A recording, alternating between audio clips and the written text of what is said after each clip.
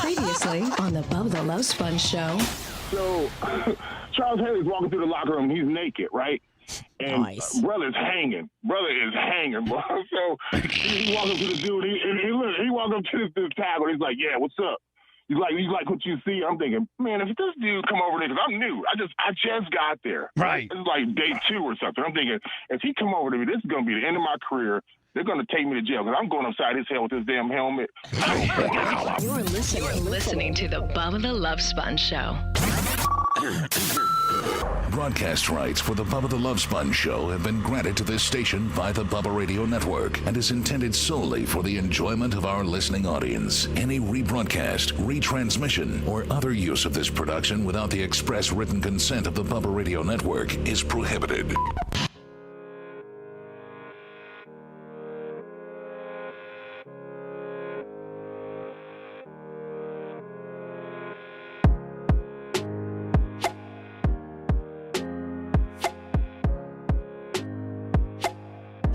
I think I'm all situated. I think I'm off all 4 visual platforms: Rumble, YouTube, Twitch, and Facebook.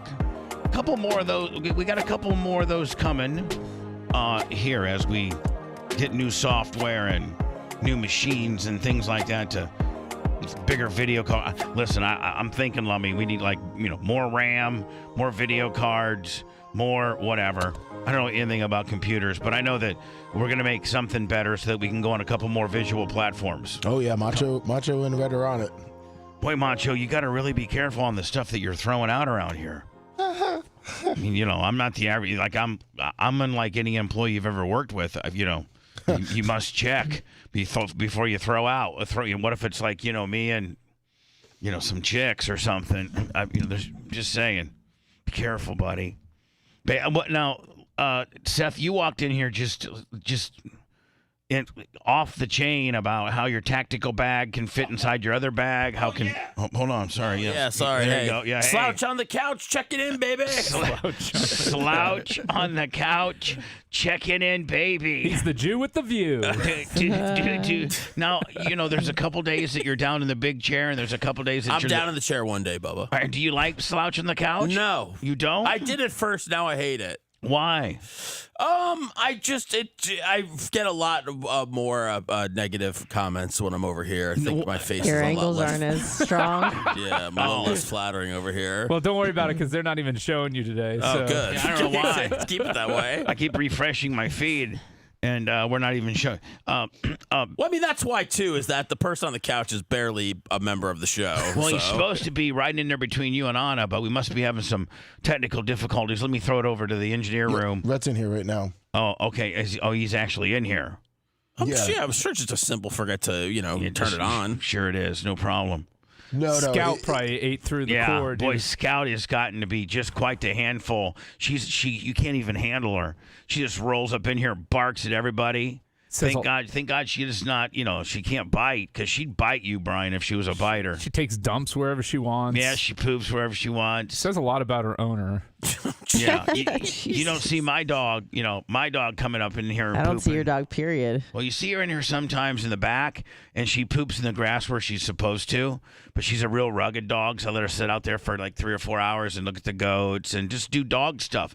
Dogs like being outside, being dogs. Do you and Rhett have the same kind of dog? No, he's got a wiener dog, and I got he's got a wiener dog, and I got a pit bull. I thought you had a wiener dog, too. Have you not seen Bubba's dog? I thought I saw the little two. one died. Thanks for bringing it up. Do you pay attention? Do you know where Dude, I just saw the merch crick 5 minutes ago, and she was with a wiener dog that ran upstairs. That's and then Rhett's dog. There was another wiener dog that was in the studio this morning. It's the same dog. That's the same wiener dog. God. And that's Rhett's wiener dog. And the reason why he's running upstairs is because the merch crick has all of her little merchandising land up there. That's where she does all the merchandising, is upstairs. Well, she brings Bella to work, and Bella loves, they're lesbians. Scout and Bella are lesbians. Oh, I thought there's been 2 wiener dogs the whole time. No, there's a pit bull.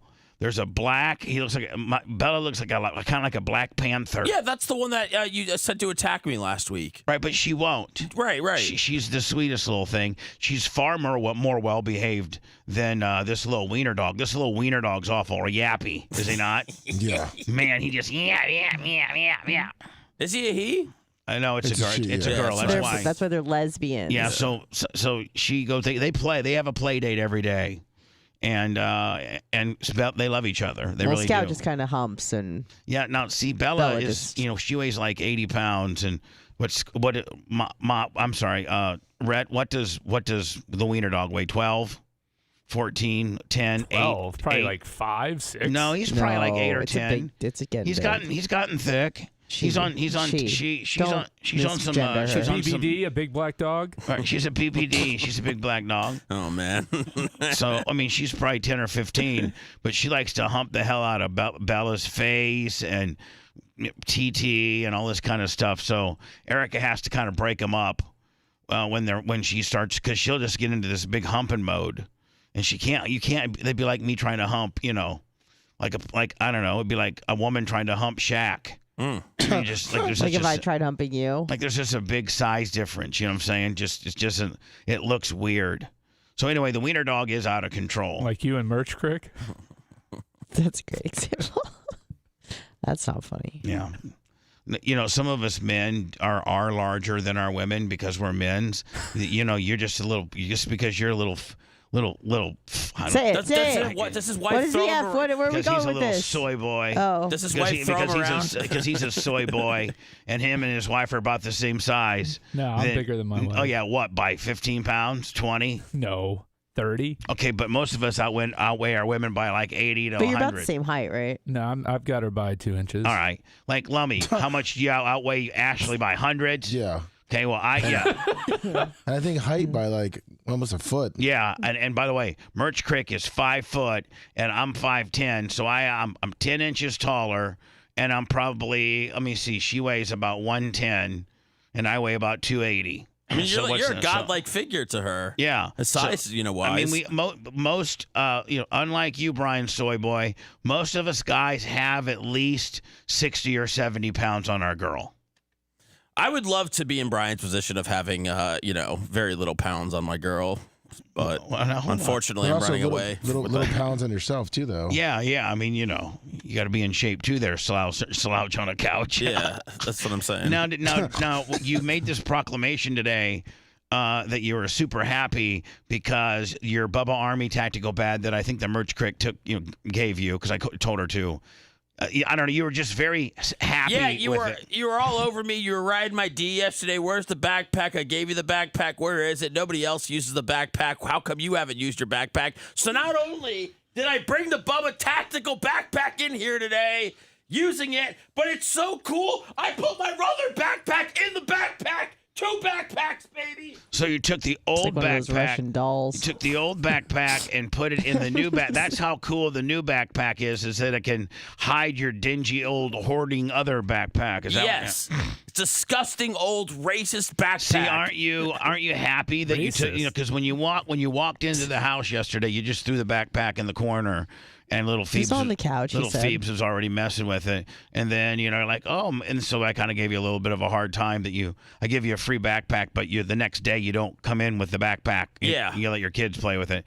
So then at the end of the day, it looks like you may have came home. Now, did Phoebe mention that you should bring the backpack, no. or did you just man up on yourself no. and say that'd probably make my alpha boss that gave me a $41 backpack for free happy if I did indeed carry it and supported the brand? That's exactly what I said. Right. So here it is. Sponjo. Get your own for $41 right here. 99. Made in the USA. Well, it's not, I mean, we don't know where they're made. Okay, come on. Oh, we don't. Okay, sorry. I don't know. I don't know where the guy that I buy I from. guarantee you it's not made in the USA. Yeah, I know. I was trying to give it an extra push. I don't know where the broker that I buy him from Doesn't matter. had him made. It's product of the USA. That's all that matters. There you go. As long as it's changed hands and over 20% in the United States, it's product of America. Product of the USA. Only very small young hands could do stitching and embroidery like with that. 9 though. fingers. That's the FDA and all the rules. So Let me Maybe say, sweatshop. it's a product of the USA. yes, it is. I Did mean, you I sell think- it, Bubba? Yes. Yep, it's product of the USA. Right. And I got it shipped to me. And we took it out of the box. Me and Macho carried Yeah. the box upstairs. Product of the USA. Yep. Nothing more American than that. The boys. last time this thing was handed, the last set of hands that hold this product and stuffs inside of an envelope or a package to send to you, that she's American, and the guys that carry it off the truck are American. Yep. And probably the guys that loaded on the truck is probably American. Most likely. And I know my UPS guy's an African American, Sure but he's is. an American. Yep. So, it's a product of America. What about the manufacturers? Do you have communication with them when you tell them, hey, here's how I want the backpack to look? I deal with a broker, so I don't deal with, I'm not calling up the. I mean, Whoa. that's not how it goes. But I appreciate you. I mean, don't you like to know That where everything was comes from, Bubba? racist. I want to know That quality. was I want to know. realistic. I want to know quality is what I want to know. So that when everything that I do, I get a sample of. Let's say the first thing's price, right? Well, I want to know what the price is and the quality is. So, But you start with price. You Yes. don't start with quality. You're not like, send me your finest no, backpacks. I'm like, listen, you know what? I'd like to retail a backpack for like $39 or $41, and he's like, wow, the backpack that I am suggesting for you, most people sell them for $60 to $65. I think that you are shorting yourself by selling them for $41. You're not making nearly the amount of money you could. I'm like, you know what? I don't like to gouge the Bubba Army. If I make, $5, $6, $8 on it, that's all I care about. Well, we have to gouge you other ways, so we can't gouge you on a backpack when we got to gouge you on a $199 and a gouge you on a backside wheelie and all this. Whoa. There's no gouging going on there, Yeah, buddy. Jesus. Are you just like What? throwing the? I mean, I'm sorry, fundraising. I mixed it up. What are you? Are you doing like a new technique called negative fundraising, where you tell us that how bad we are, and then No. people will feel sorry? No. But I do have some more ideas on how to bring in more money by people feeling sorry for us. I'll pitch after the show. Okay, no problem. I'm working a couple of angles. So you're happy with your backpack? Those are available at Bubba Army merch, Bubba Army store, BubbaArmyShop.com. Probably will end up selling out by today or tomorrow. So that's that. Today's after show will be 2 Live Jew. Yep. And I got a package. There was a package that was sent to us. Isn't there an intermediary after show? What do you mean? Well, it's not really an after show. It's going to be a YouTube exclusive. Oh, Shot and that's edited. right. And everything. Well, it's going to be live on YouTube. Okay, so And, well, hold on. I think it's going to be live on YouTube. I think it's going to be live on everywhere we are now. it's an after show. So it's a 15-minute, like Nutbusters, Blaster, Smashers, some kind of card gimmick that Seth, me, and Brian are 33% owners in. I thought we had agreed that wasn't going to be live. What? I thought it was not going to be live. Oh. I thought we had agreed yesterday it was just going to be filmed on a cell phone. We're going to add some star swipes All and right. stuff in post-production. Yeah. Okay. So we won't do it live. Okay, perfect. That's no problem. Is that okay on your end, Rhett? Is that that cool on your end? Yeah. I mean, that's doable. That's doable on your end, right? Just taping and not going live. Yes. All right, perfect. By the way, are you working your mic like a cool guy today? Because it's like, it's like super. No, I'm just not sitting at Macho's mic. All right. So anyway, what are these called? Master Blasters? Yeah, that sounds good. And Seth. These are actually limited edition holiday blasters that they put out because they have rookie sweater cards inside. Okay, of well, them. anyway. How much was that box? Seth has like 27. Seth comes in like a wrecking ball, takes over a lot of portions of the show. I appreciate his enthusiasm. One of his ideas is he's in since he left the show. He left when did February 21. Thank you. Wow, she knows the exact date and hour. She knows. Am I wrong? No, I think it was right after his birthday. February of 21 or February 21. February. I don't know the actual day of 2021. Okay. Am I wrong? No. I think we got a parody coming up called since Seth's been gone. So Seth, Kelly you've been Clarkson. gone. So Seth, love that song. you've been gone for 3 years. Yeah. For real. Yes. Wow, it didn't seem that long. Yeah, baby. It's been that long. Wow. Seth's had 22 jobs since then. It's got 14 as we speak. This is just one of 12. Yeah. And just fail one job after the next and just keep gaining 30 more pounds after each job I fail. Oh, stop. You quit. You You're didn't the same fail. weight you were when you left Bubba's show last time. Oh, okay, that's I would- hurtful too. I would say that you probably are within 5 or 10 pounds it's not substantial. Yeah, it's not substantial. I mean, like you might be 5 or 10 pounds heavier from 3 years ago. Most people are. Most people are. The older you get, Well, I'll tell you what, man. Nobody that comments on Instagram gains any weight. They're all sexy mofos. Well, that's not you. You're not an Instagram whore. No, he is. He has a Instagram account for his cards. Correction, it was 2020.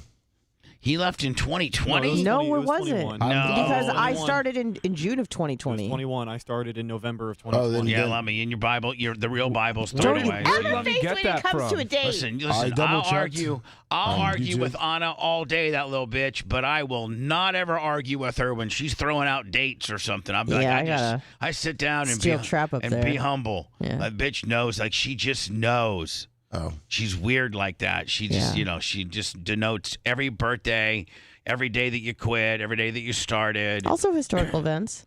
Sure, right. Within the show and also in life. Yes, Right. birthdays, things like that. Right. What do you have in your notes about my departure, Lummy? I went on YouTube to double check. It's actually because we had a meltdown session. All right, Anna might be. Hold on. You're BRN Meltdown Special Part 3. Seth walks out in Aftermath, and this is when he walked out before COVID, the whole COVID thing, and Donald Trump. And according to this, it was March 23rd, 2020. According to this video, then this is you guys explaining. Yeah, but hold on. He walked out, but he didn't quit. He didn't. He said a year after that? Yeah, I think he did. I didn't know he was here during the whole COVID thing. Listen, we're in the entertainment business. I'm just. And don't believe everything you read. Okay. I mean, just because the last video on our YouTube, the last Seth-based video on our YouTube. It's a 3-part series, Bubba. The last 3-part. This is part 3. The last 3-part series of a Seth meltdown was in 2020. Doesn't mean that he didn't pull the nose up and squeeze I another year remember- out of us. I remember he announced on the show that day was going to be his last day. Man, you are so low. Wish you could work that mic differently. You know what mic you're on. You should probably tell me what mic you're on. Mine? Okay, and can you not? Does he not sound substantially lower? Yeah, he sounds like he's in a well. Yeah, and so what you understand, Red, He is sounds like a I have large black woman fell on top of him I and have he's screaming from underneath. Shut up! Just shut up! Just shut up! Where's it at? God, it's really early to break it out, but I'm gonna have to. Jesus, God, my mouse isn't even working. Where's it at right now? Was that a reference to anything? Brett likes black women. Is your girlfriend black? Yeah, he's had a few. A few. So, Red, all I ask is that you work the microphone the same way that you do, like consistently the same way, because I have you set at a level, and I'm expecting you to sound the same as you did yesterday at that level. But when you sound like that, then I'm his just knobs saying. got rubbed back here. What does that mean? I was on a different. Yeah, right. I was on a different microphone yesterday, but today I guess the console behind me, some of the knobs got turned, so that's why I was low. I'm tired of hearing about these knobs turning deals. The bottom line, you and Macho don't know how to work a mic, so just learn how to work a All right, mic. well, I'm going to buy a right. cover for it so nobody can turn it with their butt like Lummy. Lummy, they're saying. They said Lummy has a fat ass and he keeps messing with the knobs. Well, Brett being send so me the low. link. Macho, send me the link. I know you sent it to me before, but I deleted it because I'm like, do I really need a knob cover? But it sounds like Lummy's fat ass hits knobs in there. If you had given me 1,000 guesses as to what was causing Rhett to sound so low today, Lummy's ass would not have been one of them. That's why it's not that believable. Yeah, those knobs are so low. Oh, is it your schlong? These Are two you guys, purposely hold on. backing up Hold into on. it? And here's the deal: those two guys in there, like, we can't prove, like, they're their own little island over there, so they can make up their own rules and come up with their own nonsense, and we have no way to verify it, right? Like, because none of their stuff's on camera. Like Lummy, if somebody said, hey, you know what? Lummy picked his nose at 6:19:32 on Thursday, we'd be able, because we're on camera, to go back and look at 6:19:32 and see if you were digging up your schnoz or not. Yeah. You guys back there, on the other hand, we don't know if Lummy's ass is hitting buttons that can control the volume and gain control on the way that you sound on my show. Yeah, I'm sending a picture now to you. Oh, you videotaped Lummy's ass doing it? No, but once you see where the module is and then you see where the daily audio export computer is, you'll kind of understand how someone could accidentally bump into a couple of knobs. But how's it Lummy and not you guys that are always back there? How would it be Lummy who's back there? Because we don't spend any time on the audio export computer. Oh, I sit at my desk, Macho sits at his desk. If I'm All not right, at well, my Lummy, desk, now I'm in his your chair. fat ass is causing me to have to buy a $30 cover. Son of a bitch. Let me have it's coming out of your pay, buddy. Let me. Do you think that honest to God, let's just be honest. Oh, thanks for our paychecks, Bubba. Do you think you're God bless. You're welcome. They've been checking all night. Everybody They really put that in there late, like 4 a.m. I mean, give me a little 1 a.m. Direct deposits, like sleep easy. He's such on brand. Is he such on brand or what? For what? He just really is. Well, Bubba, I mean, listen, when you talk about living paycheck to paycheck, I mean, you're even living like hour to hour, right? Clearly. I'm trying to see if I had enough for coffee. Even I'm not that I was bad. going to say, he didn't know if he could get that coffee. Yeah, He's holding over he didn't there. know if it He's like, man, thank God it posted at 4 a.m. Now I can go to Wawa. Otherwise, I was drinking a cake. Starbucks right there. Starbucks, man. That guy's, he's I don't living large understand over there. This cost $3, Bubba, and I got myself a croissant too. I was feeling so rich, baby.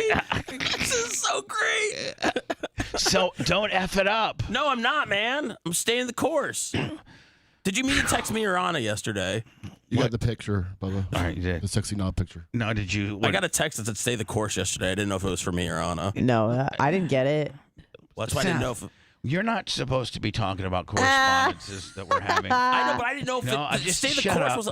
That's and for work you. well with others. That was for you. I didn't leave. That was for you. And it's probably something that we shouldn't be discussing. I've been working well with others. But now that we've discussed it, let's discuss it. Listen, little lover, I'm staying the course. I sent you a nice text message back. We keep the rest between us like two grown men who know to work on cars and put tires on with lug nuts, baby. Is he not working well with others behind the scenes or something? I love others. Macho Man, your picture's not coming through. Let me show you. Watch. Great job, Lummy. If I click on this, watch. Look, Lummy, this is Macho Man, right? Click on. Oh, hold on. Macho Man, I stand corrected, my friend. Yeah, for some reason, yours is doing that to mine, too, when I send the pictures now. It'll throw it over on another screen. Yeah. I'm so sorry. Okay. Now, Macho Man, maybe you can walk us through the process here. So you're saying that somewhere down here Yes. is a button or buttons that could potentially control the blue knobs. the gain of you two on my board. Correct. The blue knobs right down here. The one on the far left was turned up. So Lummy, So my ass is that big? I mean, Lummy, am I This is really assuming? wake I'm up not call, sure. huh? Lummy, am I assuming that this is the area right here that you work on in front of this computer? Yes. All right, and this is the area they're talking about. Yeah. No chair yeah, there, how by would the that- way, just stands. I stand. But that doesn't make sense. hold Why on. would his ass- Why do you stand? It's not. There's just not a lot of room for a chair. So I stand, but that's not even close to where. I don't want him standing. What? We gotta have him sit in a chair. What? Nothing. What? Nothing. No, what? No, There's no room for him to sit, There's Bubba. no. There's not a room for 3 grown men to sit in that area. I've had 3 grown men sit in that area Bubba, before. I couldn't even sit in that area. Yeah, but It's were they tight. muscular and big like us? Hold on. Jesus. Hold on, you know Like what? us? You're Yeah, the only Lummy. one Been like a muscular gold back there, jacket. Mark. Lummy's muscular. Run the show. I'm on the air. Okay. I'm walking back there right now. Oh, no. And you guys, I can't hear you, so don't say bad words about me, because I want to see firsthand. I want to see this. Okay. Can you guys see the That- picture here? That Can you, fat ass is going to be winded by the time he gets back there. Brian, he said not Still to hear talk you. about Still any hear you. bad. Still. No, he said fat ass, Bubba. I was just about to tear into him. Don't What's going slam on, lover? the Baby face. Come door. on. Does anyone see that? How I could hit my ass on the whole Your left-hand knee. quarter? It doesn't even make my knee, I'm not sense. even that close It to doesn't make sense. No. It makes way more sense that one of them like swinging around to get something or something like With that the chair? with their chair would bump into it. Now somehow your with their giant leg. fat Actually, ass. I wish Macho would have just said maybe we had like a little visitor that ate his protein bar, maybe jumped on the cord. Scout? Oh, a rat? Yeah, something like that. Oh no, a rat! It was a rat. I Do heard you the think it's rats a are rat? back. Over Was here. I Look, supposed to it's say over that? here, right here. He works right there. Well, why can't we? Why can't he? work over there? He does. Bubba investigates. I know. It's just another computer that he uses, but he uses this to send out the audio for affiliates. Why couldn't he? Why couldn't we? What are these two computers here? No, he goes there These are about to be sometimes looking for wireless. snacks. Well, hold on, everybody, shut up a second. What do they do? This is about to be my setup here. I'm going to move my setup from this side of the desk to this side of the desk probably next week. So that gives that much computer real estate over there, right? Yes, but I don't know if we have the ability to move Why that. don't we don't have the ability to move that? We're putting the new Wirecast over there. So do we have the ability to move that? So that so that he could have his double workstation on the far end here, and not have to worry about these knobs. See, so Rhett, there is room in here for a third person. Yeah, if we do a bunch of moving stuff around. Not a bunch of moving stuff around, stuff that we were already going to move around to begin with. Okay. We were fixing to move that already, were we not? Yes, but definitely not something we had talked about on the air 5 minutes ago. Was moving stuff around. We're talking about him now. Okay. Mach, what are you doing? Hey, buddy. He's touching your knobs. Whoa, hey. I saw Macho's big shoulders right underneath me. I'm like, what's going on here? Be careful. You might have moved something around just standing there. He's spending a lot more time back there now. So without you guys being mad, can we work on that project, and make, doing that and then putting Lummy so that poor Lummy can at least sit down like a man in front of two screens and do his job? That's a new man. I mean, damn, Rhett, you're stiff. You spoil your dogs and African American women, and you are when you should be stiff with them, and you're stiff and mean to me. Man, why? Why are you so mean to me? What? I'm just saying, Maybe he doesn't want to move a bunch of stuff around. We don't have to move a bunch of stuff. Here, I'm going to be a boss. Do you want to watch this one? Are you going to spank him? Hey, guys, I want this stuff moved over there and a workstation for Lummy put over there. By when, boss? In a month. In a month. A month. Can we get that done in a month, you think? Oh, it would have been done perfect. in 2 weeks. In a month. There you go. I had to be a boss. Rather than argue about it, I just told you what I wanted. All right, thank you. Thank you for my fat ass got me a chair. This whole job is feng shui, isn't it? Just moving stuff around. I can't believe Bubba hasn't been back there for years. I'm very excited because I got to adjust my mic with Bubba's voice, so I feel better. Feel bigger. Feel bigger now. Did we get any stuff out of the shower yet so we can get that money machine going? Or all the instruments I don't know, still but in the there? only knobs I care about is named Brian. Oh, Jesus. Brian knob jokes here? I mean... That's Tookie. I mean, not on Royal Rumble weekend. I didn't hear that. I mean, not on Royal Rumble weekend. It's Rumble weekend. You know he's going to be there. It's kind of timely. The Nasty Boys. You know what? I will listen to and sustain. See, Brian, I think I used it the right way. I will sustain your objection to that being a Z Morning Crew by stating that indeed it is Royal Rumble weekend and Royal Rumble is local, so that would be less of a nut hut. So I will sustain that. Oh, it's a total nut hut, but I appreciate Lummy for saving me on that. But is that what a judge? Is that what a judge uses when he grants you what you've asked for? Yeah, on an objection, yeah, sustained, and otherwise it would be overruled. Right. So like. In all my legal wranglings, because I've heard this, I don't hear sustained very often. I've heard overruled a lot, but I think that's what when an attorney goes, Your Honor, I object to the blah blah blah blah blah blah, and the use of this, and the Your Honor has to get in his little head think about the appellate issue.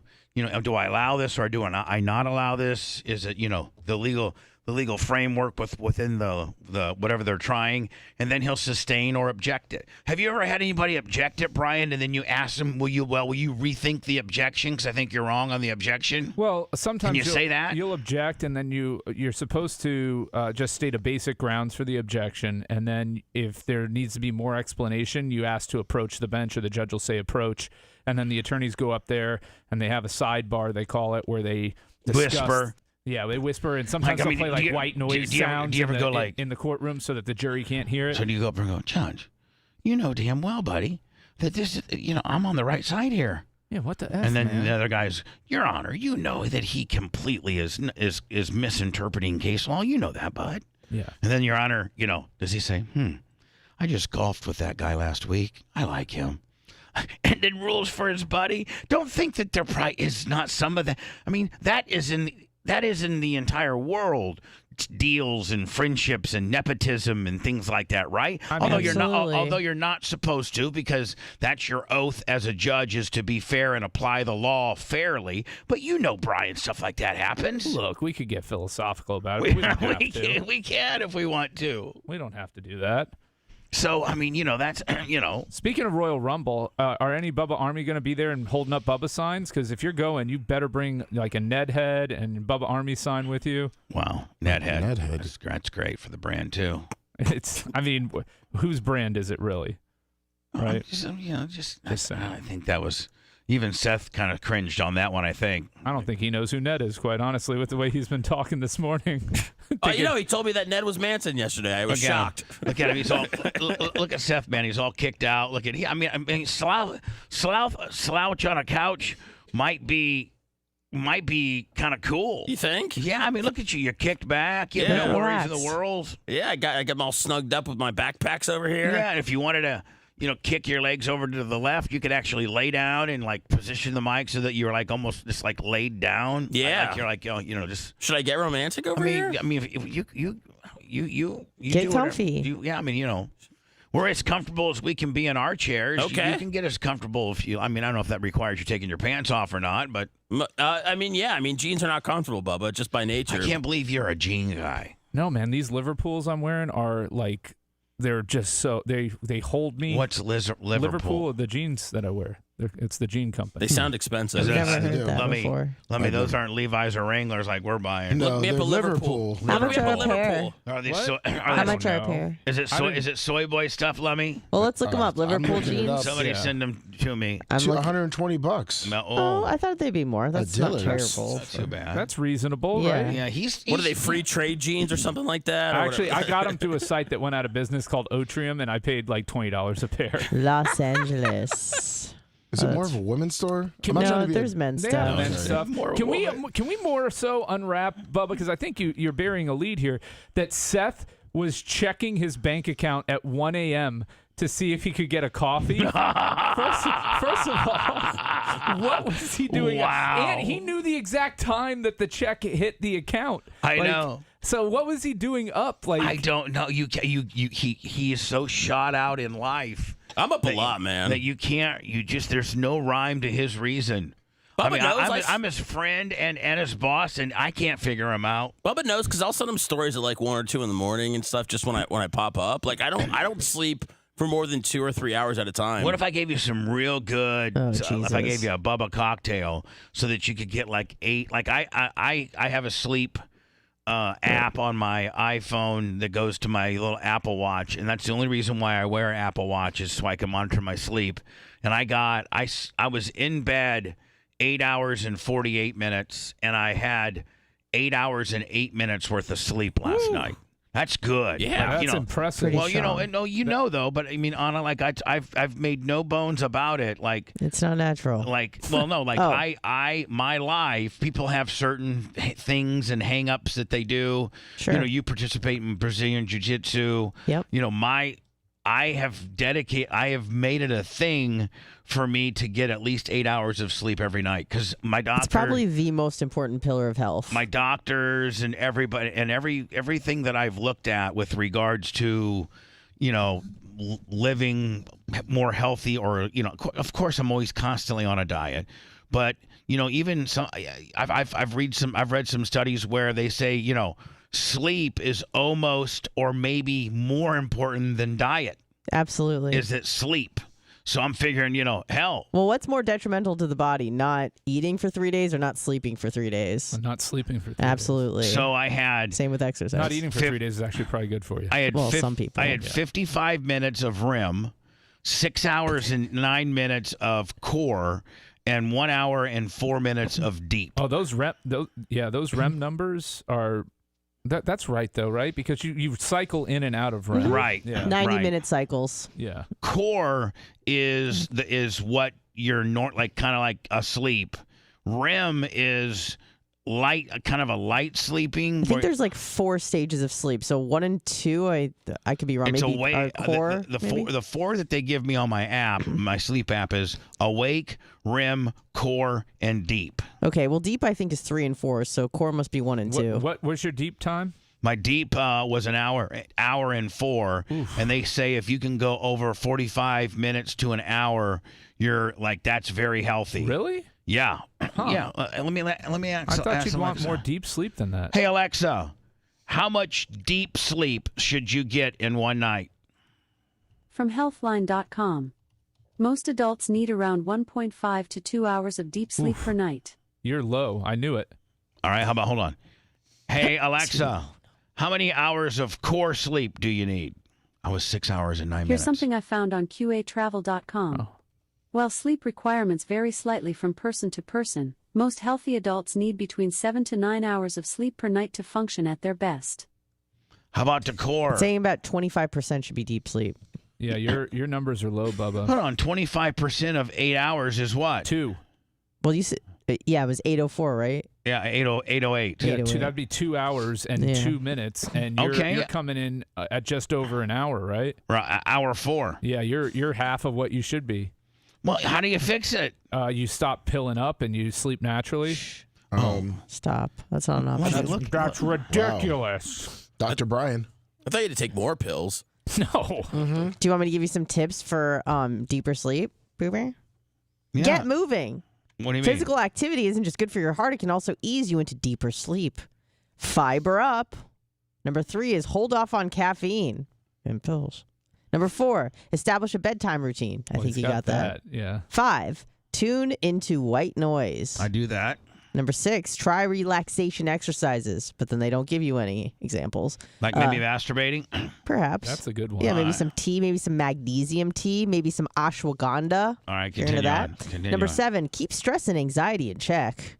Well, I mean, I can't, you know. That kind of ran away from you. Number 8, spruce up your sleep space. So don't let it be like cluttered. It's not. I have a very, very regimented, clean. I have a very regimented switch out my sheets and covers and comforters, deal. So I'm kind of a germaphobe in that manner. I wash all my clothes in that Diva stuff. All my bath towels and sheets are all in that Diva. Yeah. Diva. Is it that Tyler? Why did I say the Tyler candles. Yes. Diva. You Tyler don't left candles in your place? You don't know. Okay. Just stop while you're ahead, or you're gonna get tookie. Now, we should almost have if you get 5 tookies on a show, then you have to leave. Do I still get paid, Sponjo? Yeah, for you, yeah. But if you get 5 tookie, well, no, I mean you get docked however many hours that you were in the tookie, hopper. The tookie room. So 5. I mean, and most people get no tookies. Like most people get none. Maybe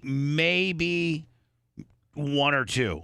But 5 is very liberal. So I think that's a very, very, very fair it's number. only for liberals. Dan gets tookied way more than me. Okay, so when But Dan's on the show 3 times a week. on your per hour. So we can almost make Seth. We can almost make like NBA foul where you get 6, but on the 5th one, you're put on notice, right? I mean, that's a lot. I mean, that's running at, a tookie. That's about 1.5 tookies per hour. I mean, I think 3 is enough, Bubba, but so you're by saying, baseball rules. All right, so you're saying strike 3 and you're out. Oh, yeah. So after the third one, stiff hand now stat. is the 4th one you're out, or are you out after the 2nd one being you hit the 3rd? After the 3rd tookie song plays, you're out of here. Right, so or you have to take a shower in front of us. No.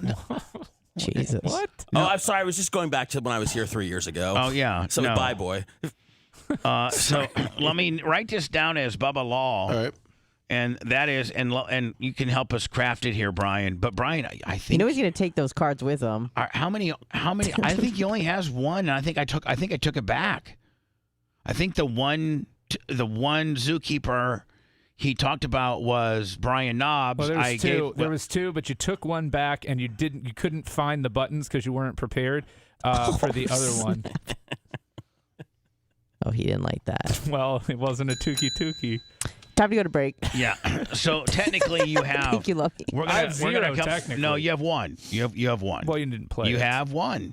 You want me to make? I can play it to make it official if you want. It's way after the fact. The Morning Zoo on Z100. There you go. There you go. They're Happy now? Audibly, I played it. You're unnoticed. You got one. All right. What happens? I hit 3 and then I go home? No, on your 4th. Or you shower up, big boy. No, on your 4th. Seth said 3 and you're out. No, I said 3, and then on your 4th, you're gone. So it's like football balls rules instead of strikes.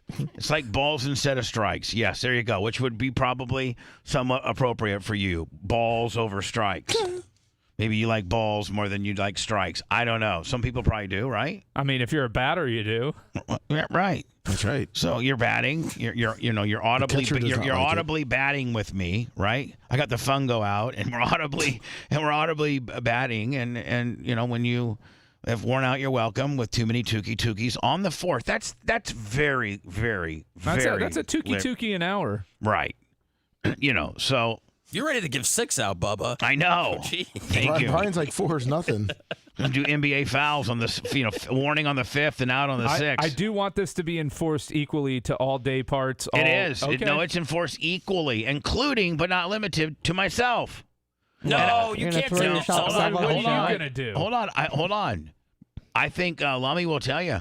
I've given myself tookies. Yes, he has. Am I not right, Anna? Have I not given myself tookies? Yes. Well, I've zookeepered it up and had something. You've called yourself out. Corny and stupid that I came out of my hole and I realized it and I gave myself a tookie. You certainly have. On the 4th tookie, Anna slides in and is the host for Bubba the Love Sponge. Bubba tookied himself right off the show today. Well, then what if you leave and then everybody starts tooking just to get out of here also? It's like Survivor Series tookie stuff. No, it's Royal Rumble. I throw myself over the top rope once Bubba's gone. So you can get out. Yeah, but your pay will reflect, the hours taken off. Well, you might be in such a weird headspace. If you tookie yourself off the show, you might forget to drop my hours down that day. No, I won't. Okay, yeah. It's the only thing I can control you with is your hours. What time? It's the only thing that you can respond to. May I ask you a question, Sponjo? What? Will you let Babyface ask Roger Stone 3 questions today? No. Oh. I'm not going to do that. No. But we do have Roger Stone today, everybody. Bubba's we very have Roger. good friend. We have Roger Stone at 8:15, and there's a reason behind it. Yes, I know. There's a reason. There's a reason behind it, Seth. And you just if you take off your smart ass trying to shove it up my ass hat and put on your businessman hat, you'd realize why I can't have Brian. How do I have a shove it up your ass hat? I don't have that hat on. No, but you want Brian to wear that hat and ask Roger 3 engaging, very, very engaging questions. He knows how to pull Roger's tail, and it puts me in an uncomfortable situation because Roger's my friend. I think a lot like Roger. I think I politically align with Roger more so than others, more so than other people, and I don't want Roger to ever have to call the show and be worried about I got some snowflake and liberal over here in the corner just laying for him. I don't want that. That's not the type of interview I want to do with him, and that's not what friends do. Bubba's not a gotcha journalist, okay? No. Well, I am kind of, but not with his friends. Not with my friends. So there you go, Seth. Thank you for the ruling. Back, we're gonna analyze Brian's jeans. He wears these Liverpool jeans. I've never heard of this brand. Yeah, and I see. They look kind of like they're unisex. Do you wear unisex jeans? They're not unisex. Well, I think they if you are. click past the free shipping offer, they have a men's section and a women's section. Nope. Try again. You hit the X. Nope. Go up. Try up again. X. Yeah. There we go. Bubba, how about you order us all a pair, and then we all talk about how they make us feel next Thursday on the show. They don't make 3X. They don't make big sizes for Bubba. Yeah, this is they made might for have a husky section. No, they. You know what? We'll This look is at an LA brand. They certainly do not. We'll look into that next. Hold on. Bubba the Love Sponge. I listen to Bubba every day. I just really enjoy the outrageousness of it. We love him. Couldn't do without it. The Bubba the Love Sponge show returns after these words.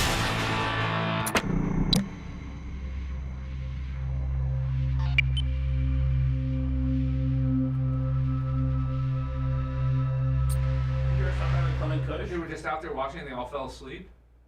Brian, nobody knows what happened. They don't know what happened. And the guy that they talked to that owned the house came out in his underwear and he's not facing any homicide charges or anything. I was gonna ask Brian what he thought, how crazy that is. 3 guys just froze in his backyard, and they sent their wives sent this guy notes and stuff that they were looking for him, and Nothing, and the guy didn't respond, and still the police are not pressing charges against him. So what? I don't think he has a duty to respond. What is this? There's no affirmative. No, it's the story we talked about on Clement Cush about the 3 Chiefs fans that froze to death. Yeah, right. I was just asking. Lummy was talking about it. I hadn't heard it, but that's pretty crazy. I was gonna ask Brian what his legal I mean, why they're not. He has no duty to save them. Jeez. Don't you know you're freezing to death? That's our question. Once you get up and go, man, I'm cold. Not if you passed out already. Bubba thinks Al passed out drunk. Yeah, probably. Bubba's right.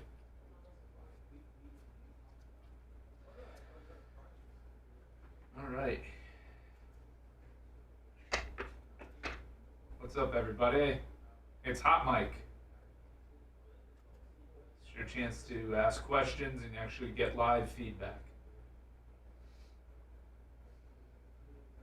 We're on the Hot Mic.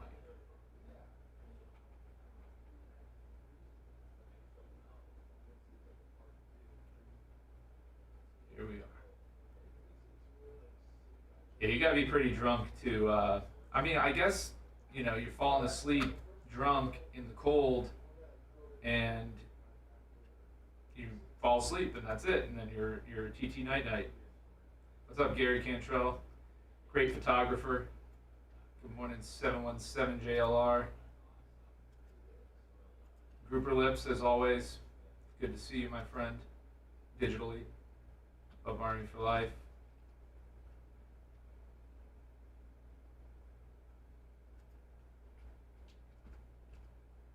So wait, 1 was inside and 2 were outside?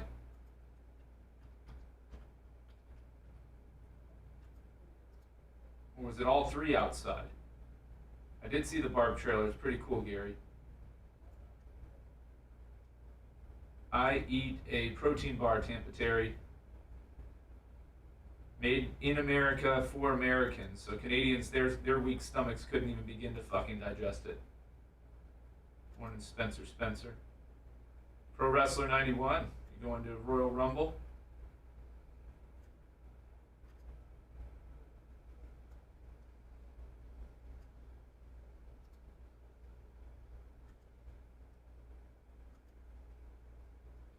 They have a little bit of stretch to them, but they're not so tight that they need to be stretchy, They just have that comfortable, if you need to bend over or something, you can do it in these jeans. Always Carlos. Free. Good morning, Timothy.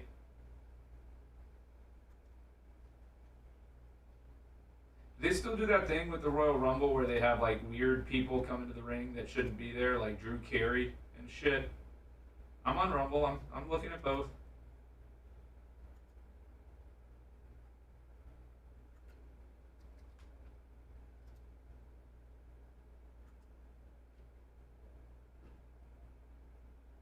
Which is why I said, Tampa Terry, you couldn't digest it. You're a weak constitution because they prevent you from having all the carcinogens and additives that we have. Yeah, Drew Carey was a participant in the Royal Rumble one time. Kane, I think, was the wrestler who had him, and then Drew Carey self-eliminated himself.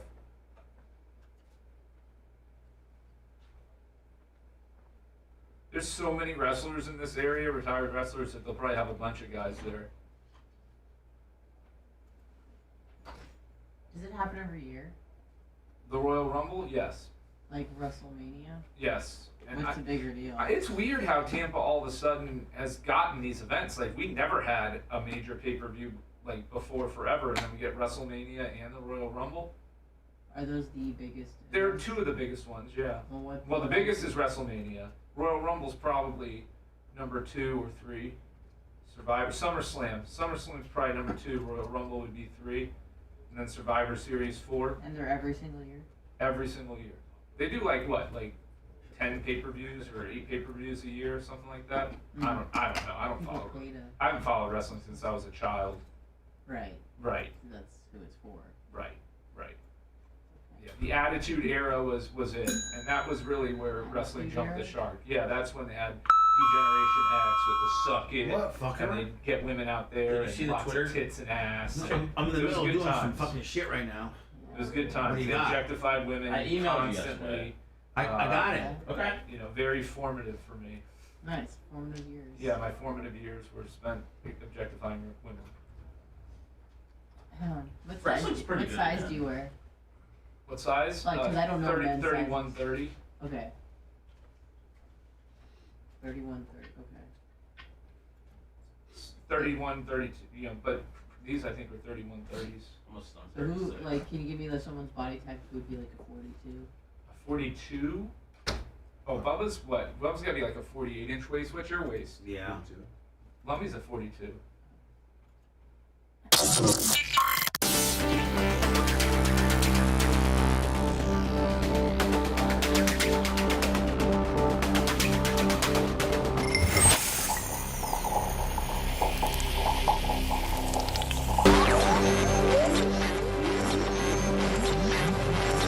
You are about to enter the Bubba Spin Zone. Are you sure you want to do this? Toss the salad. We now return to the Bubba the Love Sponge Show. 8:15, Roger Stone will be on. 9:15, Alex Jones will be on. Or Stein. I'm sorry, Alex Stein. I was gonna say. No, actually, Jeez Louise. I actually am having some correspondence with Alex Jones privately.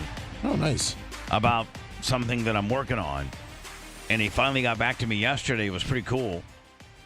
And so, yeah, that was the Alex I had on mind. Alex Stein is calling it at 9:15. Bubba, you got to get into the BRN supplements and get people on that quickly. Yeah. Okay, well, you know what? No, I got cologne coming, buddy. Yeah. Have you smelled? You know what? It'd be interesting. What's it called? Arrogance? Or is it narcissist? What is it? Does start with an A. Wow. Remember Rick the Model Martel back in the day? Yeah. He'd come to the ring with his perfume sprayer, and his cologne was called Arrogance. Right. That was again. You can't tookie me because it's the Royal Rumble this weekend. I'm not.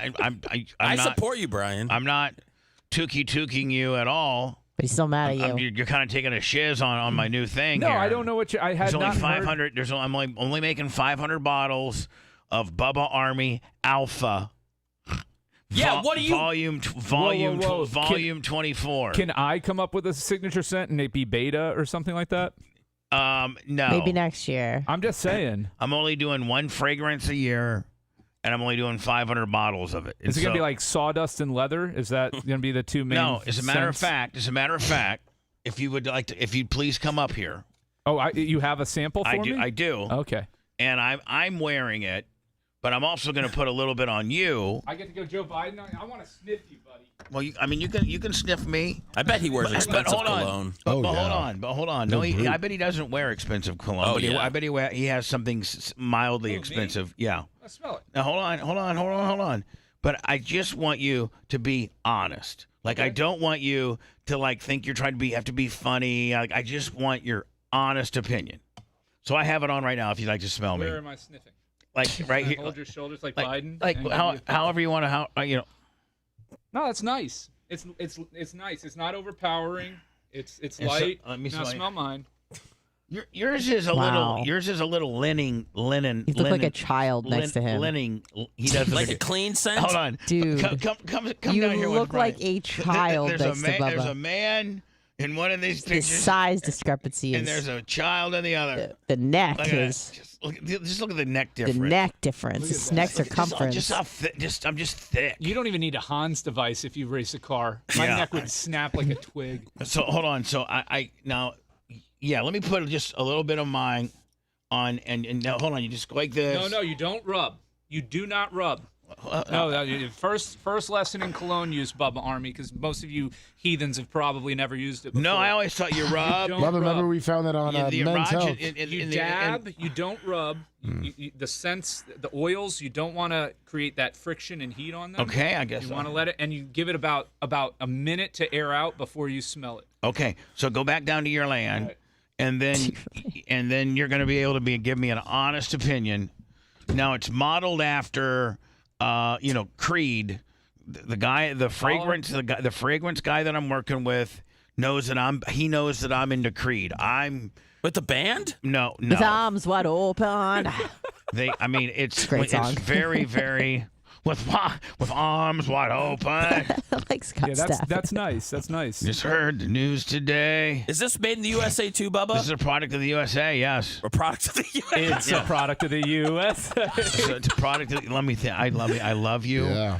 Can you write this down as a red letter day? Of course. On Thursday, January 25th, 2024, Lummy taught Bubba the product in the USA gimmick. No problem. Because that's like, that's like a gimmick. You know what I'm saying? Oh, yeah. Right. So, those bottles, when I was, making a lot of money, I would go out and there was one bottle, the most expensive bottle of Creed. What, $250, $350? No, $450. Oh, my goodness. Like the Avanti or something like that. I bought it was like $450, and I got like three or four bottles just with not very much left in them. Like back in the day, I just go, when my $400 bottle of Creed got low, I just went and bought another one, right? Yeah, you bought a couple. Not anymore. Now I'm gonna make something that smells just like it, and for far less. So anyway, Brian, it will be in the bottle that I sprayed it out of. That's the size of bottle it's going to be. So that's like a 1.7. No, this is like a 4 or a 6. No, it's got to be 3.4. They don't do 6. I mean, 6 is massive. Okay, well I'll find out. As I'm talking to my guy, I'll find out the exact volume of it, but it's going to be in this bottle. I think it should be called Apollo, not Alpha. Well, I don't care what we don't care what you're only. Well, if it's a knockoff of Creed, it's just a. Those aren't the words we're using. Oh, a knockoff of Creed. Inspired by. Jesus Christ, dude. Inspired by actual sense. Yeah. So Brian, Jesus, you're trying to thwart. He's just brainstorming, Bubba. He doesn't know. My every move, you're countering with a dick. No, I'm not. Anti Bubba Army Alpha message. Volume 24, bitch. Yeah, Bubba Army Alpha Volume 24. Next year will be Volume 25, and it'll be Bubba Army. Then it might get it. Corresponds with the year. Be like Bubba Army Volume 24. I got it. Volume 20. See, can you see the marketing behind it, buddy? I can smell it now. It smells really nice. Now, what's the stay like on this? If 8 hours later, hard day. It's like fruit stripe gum. It's gone in 15 minutes. No, it's not. It's still there. 15 minutes. It's like 4 seconds. No, it'll last. Yeah. Right? You know what? You know what? What time do you think that you'll first physically see your wife? What time today? I may see her. So I'm going to the Lightning game tonight. So I'm heading home a little early.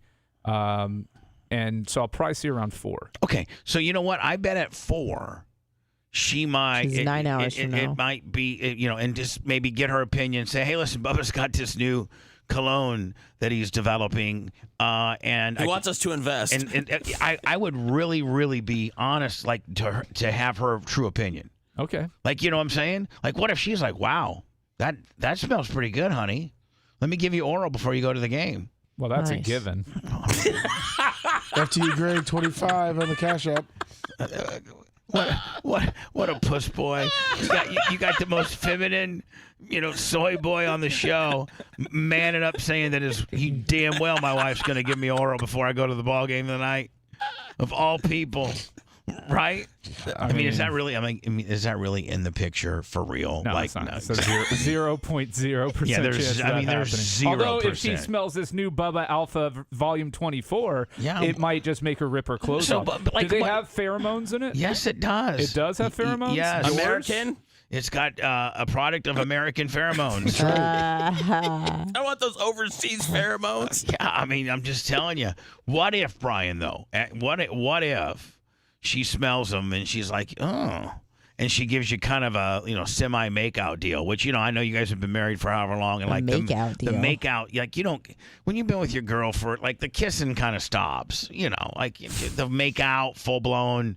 You're not getting sloppy kisses. Remember when you're first dating, man? You really love story on those kisses, and they're big and they're long and they're sloppy and they're just very entailed. Man, kissing, is the first to go. It really is. mean, your wife can still aggressively give you oral and intercourse, but kissing goes. I don't know. I don't know. Just in my. I love kissing. I mean, there's a level of intimacy that it's up to your partner, right? Right. What if all of a sudden, because I'm assuming Erica that you guys doesn't like to be kissed deeply. No, she wants to be kissed all the time, and I'm like, she wants man, to be stop. kissed, held, cuddled, but you have decided that level of intimacy is not going to exist because I'm in an your alpha. I'm relationship. 24, obviously. Jesus. All right. How many limited bottles? Say it on a 500 bottles. Volume 24.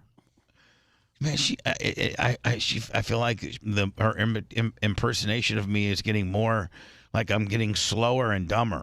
You know what I'm saying? Well, you have to up the ante with your pills, so I'm just kind of adjusting. Oh, okay. You're adjusting the impersonation. Yeah. All right. So anyway, Brian, what if she does like wow, that's pretty good. I'll tell you this right now. If she gives me sloppy top, I will. I'll snap a photo and text it to you. No, that's my how God. confident I am that it's not going to happen. No, I'm not looking for a sloppy top. I'm just saying if she verbally says, I mean, she's going to do one or two things. She's going to say nothing.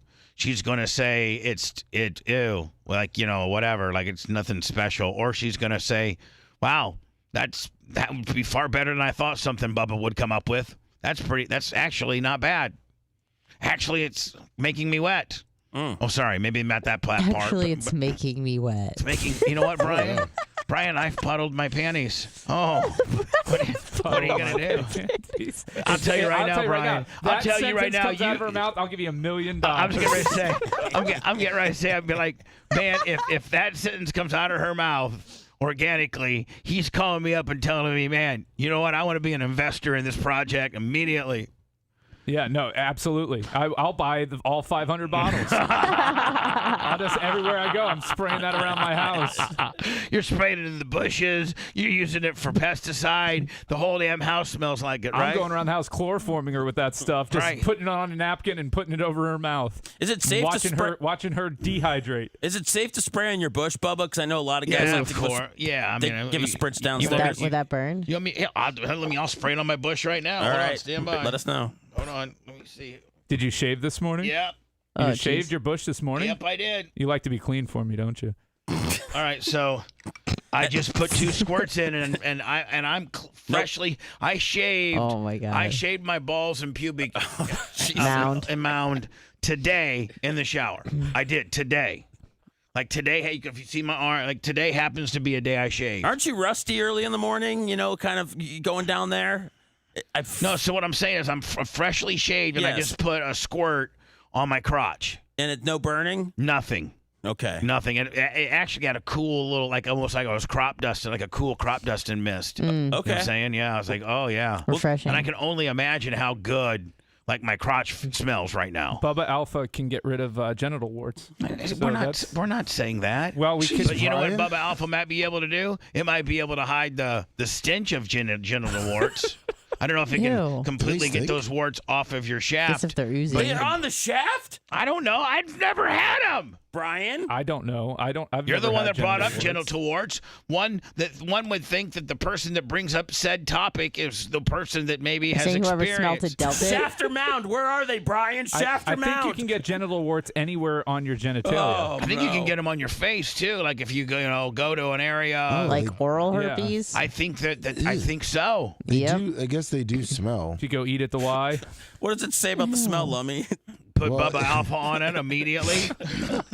The only thing that can kill a vaginal wart smell, that's how I should market it. 1 out of 1 doctors on my show recommend. 1 out of 1 doctors recommend this for stinky crotch. If you got swamp ass or wart crotch, this thing will take Bubba Army Alpha. Not only makes you smell like a man all day, but it'll also take care of that genital wart smell that you emulate when you that you emit when you roll around the house with your underwears on. Let me ask you a question for the men. Like as soon as I get home, I take my pants off and I spend the rest of my day in my underwear. That's what I do. Sometimes I get home by 12:30. Yeah. And I'm in for the day. I can do everything that I need to do business wise on the computer or whatever. or phones, or I can just. I can see you just risky businessing it across the floor upstairs. I usually keep my white T-shirt on and my black, because I wear black underwear, and I just walk. You look like Bubba the Pooh upstairs. Bubba the Pooh.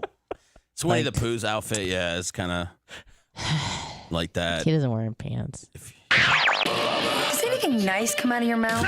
I'm the Messiah. You must pay your sins to me. L. Ron Bubba wants you to drink the Bubbatology Kool-Aid. You pay your sins to me. I don't pay my sins to you. Praying for a miracle. The Bubba the Love Sponge show returns after these words.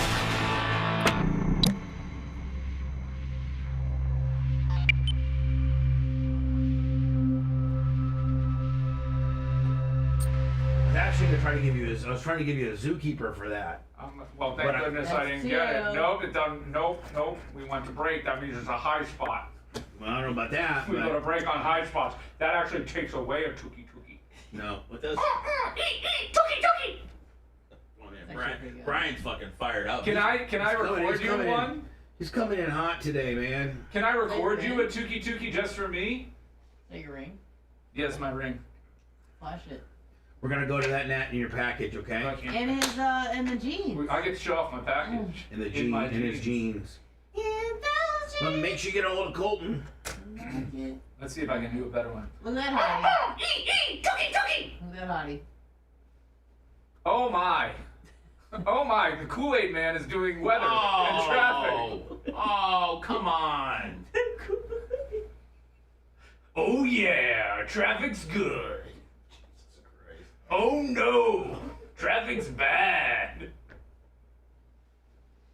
That was one ugly bitch. Oh my goodness. I mean, where the fuck are we that's getting on TV? What are you guys, what am I missing? You missed the Kool-Aid man doing traffic on ABC Action News. Oh shit. Like live? Like, yeah, they had her on there. First of all, what did you say last week? She was so gingy. Last week. What did you say last week that like I was his D's. You're like, oh, I only got D's in high school. And they'd be like, yeah, you need to go faster. And I just started like weeping. And he just kept totally like. Yeah, he just went right past it. Dude, that made me laugh so fucking hard. I couldn't get over for like 5 minutes. Oh shit. I just have one caffeine drink before I come in. At home? Well, I have it on the way in. What do you have? It's just the powder? It's the 4C powder. It's so cheap. The what? The 4C powders. 4C. 4C makes them, yeah. I thought you got they have the tea and the fruit flavors. And this morning was berry. 4C energy powder. You get 18 of them for like $3 at Publix. So I get essentially almost a 3-week supply for $1 a week. And they're delicious. Let me hold on. 200 milligrams, I think. And they have taurine, so like 800 milligrams of caffeine equivalent. They're so good. I heard that sometimes taurine can L-taurine can cause like vascular microvascular damage in the eyes. So if you ever get like really red eyes, you might want to keep. Yeah, no, I haven't gotten that, but I do. My vision is going quickly, but I don't think it's because of that. No, I don't think it affects your vision. Yeah. It's just like you'll see your eyes get red. Yeah, no, don't have that problem. Let's see.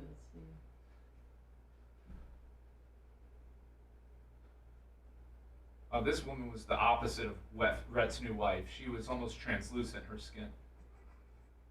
And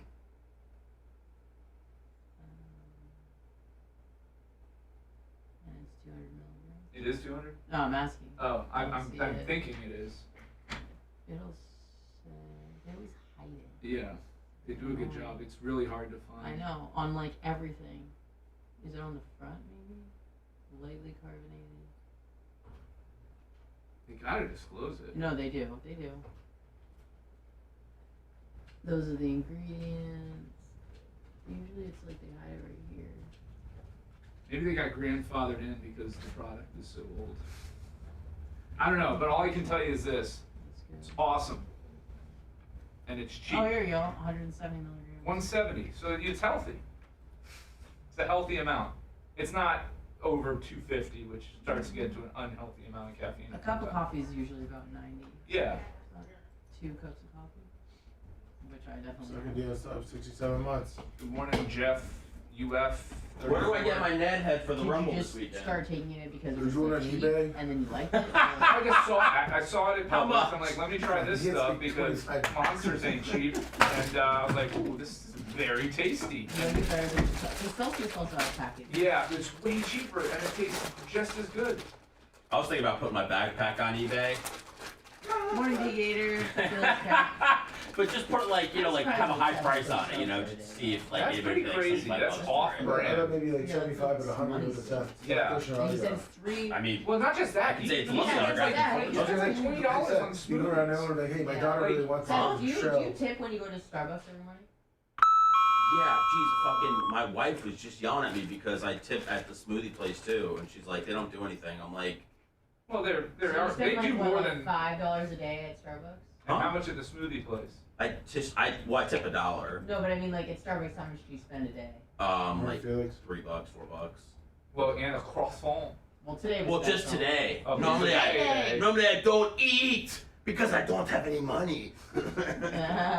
I know you're looking at me I'm like looking at you like, I think you eat. I don't eat like you're supposed to eat. That's Oh, why. okay. But I thought you do like a lot of smoothies. I do, but Those it's are like loaded with sugar. the Turbino. If you make your own, it's better. Smoothie King, they stopped using sugar. They use like dates and stuff, certain things. Like, I mean, They still have it's natural sugar, but it's still a lot of sugar. It's better than juicing though, because juicing you don't have any You don't fiber. get the fiber. Yeah, you lose all the benefits. But smoothies, this fiber still remains in. Oh, you could juice some things. You're juicing kale and things like yeah, who the that. fuck is doing that? Well, but you.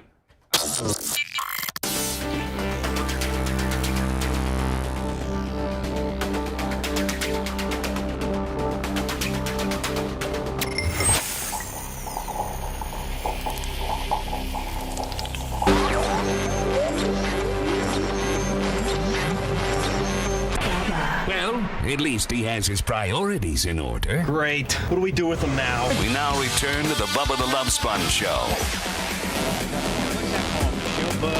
Trapper keeper. The show. Don't. You're the keeper of the show. You are in charge of the show. Trapper keeper, are you not? Yes. Yes. Now, do you have that trapper keeper? No, I'm currently What? with Hold on. Lummy knows what it's like to lose the Bible.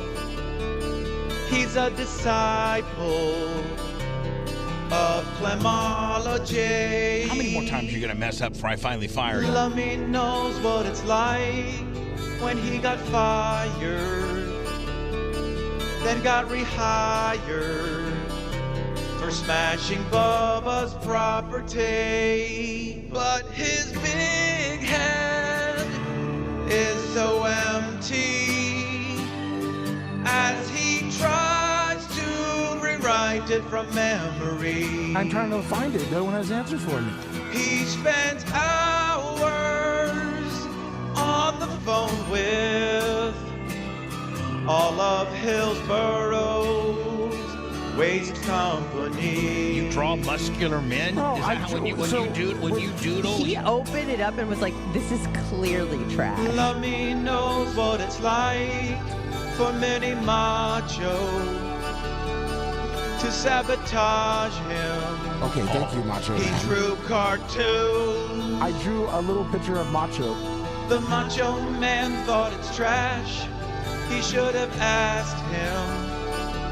He threw it in the trash bin like it was poo. And all I saw there were doodles. Macho's too busy with supersetting, while my lum is taking heat. I don't know. I'm freaking out. All the hours, only Lummy will get one more chance, or Tuttle's gonna replace. My heart is broken. I mean, the only thing I'm not even mad at you. I do want to hit you in the head, but I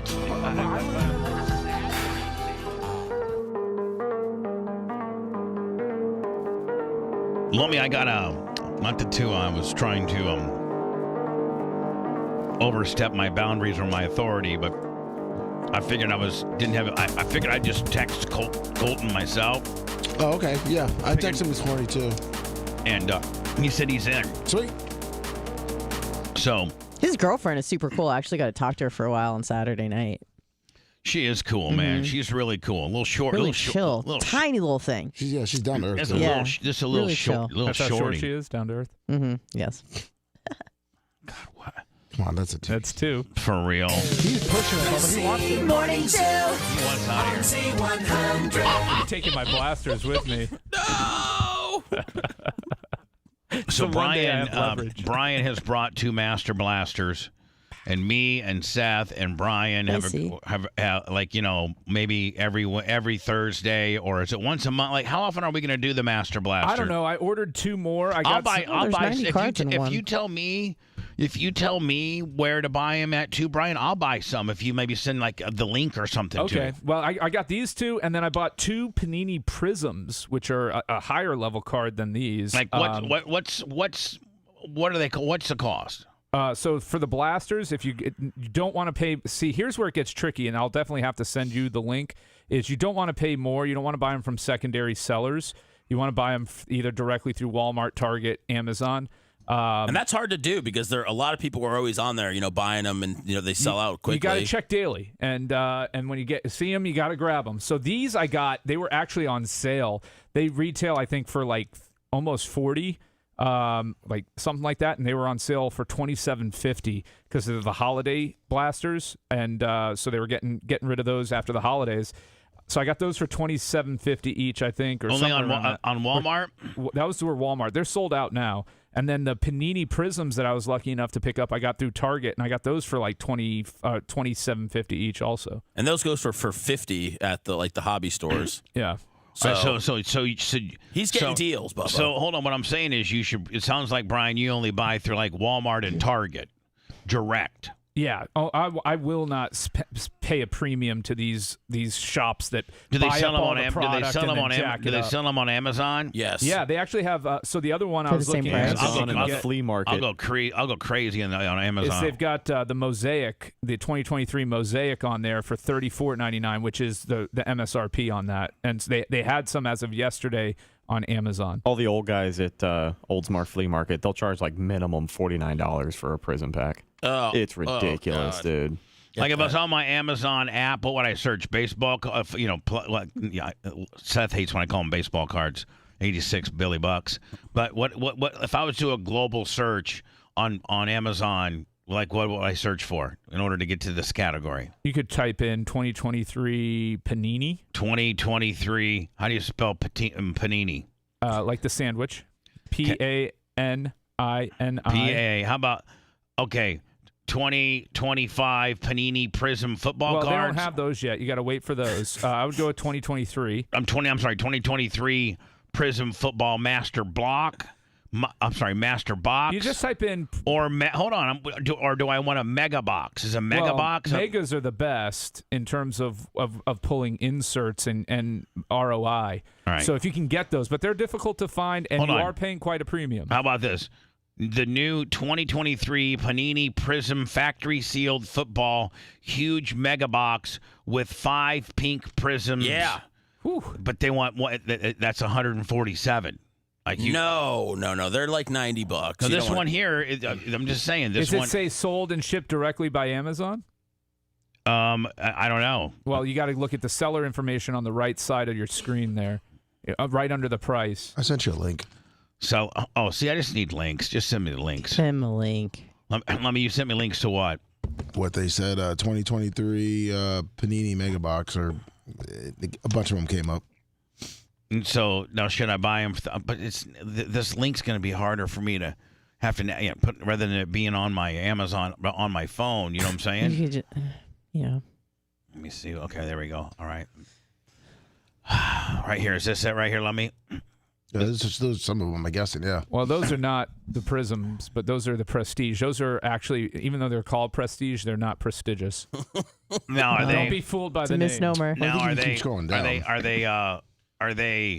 these good prices, or are these you're getting robbed here? No, you're getting that's not a good price. And you don't want delivery. You want it to be Prime only, and you want it to be direct from Amazon. So that mega box for $55 there, that's retail. Scroll down. But here's the thing. So the blaster on the Mosaics. How did you learn all this stuff real fast? Because I'm smart. I've been asking him, Bubba. I've been I'm like, dude, how do you know so much card stuff? And we talk cards all day. I'm sure you guys do. It gets slutty. Oh, he sends me pics. He's like, oh, we chatterbait to. So you've been into card now? Have you been into cards, or you just got These into are the first two blasters I've ever bought. Right. Right, He's so interested. How about these two here? I'm the card 2023 Panini prestigious NFL blaster box, 6 packs a box for $34. That seems like a pretty good deal. It's not bad, but you want the Mosaic above it. That's better. Right here? Yeah. Yeah, and they have a Mosaic blaster. See, which one do I want? The 54, the 92, or the 99? Well, the 54.99 is probably going to be your best. See, look at the price differences. Those are all the same product. Those are all the same product. Well, those are all the same product there. And look at the price difference. Those two on the right are secondary market, and the one on the left is direct through Amazon. No, this one's 2022. Oh, that's 20. No, that's mislabeled though. That's the 2023 box that they have up there. Man, see, you got to really look into because there's some mislabelings and some Scribner errors and all kinds of nonsense. Yeah. Listen, just there's the prism. See that prism right there? Right here, yeah. So somebody's selling it for $60.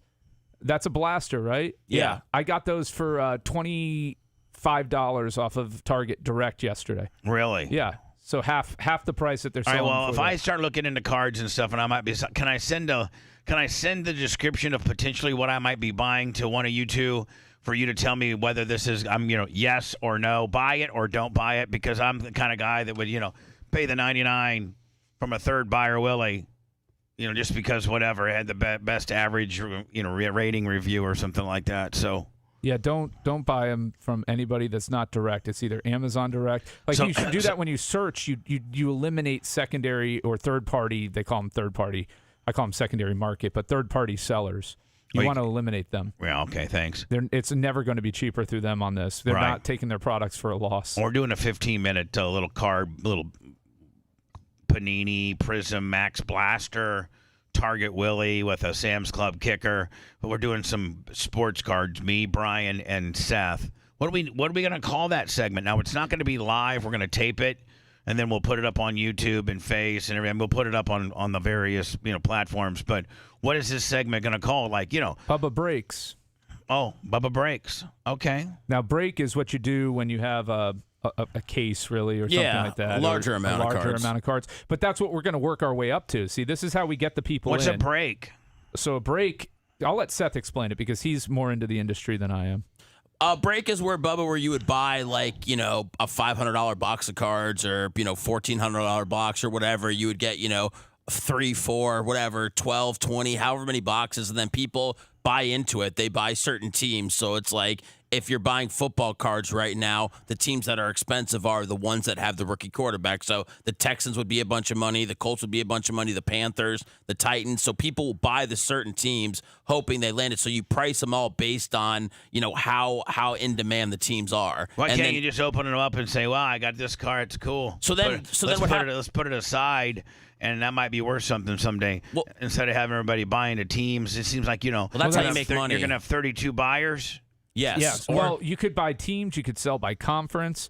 It just depends on how many people you want. You could have a private break that you do for somebody that sends you, and says, hey, I want you to do this break for me. A rip and ship. A rip and ship, as they call it in the industry. I have so much to learn in this. If you want to make money, Bubba, you can make money. But it's just up to you. Well, of course we want to make money. Okay, all right.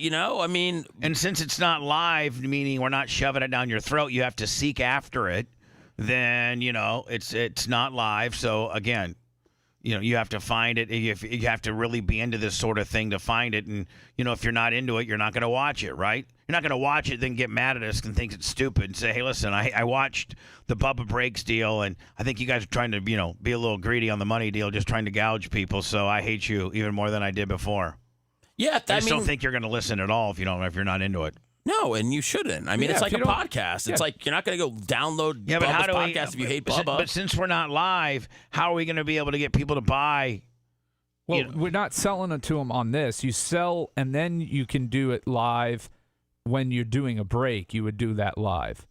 So you'd stream that live on a break where you've sold. Well, you want to do it live, one, so people don't think you're ripping them off, and number two, because that's the fun of it. But you would sell those spots either through your channels or through eBay or something like that. That's how you would sell the spots in the break, and then once all the break spots are sold, that's when you actually do the break. Wow. Or we could just come in and do a good show every day, and people send us money that way too. But whatever, we'll do it. We'll do this. You do a fast food review. You do, we used to do Lummy Investigates. This is just the natural progression. Thank you.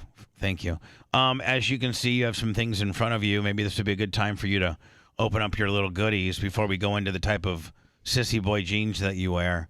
Don't forget, today's after show is a podcast, Two Live Jew. That's with Anna and Seth. That's every Thursday, available wherever you get your podcasting. Spotify, Apple, iTunes. I had a dream about it last night. iHeart, or Bubba Army HQ. Do it that way too. You had a dream about your upcoming Two Live Jew podcast? Yeah. What was it? What was the dream? Anna and I were talking to somebody, and somebody goes, "Who's in charge of the show?" And Anna's like, "I am," saying that she was, and I was like, "Yeah."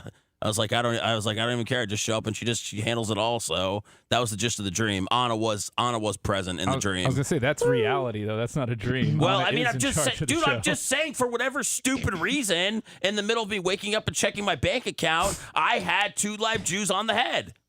That's it. Maybe he's looking forward to it. Maybe it's something that he likes. I think it is. Show. Subliminally, I think it's something I like. We go deep. So that's it. Brian, you are one of, I think you're the only co-host that doesn't make barp. You're the only person that's an on-air, that's considered an on-air co-host that never. Not never. I've been to two. Okay, two of the six. And one mask, one no mask. Yeah. And but you do have an excuse in the fact that your family, just like clockwork, it makes it an annual event, and you guys travel and do kind of like your Christmas holiday gimmick with my wife's family up north. With your wife's family up north. A cruise to Connecticut, right? Cruise to Connecticut. How do you fly or drive? We fly. Right. Flights are super cheap that weekend. Ain't nobody flying up to Connecticut MLK weekend. No. Are the planes sometimes not even full? No, every flight, every seat. I don't know how these airlines do it, man. Is full. Every seat is full. How are they doing it? They funnel the flights. But are they doing it like this, Brian? Let me just ask you a question. Are they doing it like this, where it's like almost like the way you scalp tickets? At first, it's high. But then as they get closer and closer to that departure, tickets are get lower and lower and lower. Well, right before the flight, it goes way up because people are desperate. 2 weeks Southwest jacks it. Some airlines wait until a week out. Southwest jacks it. You're paying full fare, no wanna getaway fares. You're paying that 2 weeks in, maybe even 3 weeks on some more popular routes. But hold on. Do they ever get to like the last day? They don't. Nope. And they have only a half a full plane. No, they don't really do that. Oh, no. So it's remember so I told you I looked up the cheapest time to buy a flight. On average, is 76 days before your flight for domestic flights. Right, 76 days. Yeah, it goes high and then it drops and then it goes up again because people are desperate. They're like, oh man, I got to make this funeral. I got to pay whatever. So how are they, Brian? How are they able to make every plane? I don't care if you're going to Fort Wayne, Indiana on Allegiant out of Sarasota, it's jam packed. A lot of them are like stopover flights, Well, these were direct, but they know what they're doing with their, they have algorithms. They go look at they look at travel trends and things like that. Are you flying into an area in Connecticut that's direct from Tampa, but it's only on selected days, like it flies on Tuesdays and Sundays? No. Southwest flies daily direct, and so does JetBlue. To where? Hartford? To Hartford. So Tampa, Hartford, direct? Yep. Wow. That's why I love Southwest. Because they got into markets like Delta sucks. It's a better airline, but you've got to go to Atlanta. You've got to go to Minneapolis. You've got to go to Cincinnati, New York, and it sucks. It sucks having a layover, especially during the winter. That's a good way to not make it to where you want to go. So what Southwest does is they take these little niche markets. The not so sexy Hartfords, the not so sexy Indianapolises, the not so sexy the not so sexy Louisvilles, the not so sexy Memphises, the not so sexy Philly, and they're like, people all need to go to these towns too. I think they just opened up from Tampa to San Diego. Yep, that's a direct flight. So that's For really good for real? me. Yeah. I wish they'd open up Tampa to Reno. No, that I just oh man, I had to do. So I took Southwest, but we had to have a layover. And Hold on, you went to Reno? Yeah, I went to Reno. I went skiing in Tahoe. Who did? What? When? Over in between Christmas and New Year's. So that requires going to Reno, and there's just no easy way. No easy way. Because Reno's the airport for Lake Tahoe is Reno. Yep. It's about 45 minutes from the airport 45 minutes to an hour. I was just there this past summer. That might be some of the most beautiful part of our country. Lake Tahoe is majestic. It is so pristine and I was there and gorgeous. I was there in June or late like May or something like that. And they had a big snow last year. Last year was record snow. Snow. This so year, all the streams and stuff still in May. They were the mountains were still white topped about halfway up, and every stream and mountain was just hauling ass, big waterfalls and big naturally fed bayous. And Lake Tahoe is so beautiful.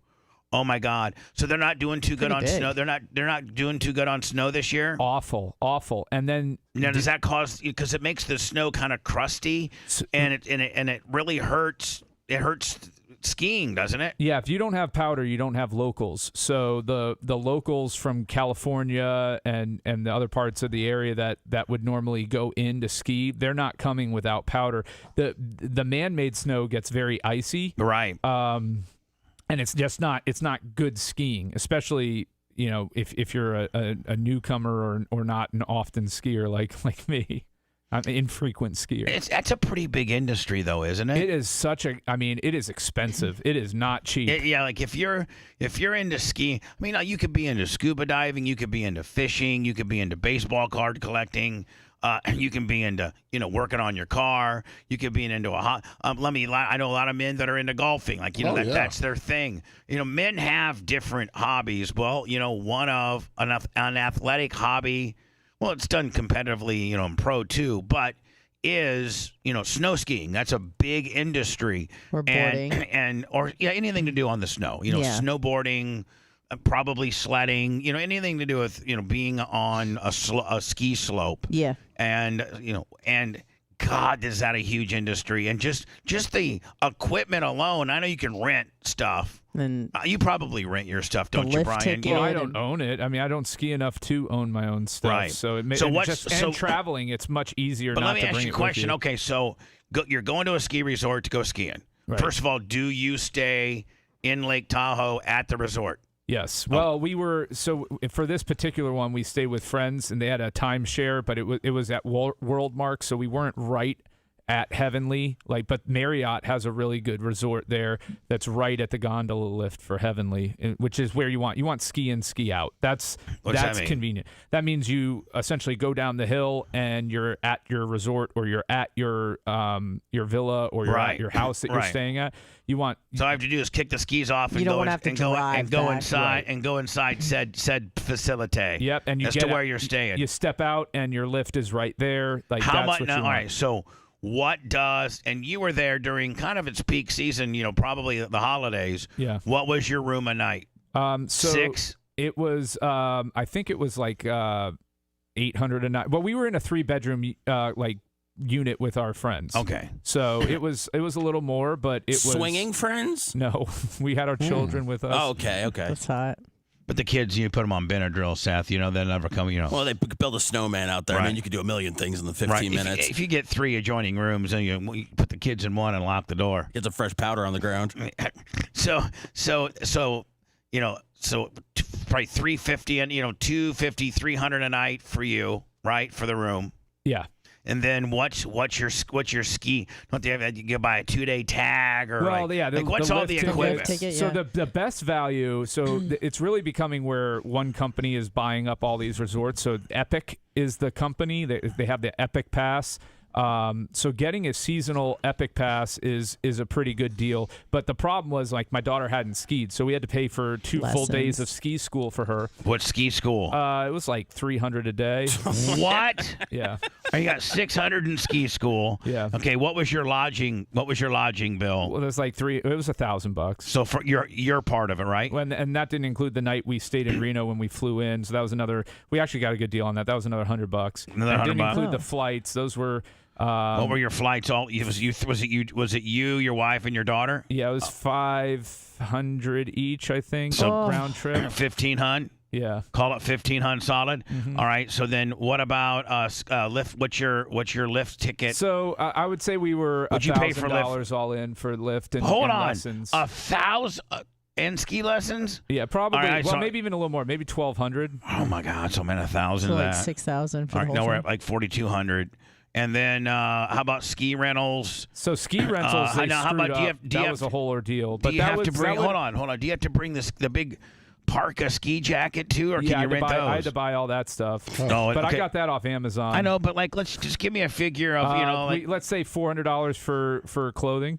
Oh, that's it. Yeah. For all three? Maybe 500. Let's call it 500 for clothing. He Okay. already had a fur coat at home. Of course he did. We're okay. And then what was your lift tickets? Call it 1,200. Did I put that in already? Lift tickets and lessons. I haven't. I thought you put that in. Yeah, I did. I already yeah. put that in already. Right. Yeah. And that's now ski rental. We already went through that, right? Ski rental was $400 for the three of us. All right. And then what about? We bought our own helmets because I didn't want to use a used helmet. Right.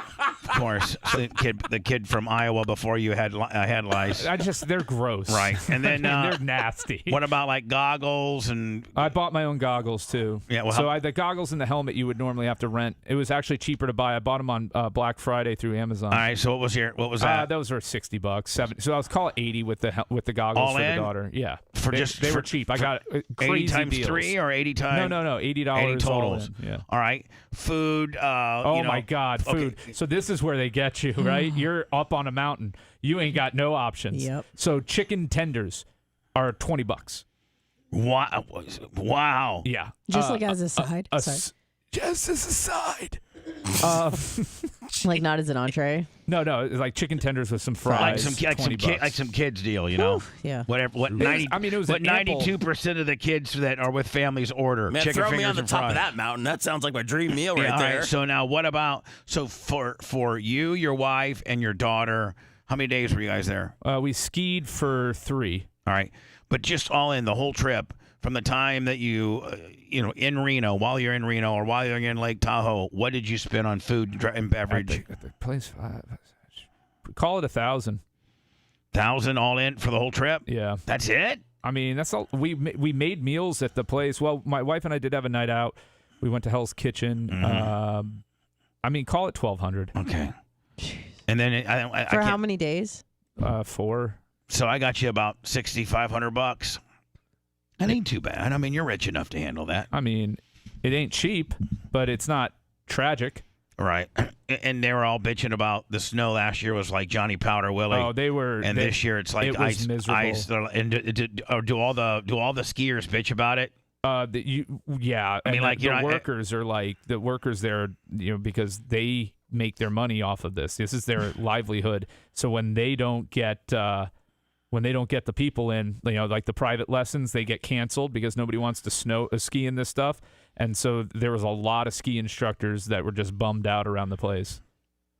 Real vibe of negativity, right? Well, you know what's so but funny? if you had like that real so nice, friendly. if you had that real nice powder, man, everybody be making money. Everybody be like, man, Seth could never be a ski instructor because if it was a bad day, man, he would lose his mentals. He would. I'd throw somebody right down the hill. He would be like, you know what? The snow's too icy and nobody has got a lesson with me today, and I've had 3 cancellations. I'm gonna throw your small ass down this ski slope.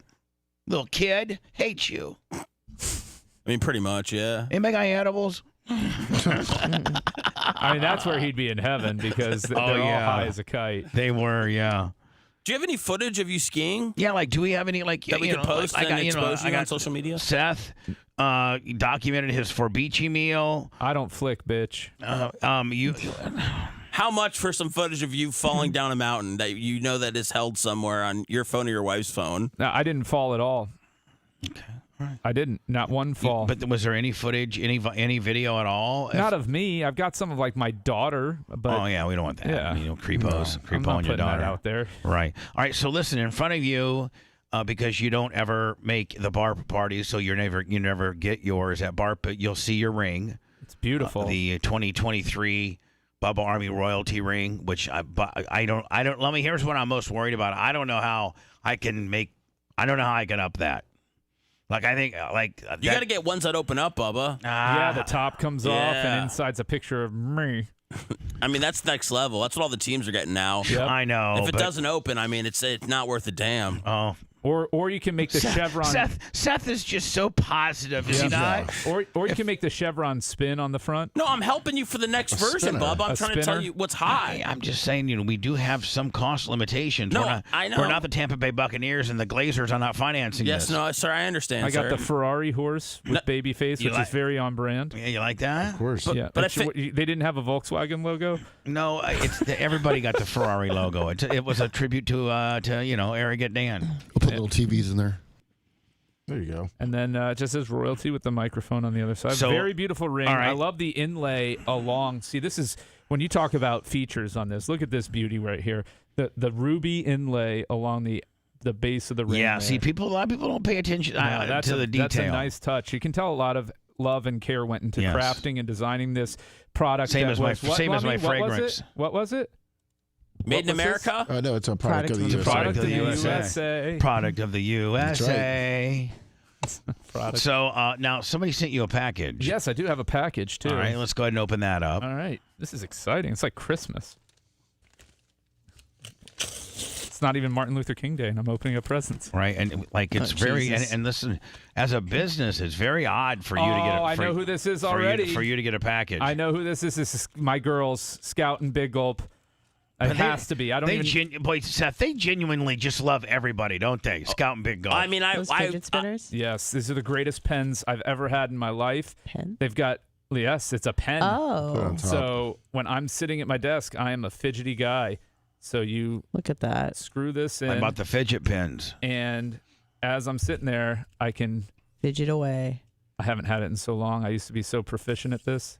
Wow. But you see the torque that goes on that? We're with a major my market morning there? show talking about fidget pens. See the torque on it, Bubba? See that torque? Great. Mm-hmm. But look at that spin on it. Wow. It is so well weighted. These are phenomenal. Yeah. I'm assuming it's Scout and Big Gulp. I'll double check. There's got to be a note in here. It says. He says he's just looking for some master blasters. Enjoy your gift, babyface, from Scout and Big Gulp. I knew it. There you go. Instantly knew. And then what else is in here? Oh, they got me the whole fidget toy pack with some nipple clamps. What? Shut up. I don't know what those are. Those nipple clamps. What the hell? Man. Wow. Thank you, girls. Are those nipple piercings? Are they want you to pierce your nipples? Wait, was that a Tukey? I would do it for them. I don't know if it's a Tukey. If indeed they did send nipple piercings, then it's not a Tukey. If he's trying to make something that clearly is not nipple piercings, okay, I'm going to show you what it looks like, and you tell me what you would think those were if you just saw those. I can't see them good enough. You're gonna have to bring them to me. Hold on, I'll hold it up better to the camera. Can Lummy or Anna tell me what I'm looking at here? I'm not quite sure. I know he says that they were nipple rings. I think it's a Tukey. There's a Tukey laying on it. I can't even see if it's obviously not, I don't know what that is. Neither do I. Can I hold it in my hand? Certainly not a nipple ring. I mean, just looking at it though, it could be a nipple clamp. I guess so. Yeah. It looks like keychains that are interlocked with one another. Why don't you clamp your nipples with them then?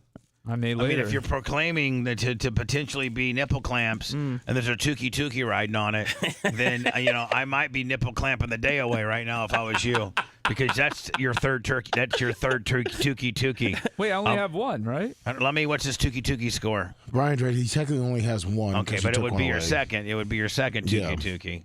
How do you even know what nipple clamps look like? I would not even know what. I wouldn't even know what I was looking at. We've all probably dabbled in nipple clamps. Shut up! No, we haven't. Yeah, I have. I mean, you need to broaden your horizons. I mean, that's Seth. so on your nipples or so third grade. Yeah, that's so middle. That's that's college school stuff. Put some nipples on my nips. Put some some clamps. nipples on my nips. Put some clamps on my nips. Put some clamps on her nips. Why are you putting clamps on your nips? Why not, what man? does it do? Well, I don't know. It kind of probably hurts. look like a silly You bitch. put it on yourself? Kind of hurts, but it kind of feels good. You know, you pleasure, get a little pain. pleasure spiked with pain. Yeah, It's like sweet and sour. Music is my aeroplane. It's my aeroplane. Scott Big Up 25 on the PayPal. Love those girls. Thank you, ladies. All right, so you did It's get no very tookie sweet. tookie. And finally, these are the jeans that Brian wears. Liverpool. They're so comfortable. How did you discover these? My wife. Okay. My wife. Let's see. This is. It looks like it's. If you, where does it say men and women's? I feel like we. It's on those 3 little tabs. Oh, okay, Calls yeah. them a hamburger. Yeah. Shop men's. Boom. And then it says men's collections, bottoms, shirts, and sweaters and got outerwear. bottoms and Bottoms. tops. Open it up. See, What's the plus? there's only one plus. Bottoms, jeans. jeans, Yeah. chinos, joggers, twills, So look up jeans. I colored guess. twills, red colored denim, modern straight, Jeez, relaxed, straight, See, they're and all skinny. straight. They're all straight Oh, look, hold on, jeans. look at these. They actually They don't got have skinny relaxed gay. men's skinny jeans. They only have one to choose They're from. actually really popular. They're For actually skinny guys. No. Not for me, Seth, or Lummy, I or see Red. a lot of guys who have meaty bottoms. They like those. They like those tight jeans. Yeah, no, that's not I want to me. be able to pull the jeans over my ass. I don't want to look like you know. You don't want to look like a rapper? No. Wearing those skinny jeans Shop around men's. your hips? What do you I'll know? show you Is this guy. like your just over your buttocks? what's a chino? Chinos are like khakis type pants, right? Yes. Yes. I wouldn't nailed be it. caught dead in those. Well, now I know what I'm burying you in. White chinos. Give me a break, Seth. Would you white? I mean, honestly, would you wear white chinos? Those are khaki. Those were not white. Bubba, can I be honest? I'm at the point in my life where anybody that gets me clothes and puts them in front of me, I'll more than likely wear. Really? So, yeah, I have no fashion sense. I just, as long as I have something on, and I feel like, I would love to wear chino pants. I feel like people would respect me more. Okay, well, let's say that we look at the chinos then, and then what sizes do they? I'm guarantee they don't got sizes for me and Lummy. Probably not. No. But I think they do have Lummies. I think they go up to 48. Let me see. They go up to nope, 42. Lummy's a 42, right? Yeah. Yeah, there you go. Lummy could wear those. I'm like a 48. Yeah. Lummy's a 42. He could wear those. Yeah. What's Lummy. your inseam, Lummy? 34? Yeah. So they're 42 34s. I guarantee you that he can find those on sale. I'd be squeezing into that. Him a and little. Seth. No thanks. Wearing white chinos to work. I'm passing. That's when That's when I might want to use one of my sick days. You've never looked at my pants before. How do you know I don't wear? You don't know I didn't wear chinos every single day my first stint here. I could have been chinoing up. You didn't know. No, you're kind of a sweat guy. You wear sweatpants. I do not wear sweatpants. What are you wearing right now? Jeans. What are you wearing right now? Jeans. Yes. Jeans. What brand? What brand? Gap. The only place I go. What size? 42? These are 38 they're falling off me. 38? He's swimming in them. Wow. And they're too big for you? Yeah. See, look at you. You're losing weight, buddy. Well, Or no. do I you used to just be- wear them low? I have a closet full of 34s. So You're at 38 now? It's Yeah. okay, Well, buddy. no, I'm like, 38's okay. it's like a 37, but they don't make a 37. So you're a tight 36 or a loose 38. I can't button a 36 and but you get but the 38 so you're really funny. But the 38s are too big. 38s are too big, yeah. Yeah. So He's a 37 See, and they that's don't what's make great them. about these Liverpools is you can go a size smaller and they have a little stretch to them. Do they? Yes. Oh, they're that's phenomenal. You got to have the I'll stretch. Yeah, I'm to not it. buying Can you any of that model 'em? nonsense. No. Can you buy us all a pair, Don't. Brian? Oh, what are you doing? See, look at that. Oh, okay. Yeah, exactly. In the Love Sponge monarchy, thou shalt not challenge King Bubba's authority ever. Me, say it, me. He's not on drugs. He's just weird. The Bubba the Love Sponge show returns after these words.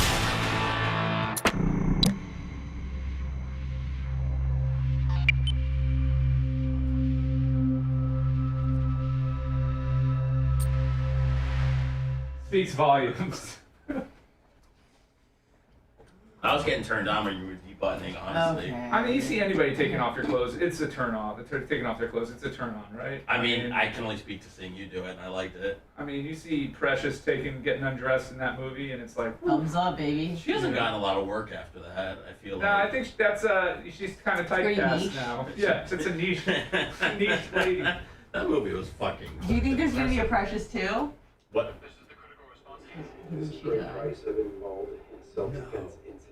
Did you actually see the movie? Yes. What did you think of it? I thought it was horribly depressing. Okay, but was it a good movie? They won like Best Picture that year or something, didn't it? 'Cause I feel like That's meaningless. What did you think? No, I'm saying I just feel like that's why I They watched won it. awards and shit. I never saw all of it. I saw like gifs of her falling down the stairs and shit, which I thought was pretty funny. I think it was like her mom, like her She mom was abusive. She got pregnant because her like stepfather raped her or some shit. Yeah, it was dark. I just remember at the end, Lenny More ways than Kravitz. one, right? Lenny Kravitz was in the end. Lenny Kravitz. Some folks do. I just want to take a pause for one sec, though, to your point that you were from last night. It was the most scorched earth victory speech I've ever seen. I mean, it was astonishing. You would have thought he lost based on the speech that he gave. And look, Nikki Haley, absolutely, seized the moment and went ahead of him while the voting was No, it was that other woman. It's not new in politics. This is just sort of a thing people do. Bill Clinton very famously did it in 1992 in New Hampshire. He called himself the comeback kid. He did not win. So. And she congratulated him. And she said he won. She was clearly very aware of that. So I just think that's worth noting because it was quite something. Number one, number two. They're not sure what to make of these numbers. Talking about maybe there being a Precious 2. Oh, you want to feel these? They're nice. Oh yeah, that's nice. Yeah, that's real nice. They're comfy. I mean, they got that stretch to them. So They're good like that too. Yeah, no, they're like perfect. Did you get them for Christmas or something? No, I bought. There was this company. They were bigger in the UK. They tried to break into the US. They're called Otrium, and they would buy like last year's like. They're a Los Angeles fucking company, so they put out new models of jeans every year with different colors and shit. So Otrium would buy up all their leftover stock and sell $130 jeans. I get these for $20. No way. Swear to God. Where? Otrium's out of Online? business now. Because they didn't catch on in Online? America. Yeah. Yeah. Free returns and everything. If I didn't like them, I And bought so them. those were $20? $20. Even though from the 122 Direct Street, Liverpool, I paid $20 for these jeans. oh, that makes me like them way more. I would never pay $120 for a pair of jeans. No, I don't pay money for shit. I spend money on experiences, but I don't spend money on things. But then Like somebody I ran don't up buy to a the watch. stage all I dressed don't up. spend a lot of money on a car. I won't, it's just not my I get style. you. I'm more like that. Yeah, I'll spend whatever. I'll spend a ridiculous amount of money on a nice meal out or a vacation because that to me is what matters more. Yeah. I agree. But at least, The stuff gives me anxiety. I don't like things. Because those things, expensive things can break, they need to be replaced. It's not just that. You have to upkeep. You need to figure out what to do with them in your house, in your life. It's just, it's And then sometimes, like, and I wonder if women feel this way, where they get something that's so nice that they don't even want to use it Well, I because got they my want to break wife, it. so for our 10th anniversary, I bought my wife a heirloom quality. I mean, it is a vintage emerald ring because that's our daughter's birthstone. And she wears it so fleetingly because she's so petrified. It was expensive. I mean, I don't spend money on jewelry. I spent more on that than I did on One thing that you have said on the campaign trail for Nick. But I knew how much she wanted it, and she doesn't ask for anything expensive like that. You knew that she wanted that specific? Yeah, we went and looked, and she immediately fell in love with it. And It's a pendant? You said? No, ring. Oh, it's a ring. I've got a picture of it. It is like a flawless emerald. Good size. Let's see here. I don't know anything about jewelry. So emeralds have different grades. This one is not treated either. Sometimes they'll treat them with oil.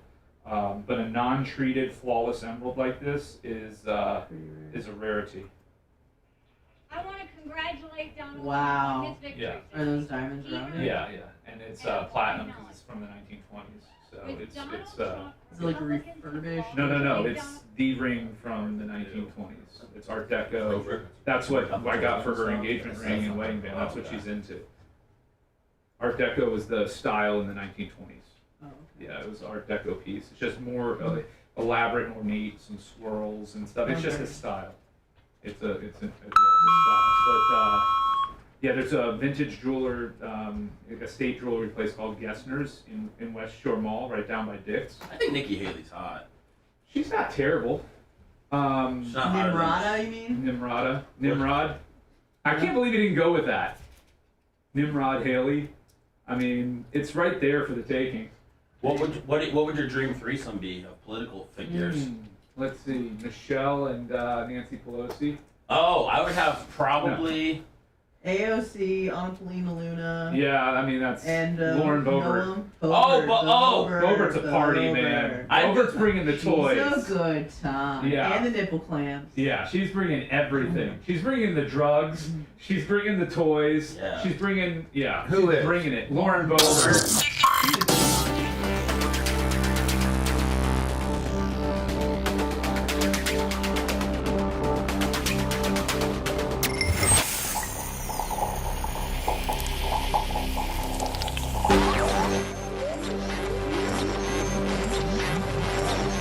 Nowhere near the rare air at the top of the heap. I mean, we know what's important. More like the bottom feeders existing on the scraps of society. Bubba the Love Sponge. We now return to the Bubba the Love Sponge Show.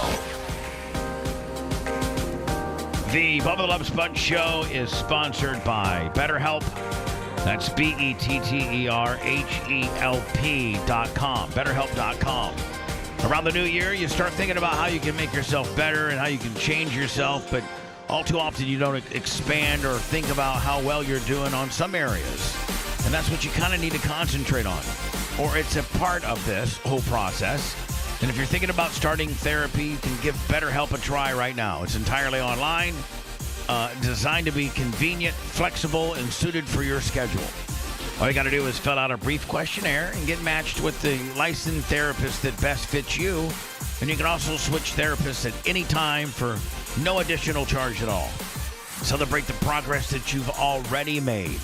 Visit BetterHelp.com/BTLS. That's going to get you 10% off your first month when you put in the BTLS code. That's BetterHelp, HELP.com/BTLS. We will have a Roger Stone on at 8:15. I'm sure he'll be talking. Like when I was corresponding with Roger yesterday, I was like, I'm sorry. There you go. I was like, hey, any particular thing we're talking about? And he goes, I got a lot to talk about. Nice. You got a lot. I think he's full hot. I think Roger's hot. Roger's very opinionated and full hot on a lot of things. I did watch a piece on Roger. I think it's maybe the Tim Pool show. Is that what it is? Yeah. He was, I think, maybe on Tim Pool yesterday, and it's his prediction and belief that Biden's going to, at the Democratic convention, bow out for health reasons, and then they throw it over to Michelle Obama, and it's not going to be Michelle. If it's anybody, it'll be Gavin Newsom. Would you please stop interrupting me? Sorry, sir. Thank you. Let me tell the story, and then when I'm done with what I heard, you can jump in. Okay? That's how we work around here. Sir. So he was telling Tim Pool that he thought that Biden will come up lame, some health reason kind of gimmick, and that Michelle Obama is going to be there. And she's like, oh, I don't think I want to do this, but I kind of maybe do. And then it's going to be a big whodunit, and they're going to give it to her, and she's going to be the candidate. That's his opinion yesterday. Maybe we'll touch, on that today. Maybe we won't. We're just coming off the New Hampshire primary. This was, all day Wednesday, pretty much. What everybody was consumed with. What did it end up being? Him +9? Yeah, about that. Wait, was it him +9? Last I saw it was +11, but I don't know how it kind of finished out around 9.5. 9.5. Yeah. So to me, I had talked about earlier, man. If she's within 10 points, that's kind of a victory for her, kind of.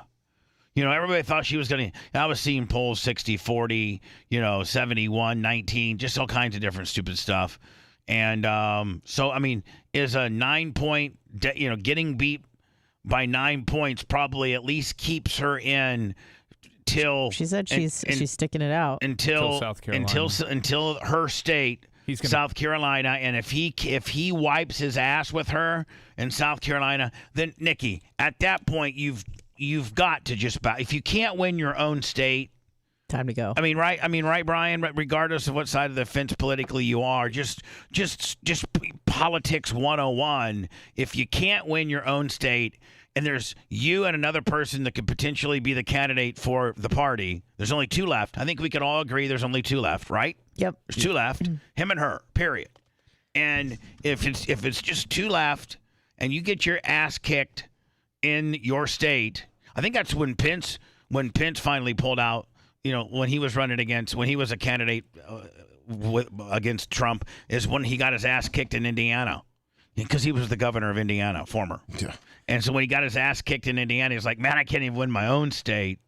So Brian, would it be your prediction if she gets, 10, 12, 15, gets beat by that in South Carolina, she's done? She's going to lose by 20 in South Carolina. So what do you think? Trump is killing it with the evangelicals, and so she's not going.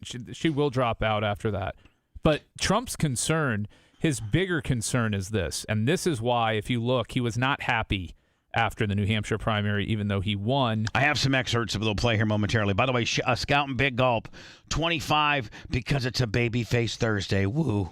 All right, so go ahead. So the bigger concerns for Trump is what? Is that when the votes started to consolidate, it was clear that they didn't go to him. So when his thought was, and I think strategically he asked DeSantis to drop out to see how the New Hampshire vote would swing. And yes, it's an open primary, and yes, independents and moderates got to vote in the Republican primary there if they wanted to. I understand, but it's still but it's a litmus test. But hold on, but being that way, being so that it's an open primary and it's not just party specific as most are, but this is an open deal. This gives you a better snapshot of what the results potentially would be, right? Yes, and the concern for him was that the votes from the candidates that dropped out, they went more to Haley than to him. And so there is a certain percentage. But first of all, Biden is at a point right now unprecedented for any president in U.S. history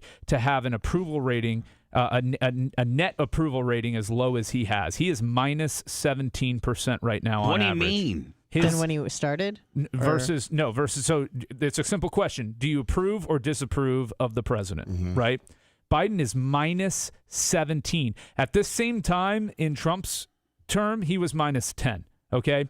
No U.S. president in the history, going back to Truman when they tracked this stuff, no U.S. president has won as an incumbent for a second term with a negative approval rating. He is minus 17 right now. It's not even close. Not even close. It's minus 4. You might be like, okay, well, plus or minus. You might be able to pull that out a little bit. How are they calculating minus in the minus? It's net approval. So it's how many approve of your job you're doing, how many disapprove. I see. And then it's a net approval. So it'd be like if it would be like, okay, 20% approve and 80% disapprove. Because usually they do like 20% approval you'd have a ratings. negative 60, something like that. Yeah, if 20% approve and 60% disapprove, and then 20% are undecided, you'd have a negative 40. Okay. Yeah, because usually they'll just say 20% approval or 30% approval. So that's why I was confused by the negative number. I guess this is he has a negative net approval rating, which is unprecedented, and the number that he's at. But so circling back to that, the reason why it's a concern for Trump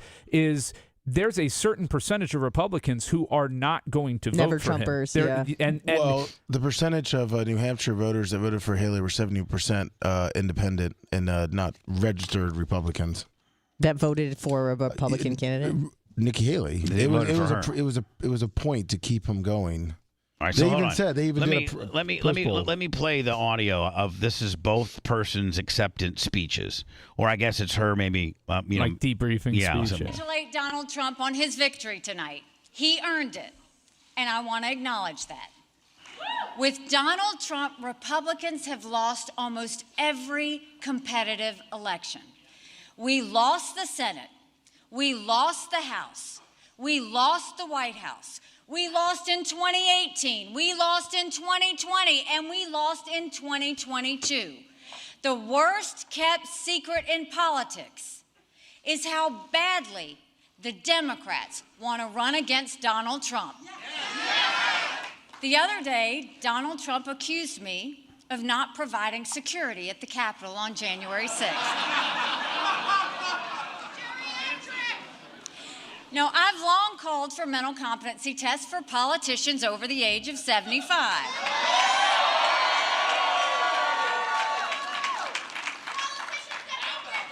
And you got beat by 9 points on the guy that you're making fun of, right?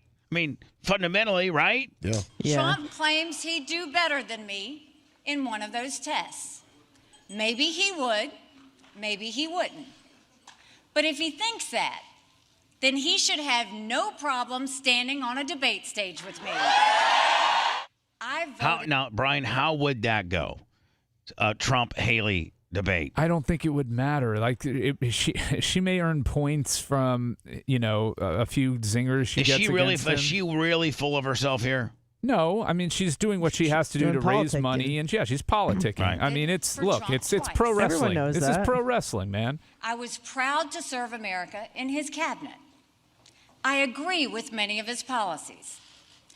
I decided to run because I'm worried about the future of our country, and because she's a little toothy. Like she's got 2 extra teeth, and it makes her have kind of like paste mouth. Yeah, she's kind of paste mouthy. Yeah, she may have done some caps. It's time to put the negativity and chaos behind us.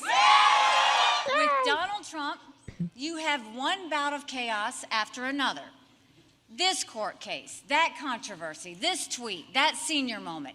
You can't fix Joe Biden's chaos with Republican chaos. That's right, Nikki. That's right. And she was up. All right. So this is Tim Scott. Here's peeping Donald. over the shoulder. That's right. Shoulder. There's Tim Scott saying, "Listen, man, African American community stands behind this man, and we're fixing going to South Carolina, which is where I rule. And you know what to do." Trump does well with the DLBs. Leroy, you know what to do. You know I got you, brothers. I got you, brother. I said, wow, she's doing like a speech like she won. Like a speech. She didn't win, she lost. This is not your typical victory speech, but let's not have somebody take a victory when she had a very bad night. What we see right now with her continuing in this race is the ugly underbelly of American politics. Where the this guy, good. This should be, unfortunately, I don't know why it's not, but this should be the guy. This guy's got the it factor. He's like Barack Obama was when they rolled out Barack at the Democratic National Convention, and he was a fresh-faced senator from Chicago. Remember? Mm-hmm. They brought him out for the Democratic Convention just to introduce him, and you knew right then that the Democrats were grooming this guy to be the next guy. Donors are trying to do one thing. Do you think, Brian, that if Trump wins and this guy is at least on the cabinet, at least stays relevant, that he would be a viable candidate in 28? He could be. When we the people say enough. What do you think about this dude? He has his moments on both good and bad. I think the liability for him and I'm not is in the Republican Party, it's hard to win as a minority. Yeah. And it's up to us, we the people, to at long last say, hell no. We the people create a government that is accountable to us, and we the people have said... I like Donald's new Trump technique. I think Trump's being smart. Go up there, make a few little Trump, cocky, one-eyed, little snide deals, and then hand it over to the V-man with Tim Scott as a kicker.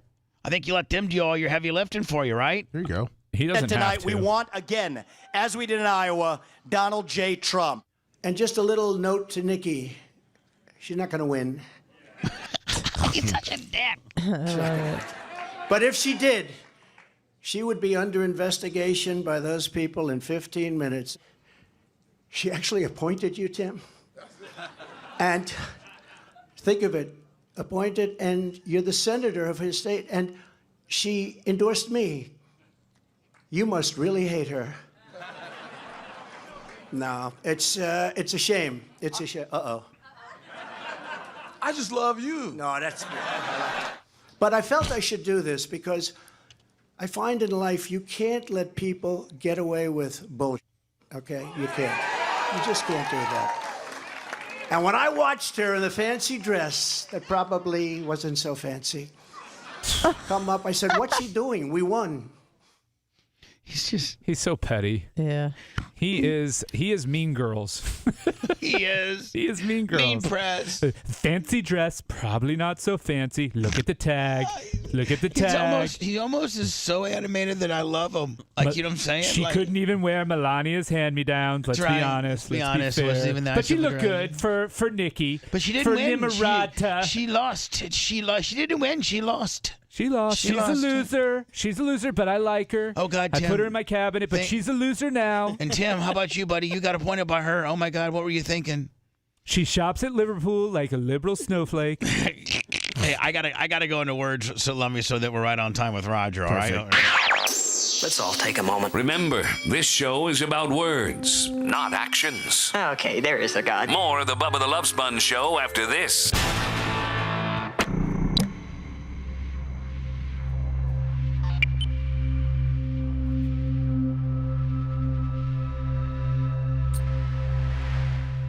You're saying that 70% of the independent voters in New Hampshire voted for Haley. Yeah, and then when they were leaving on the exit vote, they said, "Would you vote for Nikki Haley against Biden?" They're like, "No, we would vote for Biden." They said they'd vote for Biden? Yeah. Between... Nikki Haley and Trump. It was just it's a point. The Like, the fuck up bigger the election, just to make it a big whodunit. the bigger point is the exit polling showing that 20 to 30% of them will not vote for of registered Republicans, not independents or anything, have said they will not vote for Trump. Because Biden, right now, there's no way you could run a ham sandwich against him with his approval rating and win. The only candidate that's struggling with that right now is Trump. No, Biden cannot win this election unless Wait, Trump so wins. he's saying that 70% of the independent voters in New Hampshire voted for Haley, but then on the exit polling, they said that they would, if it's between Haley and Biden, they would vote for Biden. Not all of them. A lot of them did. That's what they said? Yeah.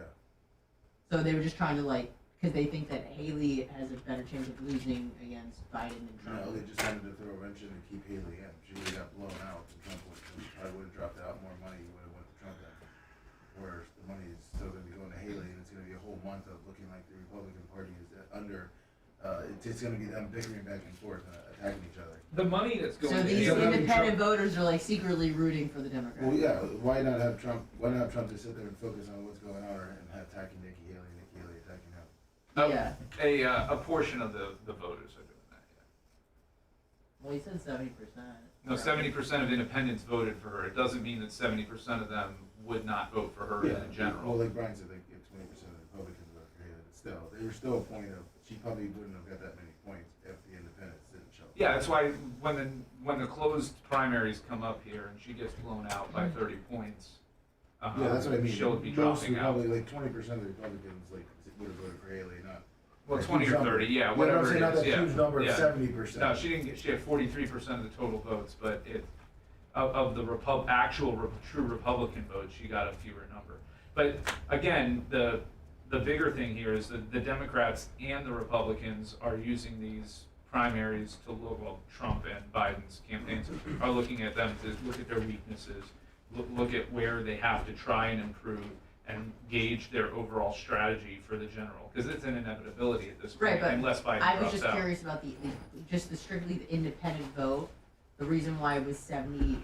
So, baby, please don't fucking. I'm gonna keep my mouth shut, man. Unless it's some kind of pro-Trump shit you can get in, which probably won't ever happen. So. I think Brian just swallowed his tongue. I love his foundation. Really quick. My only question was the 70% for the independent vote. Those people had an intention of like trying to fuck this. Not all of system. them. Well, you said 70%. No, but he's using But the some number of them. of people who identify themselves as independent. That 70% of that block voted for Haley over Trump. And then, but some of those people came out and said that between Haley and Biden. Some of those, a percentage of those would not vote for Haley. I got you. It's the same thing with Kevin Hazen saying, like, oh, if you're independent, you can go vote the Democratic primary or against Paul and Luna, whoever the strongest candidate, they're going to try to put them in front. I get it. Play a game. And that's why we have closed primaries in most states. Yeah, most states do closed primaries. It's up to the party how they do it, and the state. I mean. What was that? What was those people's names? It's all weird. Hey, what was those people's name in Sarasota that got thrown out? Ziegler's? Yeah. Christian and Bridget. Oh, Bridget. She's hot because she's fucking dirty. She's also physically attractive. I know. And she's hot because she's dirty. And she's physically attractive. And she's a hypocrite, which that's pretty hot. That's my Pretty bread and hot. butter. I'm against lesbians, but I love eating box. That's even hotter. She's a secret dirty girl. Yep. She's a grifter is what she is. We call those grifters. Snake oil salespeople. What time's Roger on? Right. 8:15.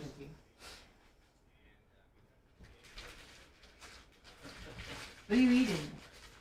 Huh? What is he not eating? Croissant. Be nice to him. I'm joking. Alex Stein's so funny, man. Alex Stein? Yeah. He is a wild card, man. I like when he goes up to people with the homeless guy and he's like, my wife's boyfriend is homeless here, and how do you feel about... What's his name? DeMarcus? Dontarius. Dontarius.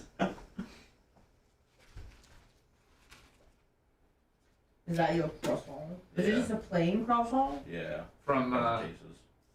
Oh, okay, cool. If we get anything worthy. I hope we do. I hope we A do. croissant? CJ Stroud sweater card, CJ Stroud Either downtown. way, I can take every base rated rookie and just sell them for $1 each. We'll probably net about 91 cents per after eBay fees, and I'll just give it to you. No, you can put that in the pool. I got 1,100 perfect eBay ratings. Wow. And one neutral. You've sold that many cards on eBay? I've sold 6,000 cards. That's how he's making a living. Did you set up an LLC? Are you doing it under St. Pete Legend Incorporated, or? Why are you asking me legal questions, man? I'm just having Questions fun here, you should okay? be questions you could be making some big tax breaks You're gonna on. have to start paying taxes. Eventually, maybe the FBI is going to worry about the IRS is going to worry about other stuff. No, they'll get on you, cousin. Oh, Jesus. Biden just put 96,000 new agents.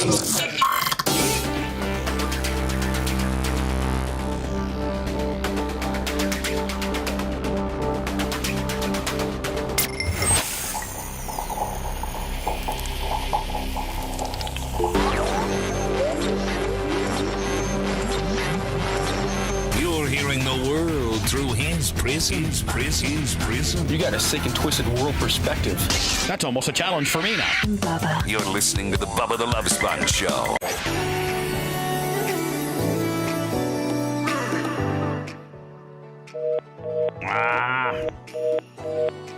I was trying to let me strategically made it so that as soon as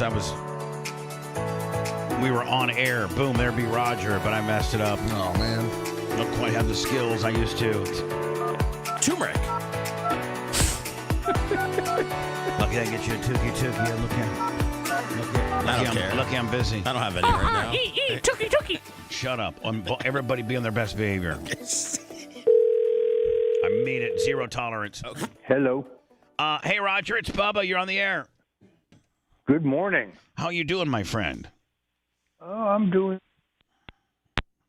Oh, no. The FBI got him. Yep, they don't want him to talk to you. They know how explosive this could be. Yeah.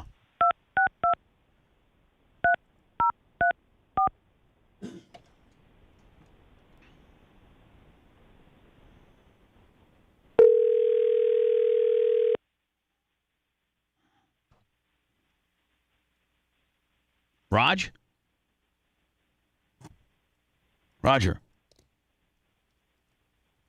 Man, the FBI has got a strong pimp hand today, do they not? They sure do. Ron DeSantos is up to something. Ron DeSantos is something. I mean, stop calling him collect. Roger, times are tough. Can you take the call? Roger, times are tough. Can you take the call? Well, I'm gonna go grab a calling card down the street. Yeah. 7-Eleven. There we go. Man, the must be the FBI. Must be the national security apparatus. What can I say? I mean, I think you might be on a watch list, and I think maybe I just validated that I might be on a watch list. And when two watch lists try to call each other, it really goes crazy and shuts us right on down. Well, if you weren't on the watch list before, now that you've called me, you're definitely up. Oh, listen, you know that you and I used to talk a lot when they were really up your ass, and before you'd gotten your little, was it a pardon or was it It was a full unconditional pardon, which is interesting thing, Bubba. If you go online, that's almost impossible to find. You'll read that, Trump commuted Stone's sentence, but the full unconditional pardon that was given to me was the media. The media buried that. Yeah, of course they do. They bury a lot of things. See, here I am, your friend, Raj. I'm your friend, and I want what's best for you, and I want everything, and then some. And so, but I was under the assumption that you just got like a commuted sentence, and I'm your friend. I should know that you had a full presidential pardon, but they really did bury that. If even your friends can't find it. No, that's true. In fact, you can get an actual signed copy, autographed copy of my pardon by going to stonezone.com in the store. I might buy one of those. I actually sell those. I'm honored to have it because everybody knows Roger Stone did nothing wrong. But it's funny, Bubba. A year after my pardon, a federal judge ordered the Department of Justice to release the last remaining redacted sections of Special Counsel Robert Mueller's report. So they put him out at midnight on Election Day, November 3rd, 2020, the busiest media day of the year. And you know what? Even Mueller admits in black and white he found no evidence of Russian collusion, no evidence of WikiLeaks collaboration, or no evidence of any other crime. So they fabricate these process crimes, saying that I lied under oath to the House Intelligence Committee in my voluntary testimony when there was no underlying crime or motive to lie whatsoever. It was all, as you know, to pressure me to testify falsely against Donald Trump, which I refused to do. It's a nightmare. And they really put the government comes at you. And they really put the screws to you too, Roger. I mean, they ran you through hell and are continuing to run you through hell. When again, Mueller himself says you didn't do everything that they said that you didn't do. You got a full presidential pardon, but I know because I talked to you personally, they're still screwing with you. They're still trying to get you hemmed up on some little anything. They're trying to tie you to January 6th. They're trying to tie you. I mean, they're trying to do all that. It's like, well, when are they going to leave you alone? When are they just going to leave you alone? Well, it probably has more to do with my loyalty to Donald Trump and because they realize that I am an effective advocate on his behalf and because they realize that I speak to him fairly regularly and I'm very strongly supporting him. I've come to a new conclusion here that artificial intelligence, AI, this is the most dangerous stuff in the world. There's an obscure left-wing website about 2 weeks ago produced an audio which is completely and totally doctored, in which they claim, although it's very hard to hear me because I'm allegedly was recorded in some restaurant, and there's a lot of background noise, but they claim that I actually threatened to murder 2 Democratic congressmen. Now, I had to go out and spend, $15,000 to have this audio professionally analyzed. It's a fugazi. It's a fraud. It's manipulated. It's heavily edited, but it's more importantly, it's AI created. No, was it? Now hold on. Was it just who's the source of this tape supposedly? They won't reveal a source. They say a source supplied it to a website called Mediaite, which is owned by Dan Abrams, who was previously a talking head on MSNBC. I think that tells you everything you need to know. Isn't Dan Abrams that guy that does Patrol Live deal and like tries to be like a live version of Cops? Is that the Dan Abrams you're talking about? No, I think this is a different guy. This is a odious little lawyer type. Bushy lawyer type. But let me ask you a question, Roger. Let me ask you a question, and I'm not by any means at all, but let's just do the worst case just let's do the worst case scenario. And that is, let's say just for all intents and purposes, that you did say that. Now, you obviously didn't, but let's just say you did. Don't you have the First Amendment right to say that? You have no means to do that. You don't have a plan to do that. You don't want to do that. You're not going to do that. You could say it was in parody or you were telling a joke or it was a smart-ass snide comment. But realistically, you should have the right to be able to say that. Now, you're not saying it on a microphone in front of thousands of people before you introduce Donald Trump. You may have said it in a private conversation. Wouldn't that be First Amendment protected? Well, I'm not a lawyer, but here's what I do know. First of all, it was allegedly 4 years ago. Oh, I didn't even know. I didn't even know that. That even adds more effery to it. Secondarily, it's illegal in Florida to tape a conversation with someone in which both parties.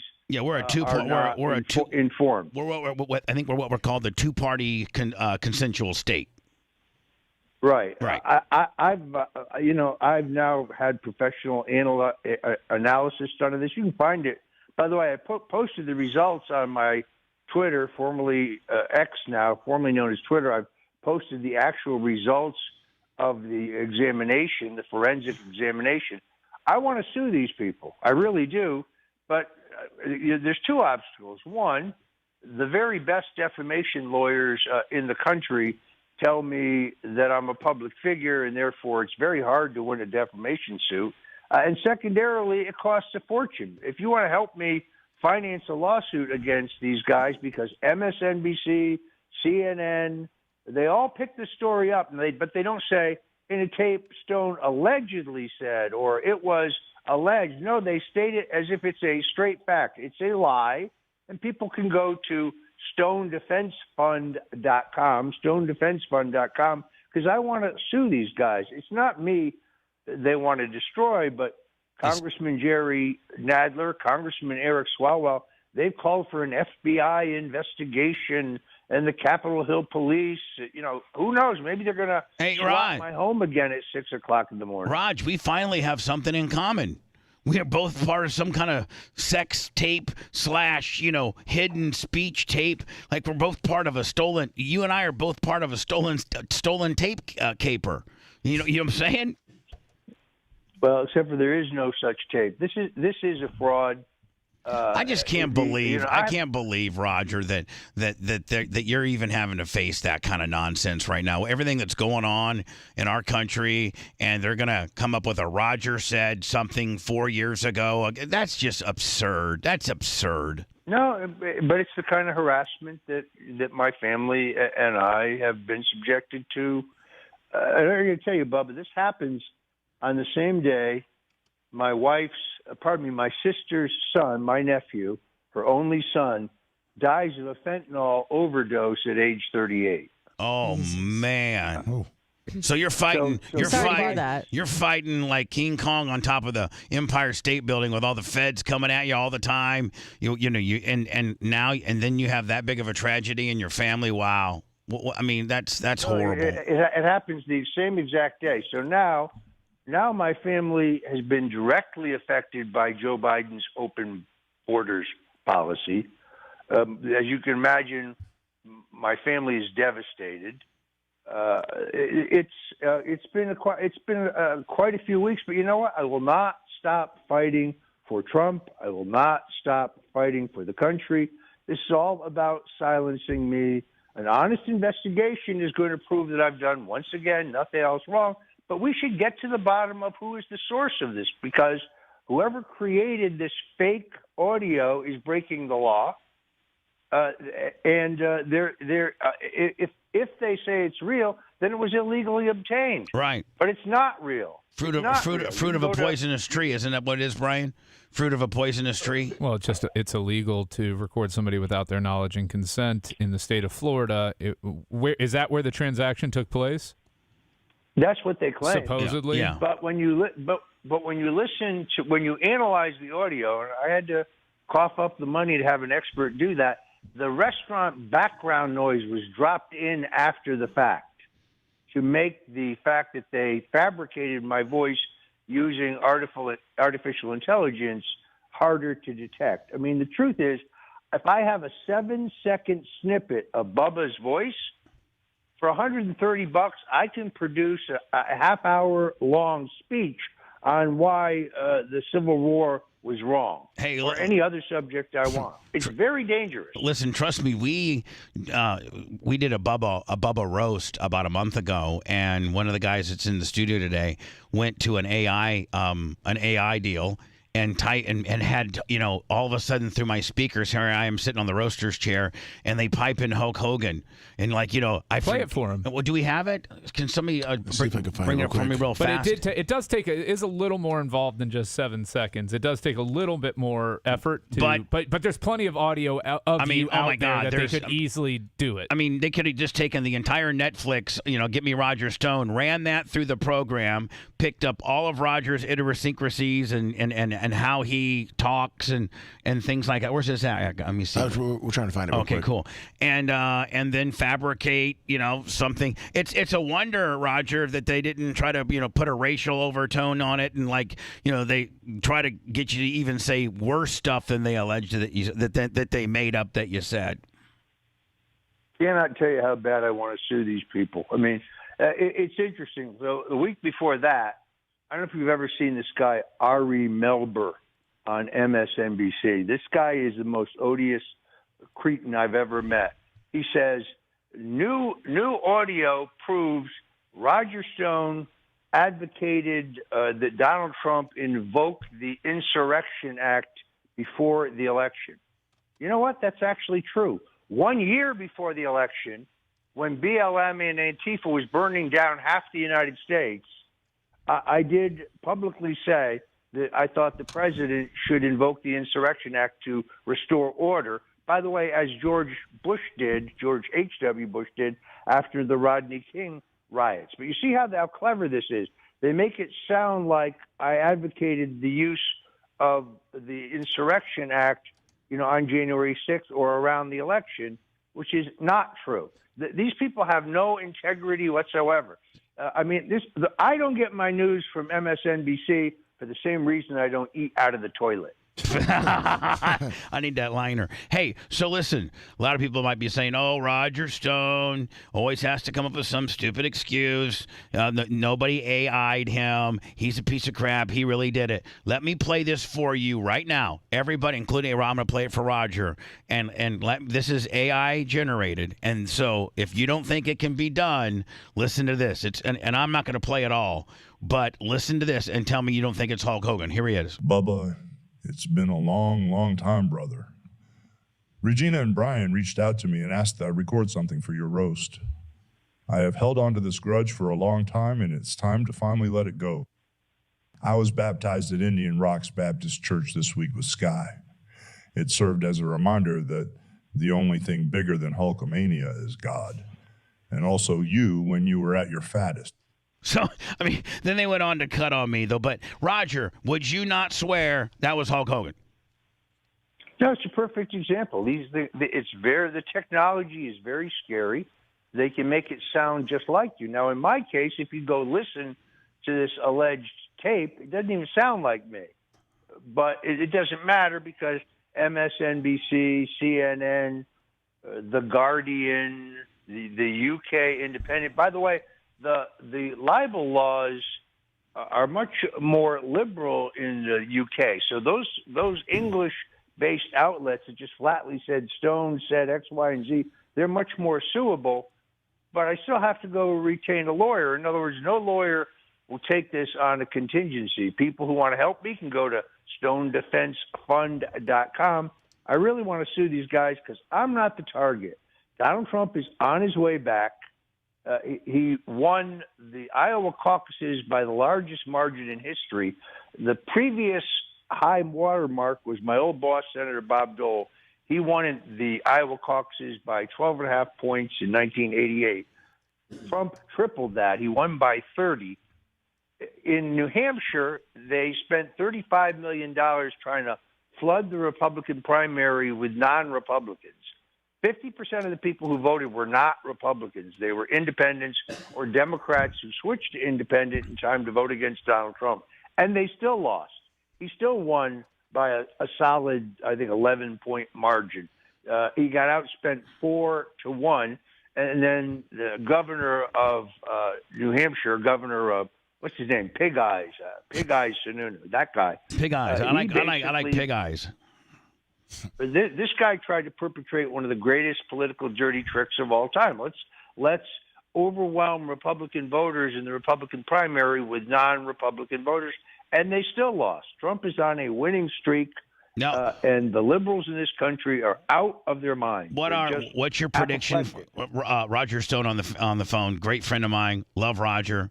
Seen him 4 or 5 times. Had a meal with him. Love the guy. Getting ready to maybe do some more stuff with him. Raj, what's your prediction for South Carolina? Plus 10, plus 12? Oh, I think it's going to be much bigger. I mean, the people in South Carolina know Nikki Haley. That's why the governor of South Carolina, Henry McMaster, lieutenant governor, every member of his cabinet, the leaders of the Republicans in both the House and the Senate, both U.S. senators, majority of the members of Congress from South, they're all supporting Donald Trump. That's because they know Nikki gas tax Haley. She raised gas taxes after saying she wouldn't. She is literally despised in the state. I think she could lose by 30 points. And now at that point, if it's that much of a bloodbath, let's even say anything over 20, I mean, does she just arrogantly still stay in, or does she finally gracefully back out? Because if you can't win your own state, like Pence couldn't Indiana, I mean, that's the number one indicator as a candidate. You got to get out of there if you can't win your own state. Well, it depends on what her real motive is. Is her motive to be nominated for president? Is her motive to try to blackmail her way onto the ticket for vice president, which I don't recommend because Trump would need a food taster if she was vice president. Right. Or has Joe Biden or the Democrats, Barack Obama, who's really running that show, promised her a cabinet position if she'll just stay in the race and try to damage Donald Trump? Remember, her money is coming from left-wing Democrats who hate Donald Trump. Her biggest donor is this guy, Reid Hoffman. He spent quite a few times on Epstein's Island, according to these new documents that were released. See, why didn't the news cover, Raj? Why doesn't the news cover any of that? Well, it's worse than that. This guy Hoffman is the guy who financed the lawsuit of this woman, E. Jean Carroll, who claims, I believe falsely, that Donald Trump raped her in a dressing room at a posh Manhattan department store 30 years ago. Well, maybe it wasn't 30 years ago because she can't remember exactly when it was, but she does know she was wearing this dress at the time. Oh, wait a minute, that dress wasn't even made in 1994 when you now claim this happened. This is the most ridiculous case I've ever seen. I mean, and she's not attractive. What can I tell you? Yeah, she's not. You know what? Fundamentally, that's where we start and stop. Is she's a dog? That's what Trump said. She's not my type. Well, and go ahead. I'm sorry. No, that's what Donald. I think Anna said. That's what Donald Trump said. Is that she's a dog? No, yeah, he's like she's not my type. Yeah, she's not my type. Well, she went on CNN with the equally odious Anderson Cooper. Another guy who just blatantly says, "Oh, this audio tape of Stone is real." Really? Let's see if you say that under oath when I sue you. It is. He asks the woman. She says, "Well, I mean, the whole concept of rape is sexy." This woman's a loon. And in any other jurisdiction in the country, I think this case would have been dismissed for lack of evidence. But Bubba, did you realize they actually changed the New York State law to extend the statute of limitations so that this woman could bring this lawsuit against Donald Trump? I did not know that. I did not know that at all. That's horrible. It's the whole thing is beyond belief. They're desperate to stop this guy because he's the only thing that stands between the globalists who want to destroy our way of life and a strong, prosperous, peaceful America. People may not realize this, we are on the brink of World War III in both the Ukraine-Russia conflict and in the Middle East. Both of those could have been resolved, but Biden has given Iran $100 billion, $100 billion, as if they're not using that money to finance Hamas and Hezbollah and these Islamic terrorists. At the same time, we're giving $2 billion a year to Israel. So we're on both sides of the war. We're financing both sides of the war. This is insanity. Donald Trump had Iran on their knees. His embargo on their oil, they were out of cash. They couldn't finance any terrorism until Joe Biden took his foot off their neck. So Raj, a lot of people, have speculated. It'd be interesting to get your opinion on who do you think, Trump is the candidate. Who does Trump get to be, VP? Does he bring that fresh-faced Ramaswamy guy? Does he bring in Tim Pool? Does he bring in, Tulsi Gabbard? What's your opinion of possible VPs for Trump? It's very interesting, Bub. You picked the one name that really kind of intrigues me, and that is Tulsi Gabbard. Me too. I really like her, Roger. Well, I mean, let's take a look at it. First of all, she's an Iraq War combat veteran. Right. She's a lieutenant colonel in the U.S. Army Reserve. She's a championship surfer. She's a former Democrat, former member of Congress, now an independent. She's hot. She's articulate.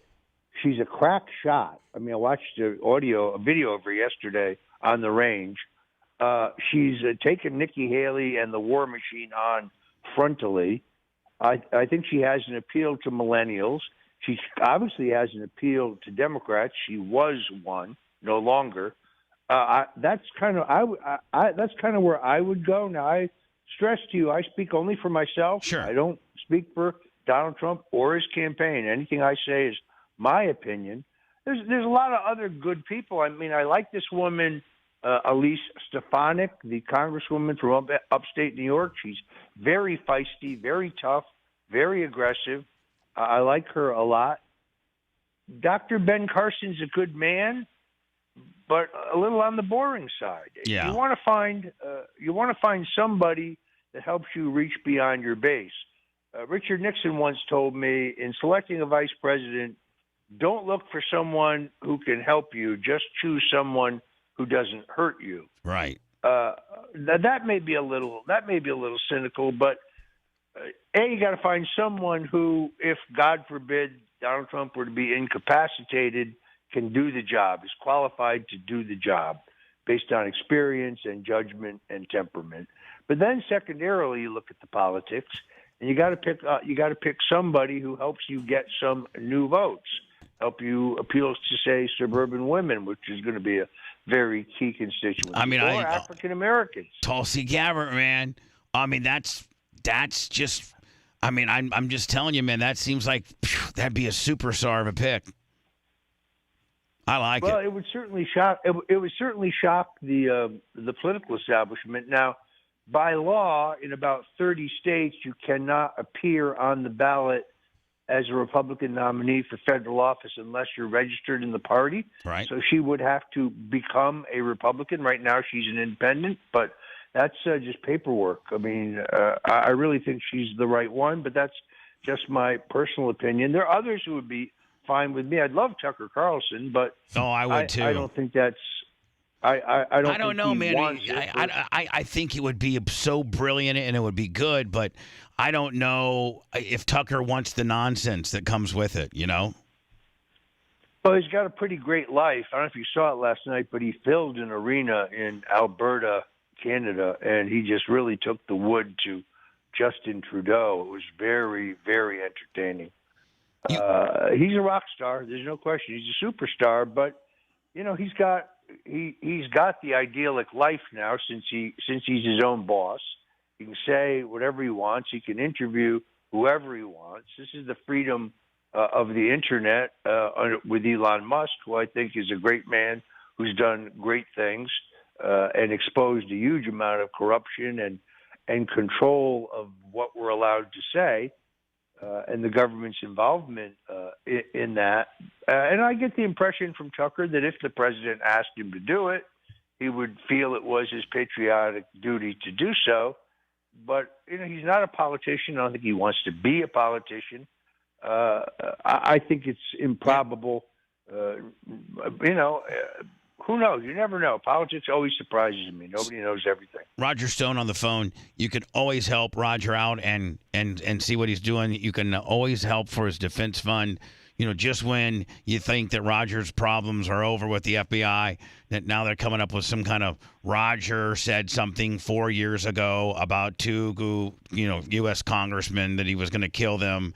And this was taken at a public restaurant 4 years ago. Roger clearly says it's AI with background noise added. Now not that story's problematic in itself, but now he's being, confronted legally. I'm assuming, is the FBI the agency that's? No, I mean, I only know what I read. I mean, in all honesty, so. Within an hour, the New York Times is calling saying, has the FBI interviewed you yet? Well, the FBI has not even confirmed that there is an investigation, nor has the Capitol Hill Police. But as I said, any honest investigation is going to show that this actually never happened. It's interesting because, Bubba, I have a website, stonezone.com. It's where you see all things Roger Stone. Right. I'm doing a WABC radio show every weekend. On Sundays, and I listened to it a couple Sundays ago and actually called in and got in. But man, I felt like a little radio groupie. I called 234 times before it finally started ringing. That's how packed Roger's phone lines are on WABC Sundays. Is it 8 to 10, Roger, or 5 to 7? It's 4 to 6 in the afternoon. 4 to 6. No matter where you live, you can go to WABCRadio.com and listen live. WABCRadio.com, and you can listen live. You can also listen through their app, their WABC app as well. That is correct. So it's interesting. So the same weekend that my nephew passed, the same weekend that these cretins unleashed this phony Fugazi audio of me, somebody hacks my website. So now my book, Stone's Rules, which has an introduction by my good friend Tucker Carlson, the new price is $12,560 a book. Oh, so somebody hacked you so that you wouldn't sell any books, further continuing to screw with you.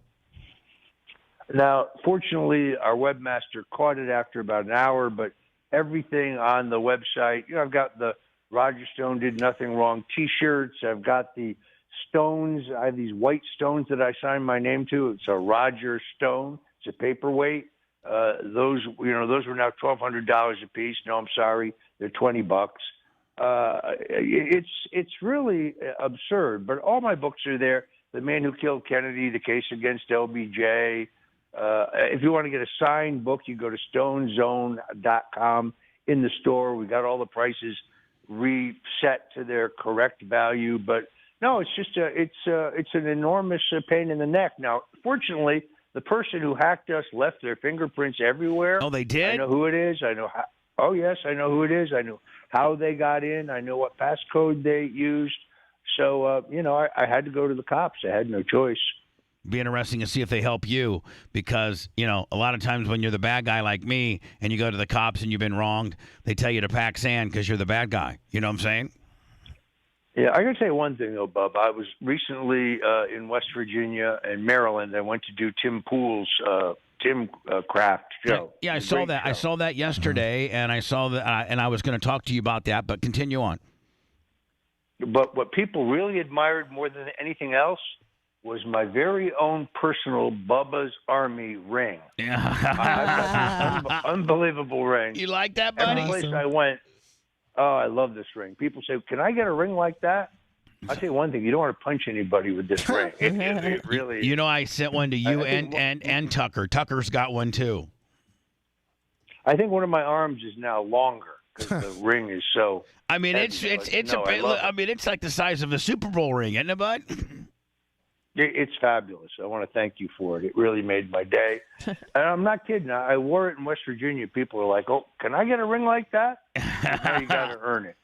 Roger Stone when the FBI raids your home, at 6:00 in the morning with 26 SWAT-clad officers, all brandishing fully automatic M4 weapons, to roust you and your 75-year-old deaf wife, then you've earned your ring. You know. Oh, Roger, you've earned your ring a long time ago. I appreciate all that you've done for me, my friend, and I look forward to continuing, having a relationship with you. And I know we're maybe going to do something a little bit together there. We've been talking to you about it, and I'm just excited.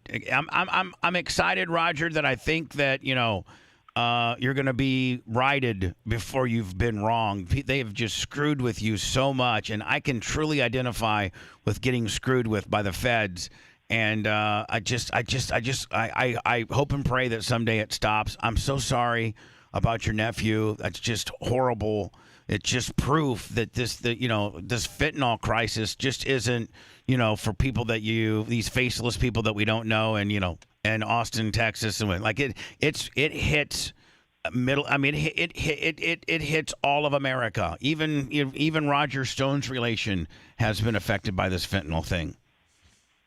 It's really extraordinary. Look, Bubba, I'm going to be very candid with you. It is only the fact that I am redeemed in the blood of the cross. It is only the fact that I've taken solace and turned my life over to Jesus Christ. I know liberals someplace, they're going to snicker when they hear that. See, they mock us who believe in God. I believe in God. He saved me. I am saved. I'm a sinner. I'm very, very, very far from perfect. I'm not a saint. I'm not a prophet. I'm not a savior. I'm just a soldier in the army of God. And that aggravates liberals and elitists more than anything you could possibly say, but it's the truth. I'm not ashamed of it. I'm proud of it. If I can be saved, if a hard-boiled political operative and cynic like me can be saved, then anybody can be saved. I don't care if your problem is alcoholism or drug addiction or family problems or relationship problems or financial problems or health problems. It doesn't matter what your problem is. Turn to Jesus Christ. It will change your life. So, Roger, how hard, how painful, how rocky is the Trump road to the White House with all of these just Trump, 5,000 indictments and the Georgia situation and the January 6th deal and this stupid thing he's going through right now in New York? Like, is there a chance that I know a lot of people that maybe aren't as educated, but one of the opinions is he's going to win the presidency and then he can pardon himself on all what he has done wrong. But I think he can't pardon himself in Georgia because it was a state violation. But is it a very, very rocky road, and is it just going to be chocked full of the different bureaus and different people screwing with them? Well, I mean, there are many obstacles of that. There's no question. You're right in the sense that the Georgia indictment is the most problematic on paper. On the other hand, it's falling apart before our very eyes. Right. You got two problems here. One is based on the premise that Trump lost Georgia. Well, there's a federal lawsuit that might prove that he didn't lose Georgia. There's also a number of state suits. That's in dispute.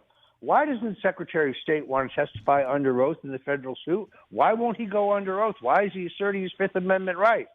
I say it's because that election was rigged. That's what I say.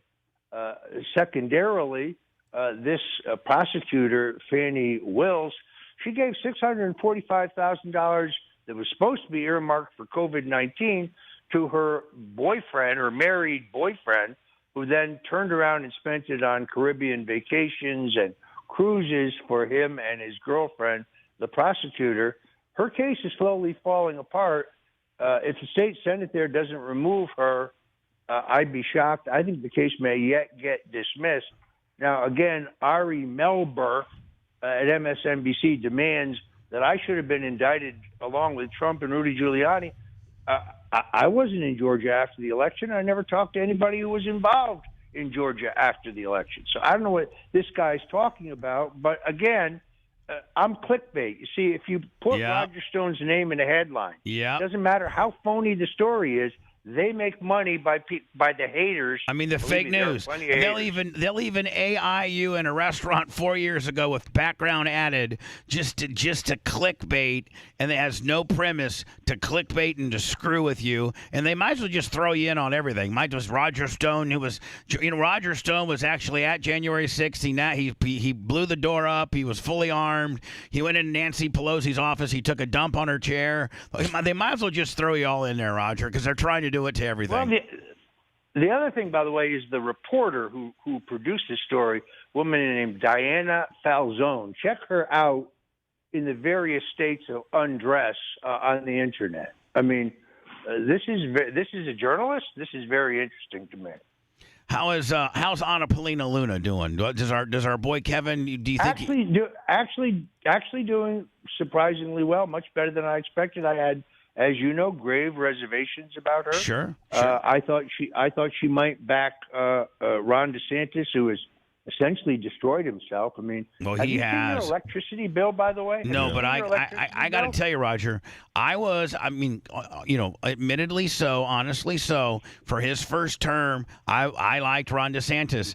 I can't stand him now he just completely botched up his second term, from screwing with Disney to the Andrew Warren deal to I just don't think that he could have screwed up the deals he's made with big power, the deals he's made with big insurance, between Floridians' insurance and Floridians' power bill. Like, he's turned his back on Florida to run for president, to get his ass kicked. Now he needs to come back, and I don't know that everything that he's screwed up is fixable. Well, his approval rating has now dropped below 50. But what I want to know is, how did he and his wife go from being worth somewhere around $100,000 to being worth millions? There needs to be an investigation into his personal finances. Where did that money come from? We need to know that. You know, Florida used to have the most wide open sunshine laws in the country. A taxpayer could find out anything about government. How much did Florida taxpayers spend on security and private flights in the state aircraft to fly the governor and his wife around on their presidential campaign? We should be able to get that number, right? We should be able to know that. It's our tax dollars. But right, no, and his campaign should have to pay back the state. But he changed the law, so we will never know. It's always been a state law in Florida that if you held any state office and you wanted to run for federal office, you had to resign the state office first. Well, he had the law changed, but only for himself. So if I were in the state house, let's say, or the state senate, and I wanted to run for Congress, I'd still have to resign. But Ron DeSantis can continue as governor and run for president, and he doesn't have to resign. Ron gave a cool $1 million in campaign funds to the Speaker of the Florida House in return for that little special legislation. I call that a bribe.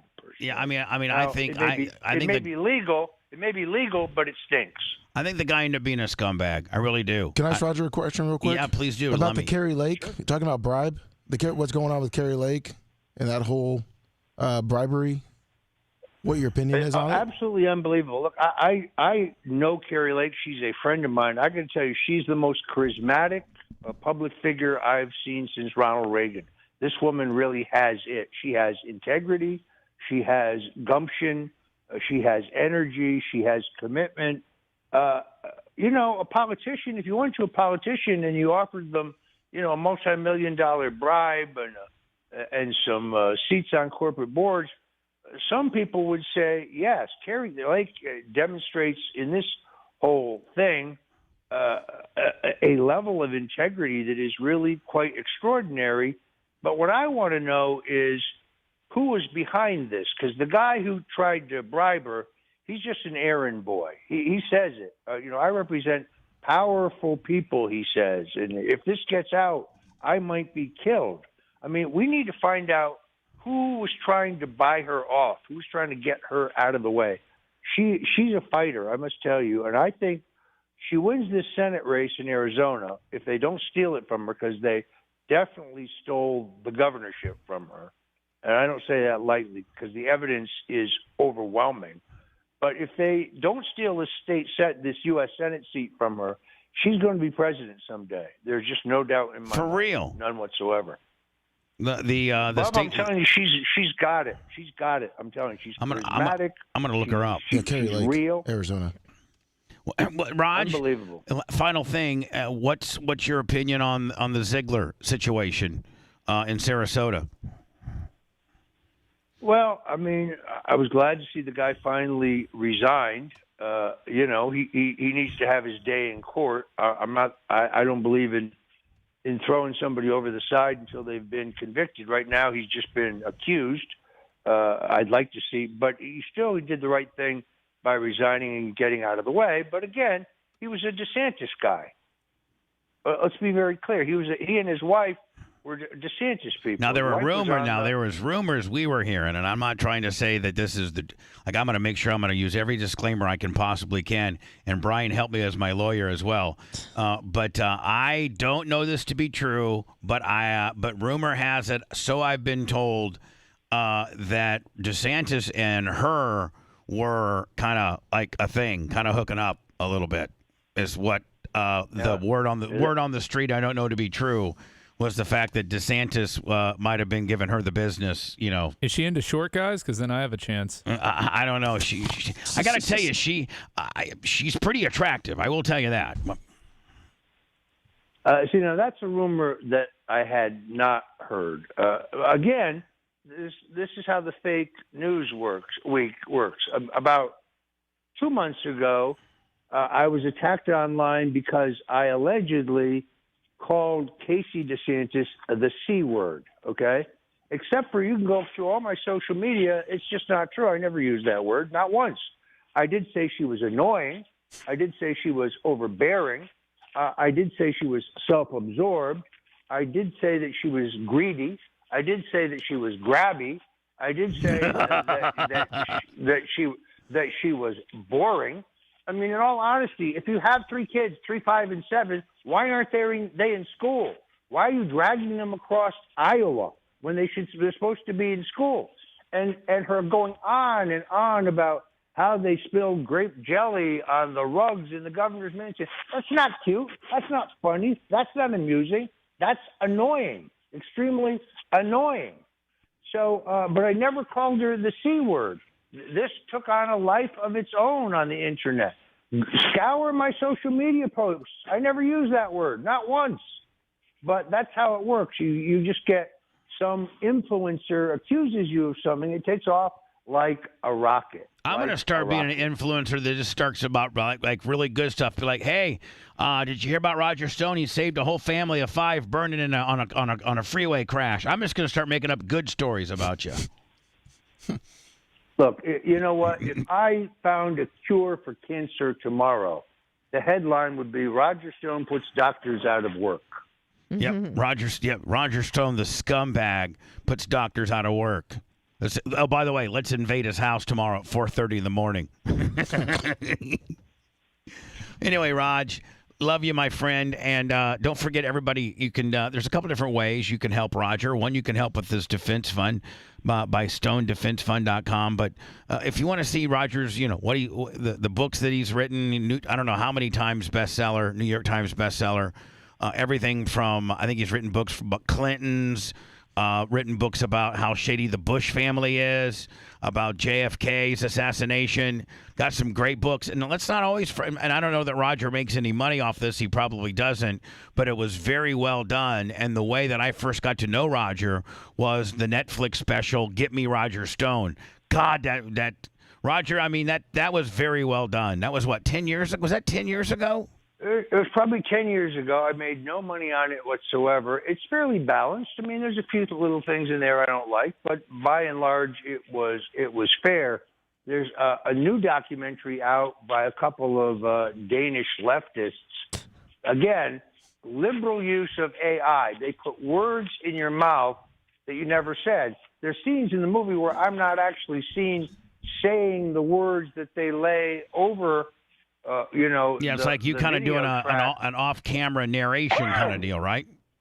Except for it's fake. It's stuff I never said. Now, if they I've already sent a letter to the distributor that if they show it in this country, I'm going to sue them. Very tough to sue filmmakers in Denmark. The guy who made this, he comes from a long line of Danish Nazis, by the way. His grandfather was a very prominent Nazi in Denmark.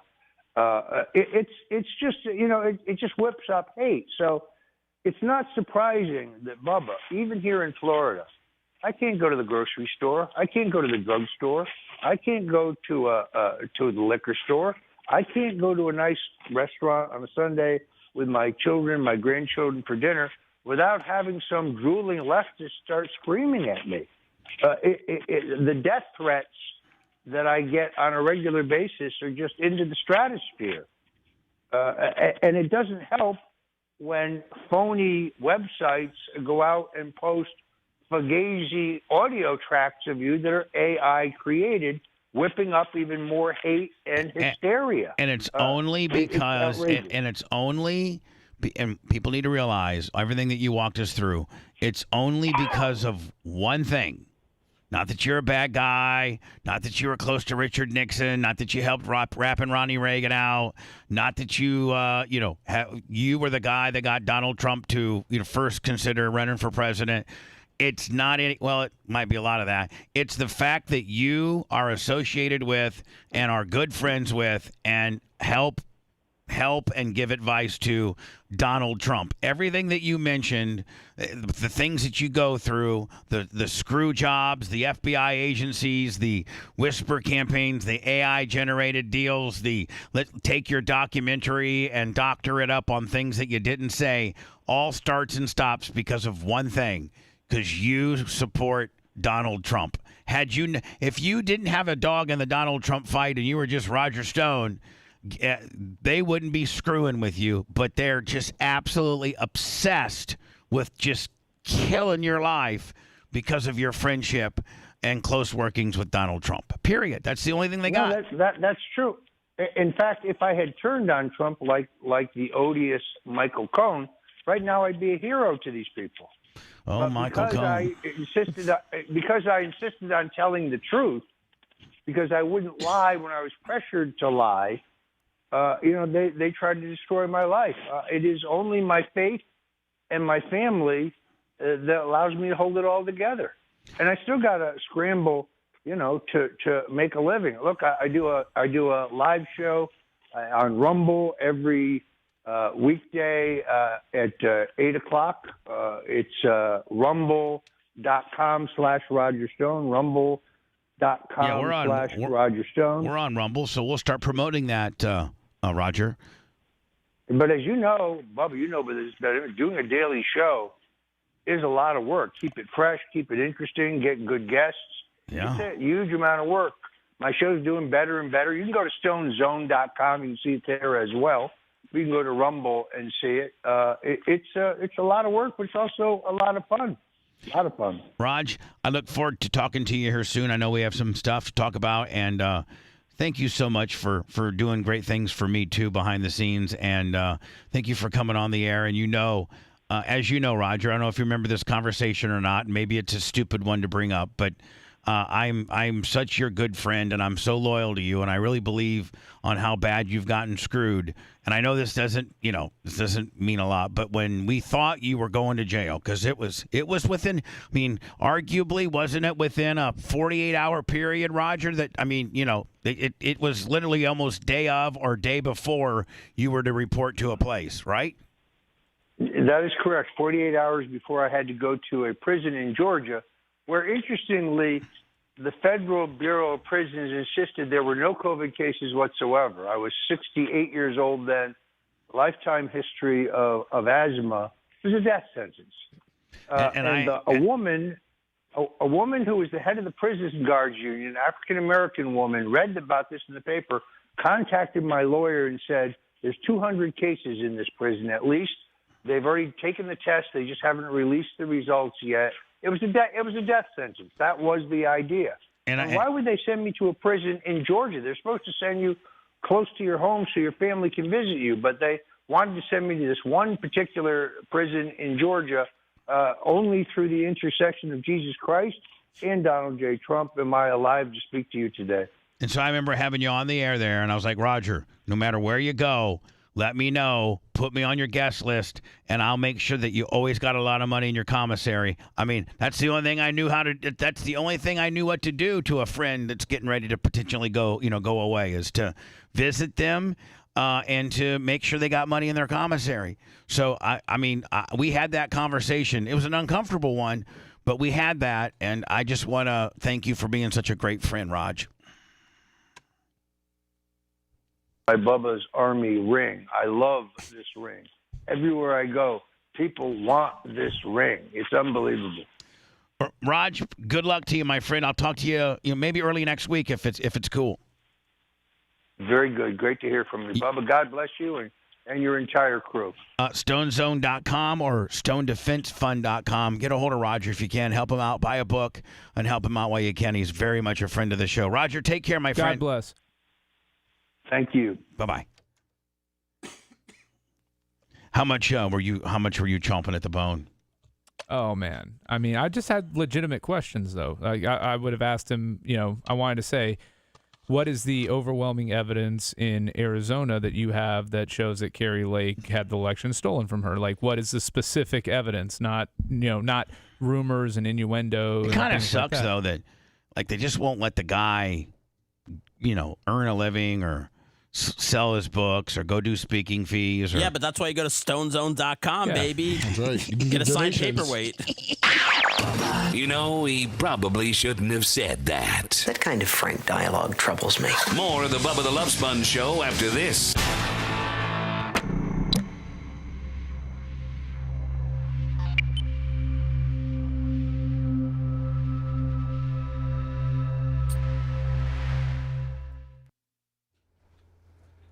That was interesting. What did you still want to do, son, or? Yeah.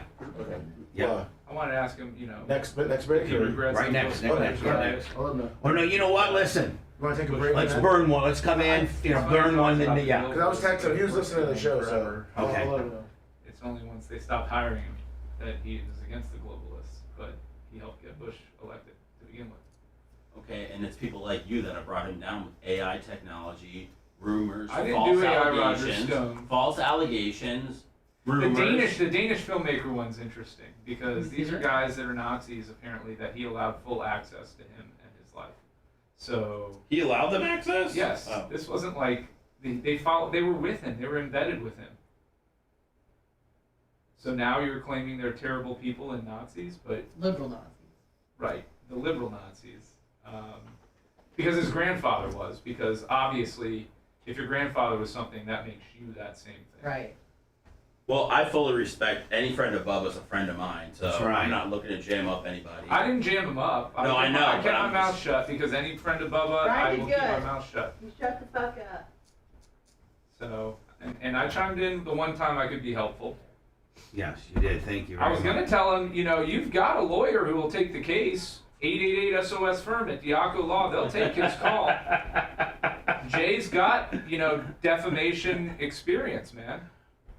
If he really wants to go after these AI people, he has a really hard time going after the news because he would have to prove that they knew the story was fake and that the audio was fabricated and continue to run with it. Now, if he sent them the very expensive audio report that he had created that showed to them that the video was $15,000. What? It cost $15,000. $15,000 that shows that audio was fabricated, and then they continued to run with the story. Then he might have an action against Anderson Cooper. Well, we're going to get behind that at StoneDefenseFund.com.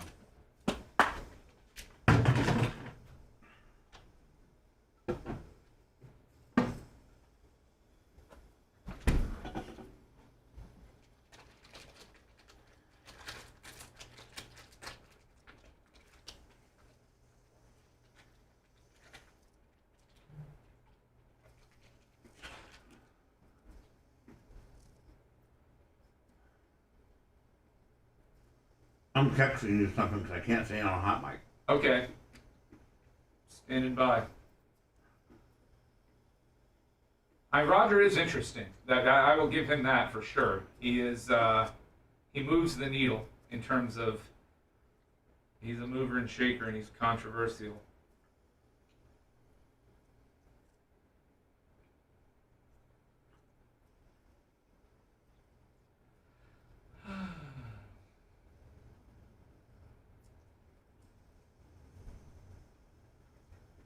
And if you haven't, read that.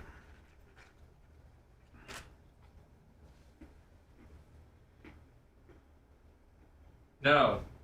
Okay. Ash, do you see Tom? I mean, I talk to him frequently, even if I don't see him. But ask him if he'll send you a link. I'll text him right now. No, not right now. Why not? Because I don't want to be during the show.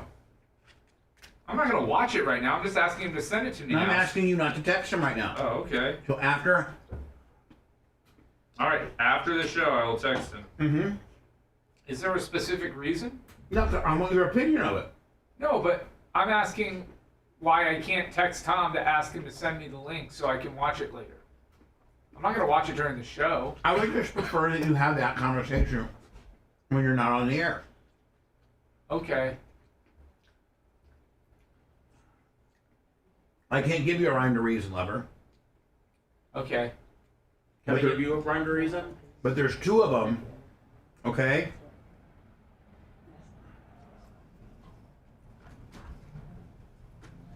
Well, it's his wife's sister's. What's the whispering going on? We're talking about the nephew fentanyl overdose story, and nobody could find anything on it, but I'm saying it's his wife's sister's son. They may not have connected it to him. Mm-hmm. Hey, Sponge, I'm not a hater at all, so I want to give 10% of my next paycheck to Stone Zone. Who that? I'm at you. Thank you. Are you going to be mad, though, Bubba, when he starts selling Bubba Army rings on his site? No. For $2.50 a copy? No, he didn't do that. I'm worried he thinks all the diamonds are real now. These are AI-generated diamonds.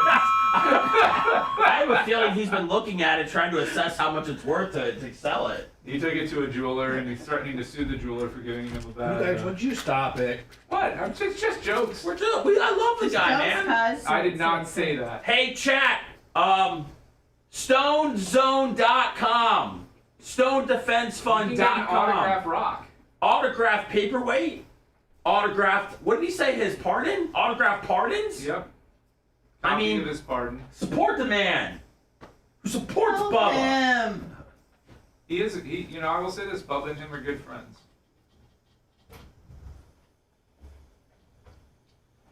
Hey, I was going to put a couple $100 a month in his commissary and go see him. What else can you ask for a friend? No.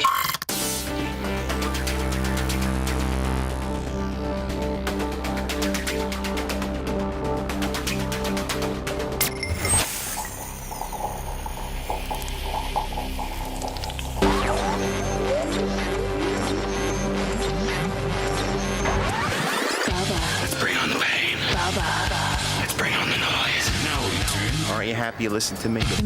You're listening to the Bubba the Love Sponge Show. And I've been kind of on time, but went long with Roger, and I got Alex Stein next. So let's do a quick one and then have Alex in the backside. Sounds good. Things don't change. I'm bound to be arrested. Hey, don't overthink the process. What are those idiots doing? Something idiotic. More of the Bubba the Love Sponge Show after this.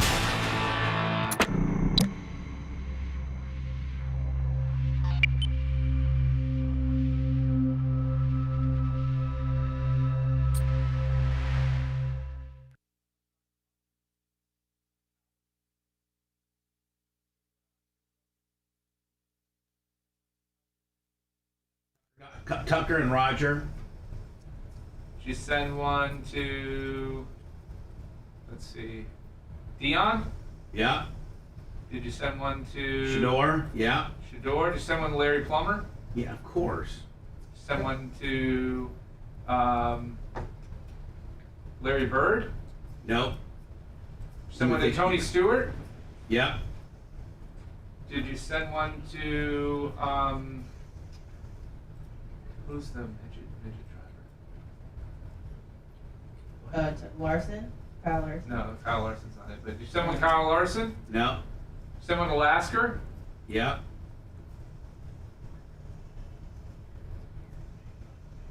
Dr. Mark?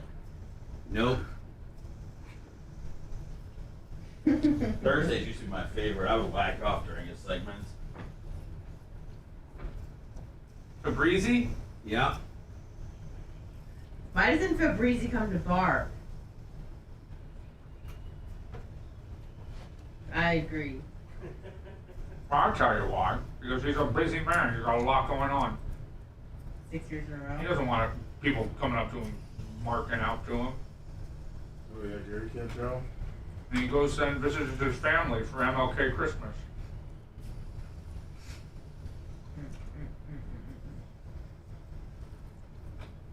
My last name's actually Brian Fabrizi. I'm Richard's son. Well, that means you have a helicopter car. What's that? Means you have a huge wiener then. Huge wiener? Breezy can make a helicopter. With his dick? That's what it does. Like I can see Bubba's face. Oh, it's just. It's live.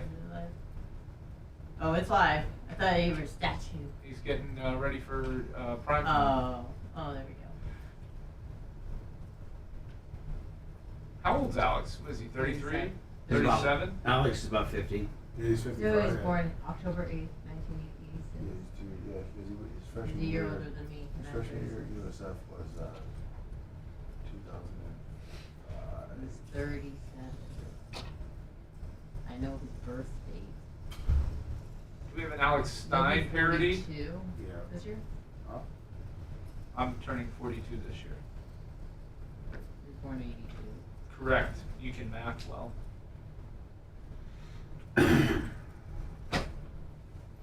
Dude, you heard next week for my birthday celebration. We're not having a show next week. No, you are. No, you're hosting, remember? Yeah. Oh, yeah, I guess I am here. That's the week after that there's no show, right?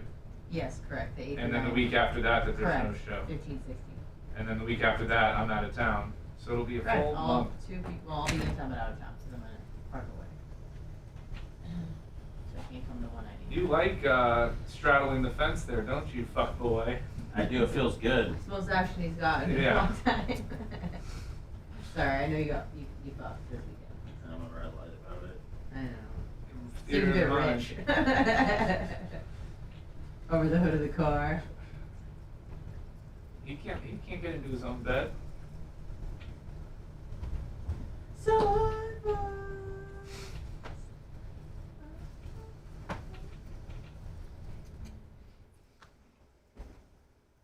Aren't you crushing your testicles right now? No, they're nicely tucked away. But you're wondering about nipple clamps, and then you're. I'm not wondering about nipple clamps. fucking I just grinding don't know on what they that look balls. like. My balls are safely tucked away like I'm riding a bicycle, ladies and gents. Well, you're also wearing your pants weird, so I guess. Yeah, you're busting a sag. Well, you said those are your saggy jeans, rather than the ones you can't button. Those are a tough scene. I hate to say this, but do you remember that Louis C.K. bit where he's not that you are gaining weight because you're not, and I can tell you lost weight, but he was like where he's wearing his pants but they keep sagging lower and lower. Then he's like, oh, I ate my way to the other side, like they're loose, must be losing weight, but his stomach just pushed it down. You remember that? No, but it's funny. He's like, ooh, I ate my way to the other side. Pants are kind of loose. Did you see Dusty Slay's Netflix special? I don't even know who that is. He's a hilarious comedian. No, what's his name? Dusty Slay. Usually I'm not good at that. I saw him at Side Splitters. Who'd you say? Dusty Slay. Was he in a couple movies? No. He looks like he's in Wayne's World. We're having a good time. We're having a good time. Or two? No. Did you see Shane Gillis' last Netflix special? I feel like you'd like it. I think I started it, but I didn't finish it. Like late at night, fell asleep type of thing. Yeah, it's pretty good. I'm a big Shane Gillis fan. Are you a gamer, Seth? Do you play video games? No, I thought about it this morning after having work though. You should get into it. Yeah. Do you have like a console, like a set? No. I have a PlayStation 3. Is that still cool? I think so. I was trying to figure out the last time I played video games. I think I had what was it, Nintendo? 64. No. What came after Nintendo 64? I don't know. Mike was our 10 seconds.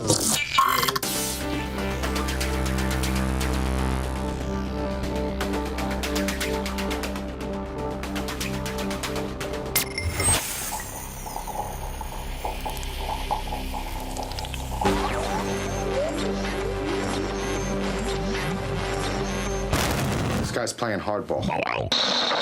Human misery has never sounded so good. My life is over and I'm gonna wind up working at Red Lobster. We're back to the Bubba the Love Sponge Show. Alex Stein standing by. He's usually on Wednesdays, but I guess he's taping some kind of huge movie with an African-American fellow. Maybe he's doing like a Dallas circa trading places. Are you doing a trading places gimmick? Kind of, yes. With Charleston White, one of the most controversial people on the internet. Why is he so? Why is he so? Charleston White. Why is he so controversial? Tell me what I'm missing here. Oh yeah. Well, he's spoken out. Anna would really like what he says about Israel because he says some really bad stuff about. Well, say it, and even though it's not your opinion nor mine. I can't say it. No, I'm just saying he says stuff about Judaism that's not very. Does he know that you're a Jewish person? Well, I'm kind of a fake one, and I kind of encourage him to go off because it's funny. I like it. I don't really care about the target. Just words, right? It's just what I'm saying. It's freedom of speech, right? I mean, it's not freedom to shoot us with a gun. There's really not any freedom of speech. Like, they can cancel you at any time for saying anything at any certainty. It pisses any. Well, who's they? Because let's be clear. Hold on. They. The deep state, Brian. They are anybody that's not a white guy. But no, I'm asking, when you say nobody is physically stopping them and imprisoning them for what they say. That is what freedom of speech is and what protected speech is. Yeah, but freedom of speech shouldn't mean you lose your job and you lose your livelihood. But that's not how it works, though. That's not what the Constitution guarantees.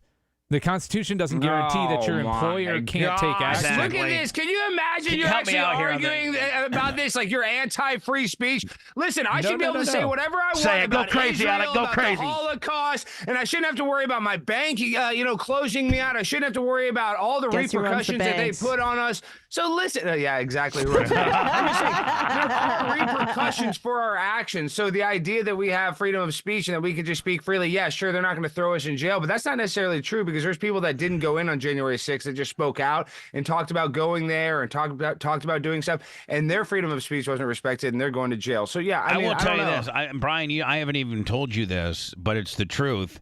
And I don't know that I've told anybody this, but it's the truth. When I know a woman who is 42 years old, and if you would just look at her, and by the way, she's a nurse at a surgery center here in Tampa, Florida. So she's, got. I wonder how you know her. Well, I how big are the hangers? Just stop, both of you.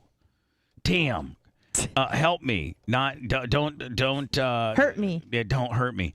And she went to the January 6th deal. Okay, her and her boyfriend went up there.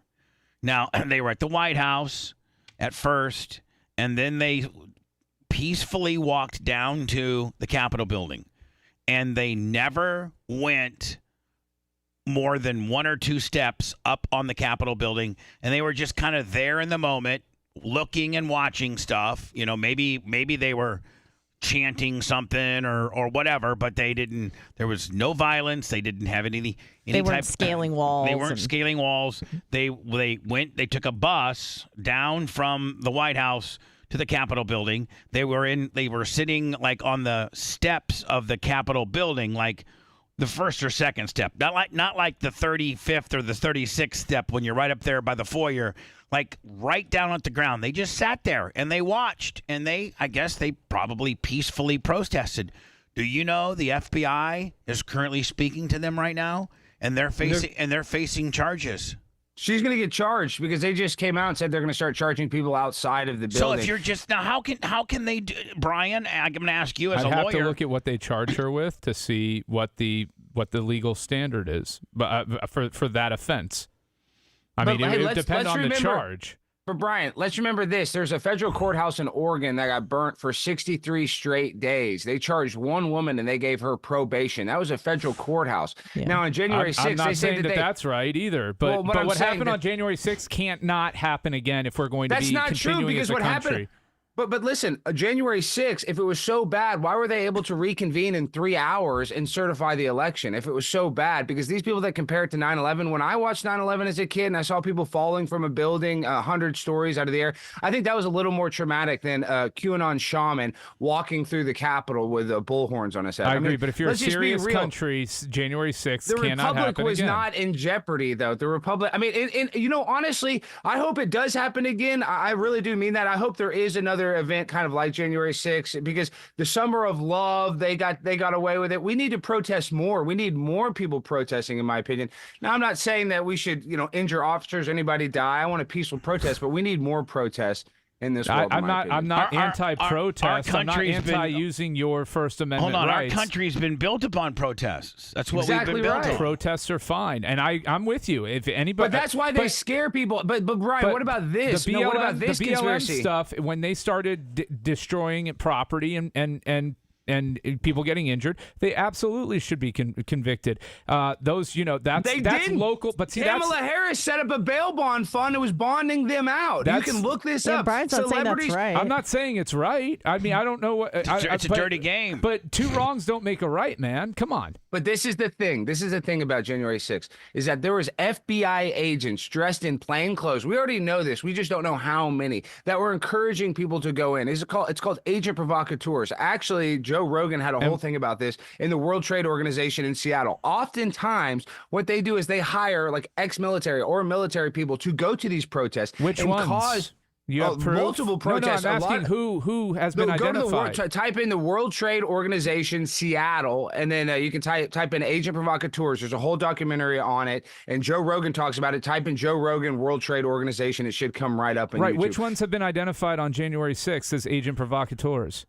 Well, we don't know. We think Ray Epps, but we don't know. But we know that there was FBI agents there. We know that for a fact. So you're trying to tell me, Brian, you're so smart, you don't think any of the FBI was there? We had, 300,000 Americans going to protest? You don't think that there were any FBI agents there? Don't let him get away with this. It just makes me mad because you don't want to use common sense, Brian. Common sense, prove it. No, you have cognitive dissonance. This is the thing. Is you know the government lies to us. No, you know the government. Listen, Brian, you know the government lies to us. Don't just make blanket allegations. Prove it. Brian, prove has the government, listen to me, has the government ever lied to us, citizens? Yes. Okay, so. And you should be wary of what anybody says without any proof, just like you're doing right now. You know the government lies to us, yet you still trust them. That's called cognitive dissonance. I don't trust the government. That they are lying. Well, then if you don't trust them, me saying that there was FBI agents there, you're getting all pissy. I'm not getting pissy. I'm asking what your proof is. I'm holding you to the same standard you want to hold everybody in American else history, to. and I think that the FBI was on there. I think that the FBI was on that's it. nice 100%. that you have a thought that that's the case. What is your we proof? We have evidence. They asked him. They asked Mayorkas. They asked him, and he didn't confirm nor deny that there's FBI agents because there. he said when he was he's not going to. He's not going to reveal that information. Well, whether or not if there's no FBI agents, he would say there was no FBI. So you tell me, Brian, you don't think there's any FBI people there at all? I in don't plain know. clothes? How about this? Have you ever heard of an undercover cop?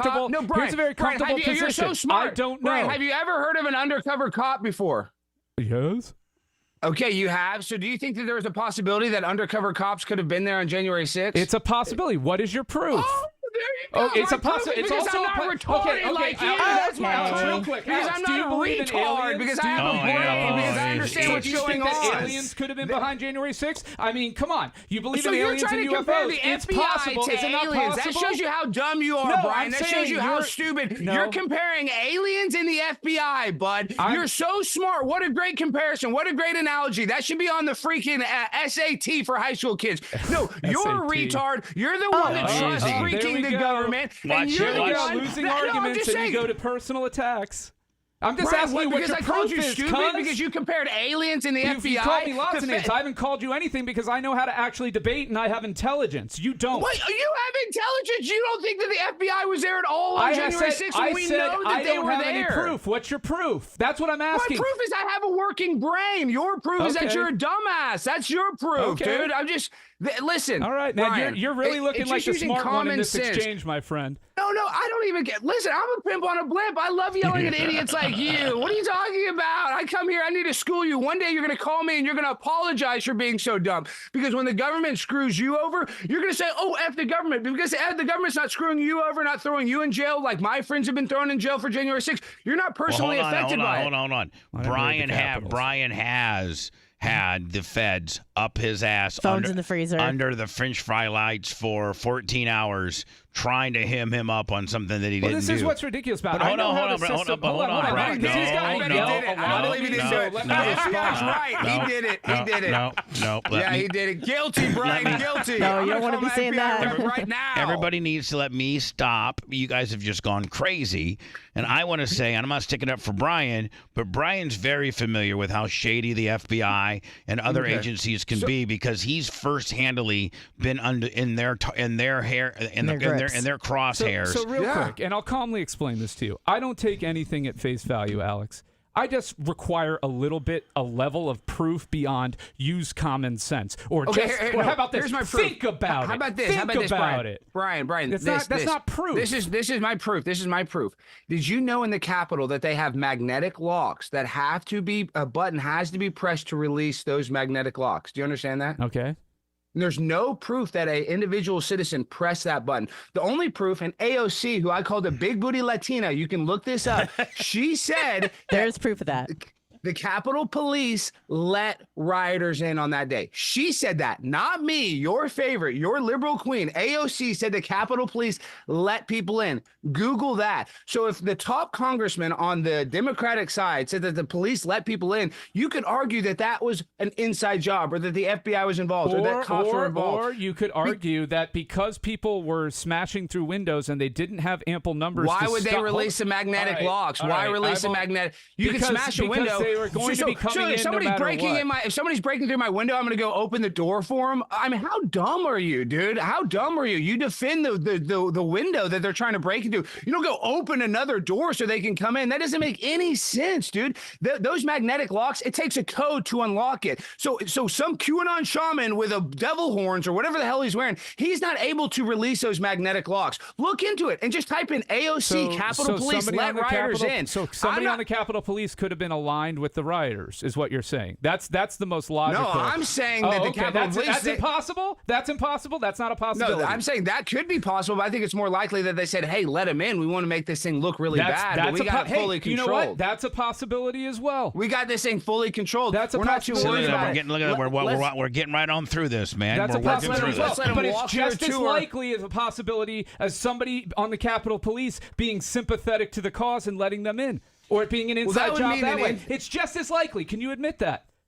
What I'm saying is the likelihood of being let in, them pressing a button and being let in, it was done by a Capitol Police officer. It was done by an official person. Who could be involved with the mob that was there at the Capitol? Who could be? That's possible. I mean, we don't know. We don't know. Exactly. Or he could have been paid by his supervisor. We don't know. Yeah, we don't know. We know that they were let in. We know that they were let in. We know that they let them in and that they took a tour and that the MAGA granny was 74 years old walking around. They're trying to throw her in jail. So listen, you and I can go take a tour of the Capitol, but if they take a tour, they're going to go to jail for 6 to 10 years. Richard Barnett. I'm just saying, if you can't see that the Department of Justice has been weaponized against United States people, Department of Justice has always been weaponized, my friend. Trust me, I know. They weaponized against me. I know, so I'm not okay with it.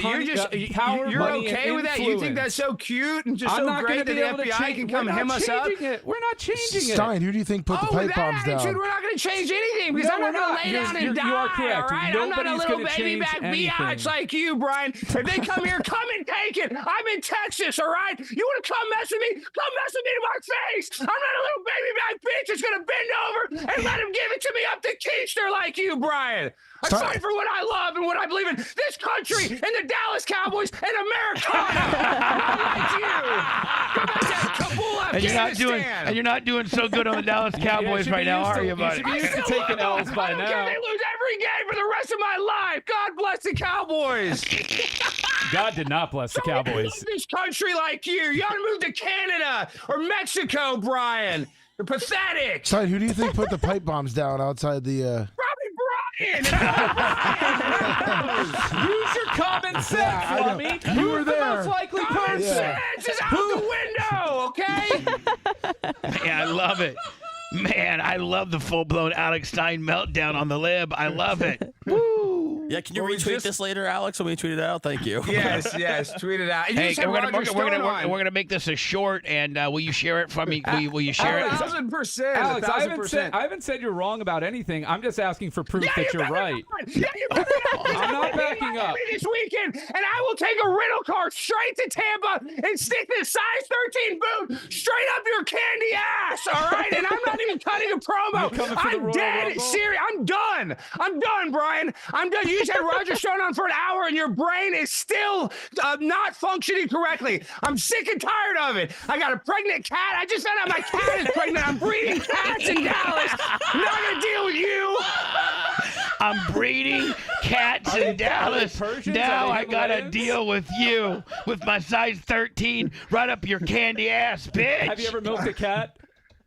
No, I haven't, and I'm not even thinking about that right now. I think the cat takes care of the babies on its own, but she has 4 things. I've just spent about $1,100 on her stuff. Had to get my other cat neutered. Where's Are you in pay-per-view still together? Yeah, we're good. We're going. Tim Pool invited us on his yacht this weekend. We're going to be at the Hard Rock Casino in Fort Lauderdale, and then we have a big yacht rental.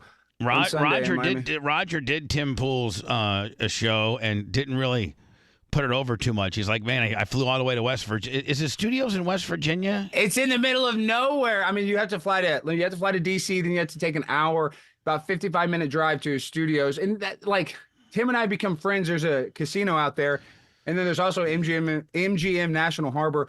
So when you're out in the middle of nowhere, Tim and he plays poker. I'd go play poker with Tim, but like you're out in the sticks. There's literally the only thing to do is there's a big casino. So why didn't he move if he has a yacht in Fort Lauderdale? Why didn't he relocate from West Virginia to Fort Lauderdale? I think it would be far easier to get guests to travel to Fort Lauderdale, I'm thinking. Well, yeah, that is true. He does kind of have. I mean, he gets big guests, but it's a pain in the butt for a lot of them to go, like if they're in Los Angeles, to fly all the way to DC, or if they're in Seattle, this is a lot of travel.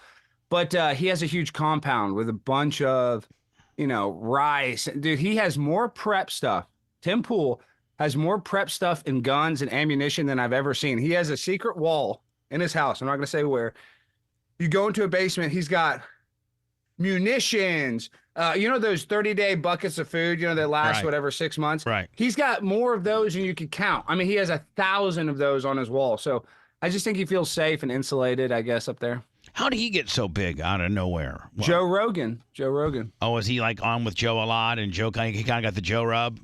Well, he got the Joe rub, but he was on his own. He was covering all of the Occupy Wall Street stuff. Like, that was kind of the beginning of the internet age. Right. So he was out there talking to the people, and he got a job working for Vice. Then he worked for, I forget which other media company. Fusion TV. Fusion TV. He worked for a few of those, like that Vice umbrella. And the reason why he went really viral is that Joe Rogan had him on because he was so knowledgeable about the censorship on Twitter. And this was years ago, back before you got kicked off. And they talked about how, and then Tim Pool came on and he confronted the woman's name is like Vivaj Shamalani, some Indian name that I can't pronounce that well. And he confronted her and he just went super viral. And, ever since then, Tim he's huge. He's absolutely huge. How's things everything in your world? Not good. I got this pregnant cat. I'm screwed. I got to give 3 of them away. So now I have 5 cats. Better than having a pregnant girlfriend. Real Americans have dogs. He's got one of those too. I have a dog. Ginger, come here. I got a dog. I'd like to see your dog. My dog would eat your dog in 2 seconds, and you couldn't even sue me. My dog died 2 months ago, buddy. Thanks a lot. On the what is it? On the Rainbow Bridge. I am sorry about that. I don't like. He did, but I've moved past it. But yeah, he did die. You moved past it that fast? Your dog died 2 months ago, and you're already over it. He's already challenging you. I think of my You're dog, a sick human being. You're a sick human being. My cat Dusty died 2 years ago. I cry about that damn cat every day. You're a sick human being, You're Brian. Emotionally weak. I am. You know what? I'll take that because I wear my heart on my sleeve. He's also my heart on my sleeve. Alex is also very unstable too. He's on a lot of drugs. He seems pretty stable. I'm not on any drugs, Bubba. First of all, I'm not. That narrative is incorrect. Wow. But I am unstable and I am emotional. Well, I mean, we're all on some kind of drugs, aren't we? Well, no, I mean that makes it sound like I'm actually on drugs. No, I'm not on drugs. I'm on coke. If you were on like a blood pressure pill, that would be considered on drugs. Well, I guess technically I took. Come on, there's on drugs and there's on drugs. Like taking pharmaceuticals for a medical condition for like having a high heart rate is a lot different than like smashing 20 pills to go to sleep every night. Okay, well, I snorted a Viagra before this interview. I always snort a Viagra. You snorted a Viagra today? Just to get it when I get up. It helps with the blood flow. Yeah, not only that, but man, you'll have a boner today for pay-per-view, like, straight up. Rock hard. So I can't believe Roger didn't put Tim over at all. I mean, that's just because, Roger's probably like, oh, it took me. I'll probably see Roger. We'll probably see him in Miami. Yeah. Man, they're really screwing with him, are they not? I mean, wow. He's toast. He's toast. And it's just because he's really like I said earlier, he's only guilty of being associated with Trump, associated and an ally of Donald Trump. And so now that the deep state, the weaponization of the FBI. I know firsthand of that, of Babyface on the weaponization of the FBI and the lack of prosecution and whether you're on the right side of one thing or the other. And if you're a victim like me, you're not going to get the same rights as you or something like that. The FBI is the worst. They're the worst. They are. They're not a great organization. I'll tell you that. They're terrible. They're terrible. We need to abolish that common them. ground. See, there we go. We got some common ground No, now. I know how I have been. Like Bubba wasn't making that up. I have been interrogated by the FBI. 14 hours. Good. Yeah. Good. Yeah, I know. You probably did have something on that hard drive, Brian. No, you know what? Act. You know what? I mean, Hold on. me being both of your friends, I'm going to give just very, very fair. Better friends with me, closer friends with me, mentorship with me, and you're not really mentoring Brian to be what? Well, he's a very dear friend. He's in a gay conversion therapy. Is that what you're doing with Brian? Gay conversion therapy? No, but I will tell you this, man. He made the FBI his bitch. They had him in a grand jury situation, and they wanted his ass, and they tried to fillet you wide open. They tried to get you. They asked you the same question 54 times just so that you would verify once. I kept 6 people out of prison. Yeah, he did. Well, God bless America. And Brian, I appreciate that. And I'm sorry that you lost your pet. And I do like you, Brian. I just get heated when I deal with smart people. When I deal with smart people that don't like to use common sense, because I'm not a smart guy. I'm not saying anything that you're saying is wrong. I just like having proof and evidence presented along with blanket statements and accusations. And so I do these debates. Use your brain is not proof. Okay, you very well may be right, and you could be 80% more likely to be right, but that doesn't make it right.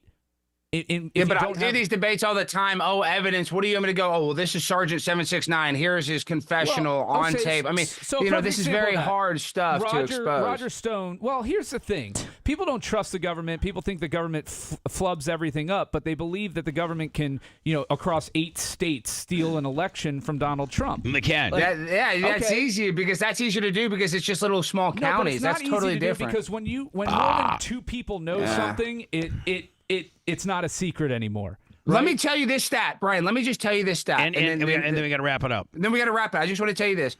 Donald Trump in-person voting won all 50 states, even California, even New York, on in-person voting. Right. Joe Biden with mail-in ballots won all 50 states, including Texas, including Florida. Because Donald Trump, hold on real quick. Do you think it may have anything to do with the fact that Donald Trump explicitly told his supporters not to vote by mail? Do you think that may have had something to do with the disparity? Do you think that? Okay, let me ask you this: do you think that I voted for mail. I know, but he explicitly told his supporters not to vote by mail. What I'm saying is, with all the mail-in ballots, the most mail-in ballots that we've ever had in a presidential election in American history, do you think that the possibility of them scamming it increased or decreased with the increase of mail-in ballots? There's probably an increased likelihood of the potential for fraud, but I still want to. And in some places, but you know what's funny though, Brian? You don't even need fraud because in some states, ballot harvesting is totally legal.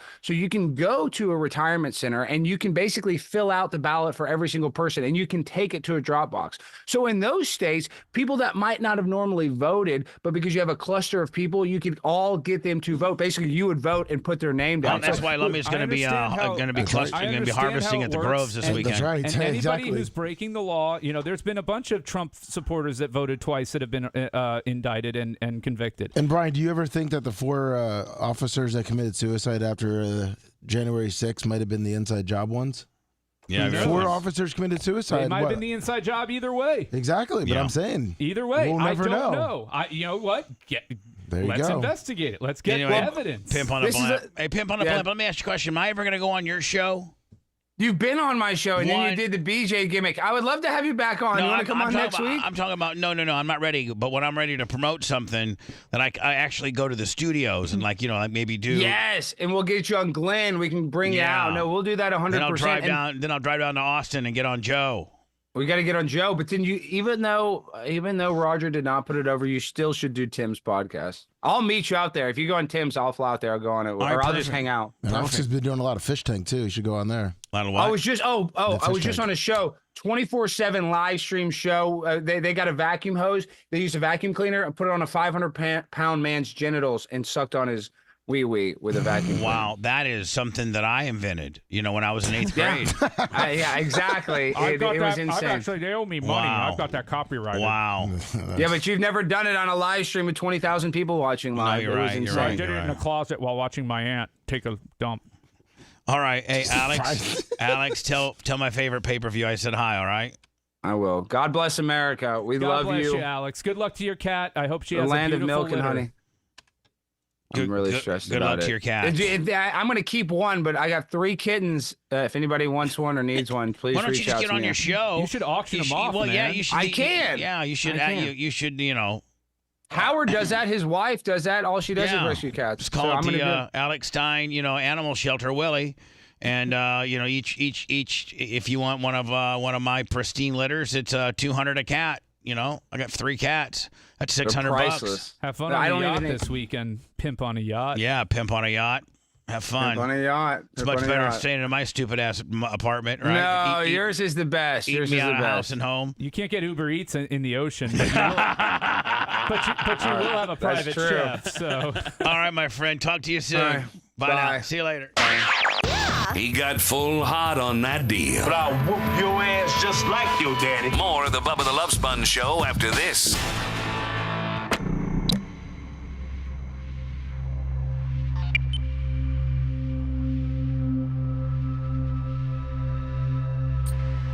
Of anybody, and shows a clear and total lack of intelligence on my part by not just jumping to conclusions based upon life experiences. It is more fun to believe the conspiracy. And it's Not saying that thing's correct. It's fun and it's easier to, yes. Well, I don't know if it's necessarily easier to, because otherwise you just believe everything you're told. That's pretty easy. A lot of people do. From certain sources, they believe it. They hear it from the source and they don't question Shannon that. Stewart, $200. And listen, no one loves a conspiracy theory. Let me bring that back when we come back, okay? Well, you gotta, Well, the fact he goes, oh, somebody pushed the button. I was like, okay, well, isn't it just as possible that one of those Capitol Police were sympathetic to the rioters and involved with that process? And at first he said no, but he ultimately acquiesced and agreed and said, yeah, I guess that's possible, and just as likely. Just like the pipe bombs. There's a fucking yeah. those pipe bombs that there's no suspect. I'll just do 2. Isn't Marjorie Taylor Greene? I'll do 2 super beats That's tomorrow. the stupidest thing I've ever heard either. Okay. I'll do 2 Like super that it was super beats. MTV that personally planted the pipe bombs. What? I honestly don't follow much about January 6th, to be honest with you. So there was like pipe bombs placed, like 3 pipe bombs placed throughout the city. One at the Democratic. The city? Yeah, at Washington D.C. No, I know, but like not just in the Capitol building. No, the night before. Yeah, there were pipe bombs planted. Where'd they find him exactly? One in front of the Democratic National Committee office building. In the Capitol. Yeah. And then where in were D.C. the And then the other 2. Where were the other 2? Republican National Convention. The Republican one, and then I don't know the other one. But they have someone. They have someone. Could have just been an anarchist. Yeah, Well, they have someone on their cell phone on the video, literally texting, showing them dropping it, but they can't find that person. So no. Yeah. They can't. With They the can't. geo-tracking And data then wait a minute, everything. but they never went off. No, they found him 20 minutes before it went off. Really? All three of them they found? Yeah, been there for a while. Where was the third one? I don't know where the third one. I only knew the two. It was at, When did this information come out? This has been since like January 8th. This has been Well, published. January 6th they even said that like whether the bombs found or not. Yeah. Oh, that's and then right. it's all weird that Yeah. Kamala Harris was at one of them. It's just. Who knows? Why wouldn't she? Why wouldn't she at the Capitol? Why was she there? It just.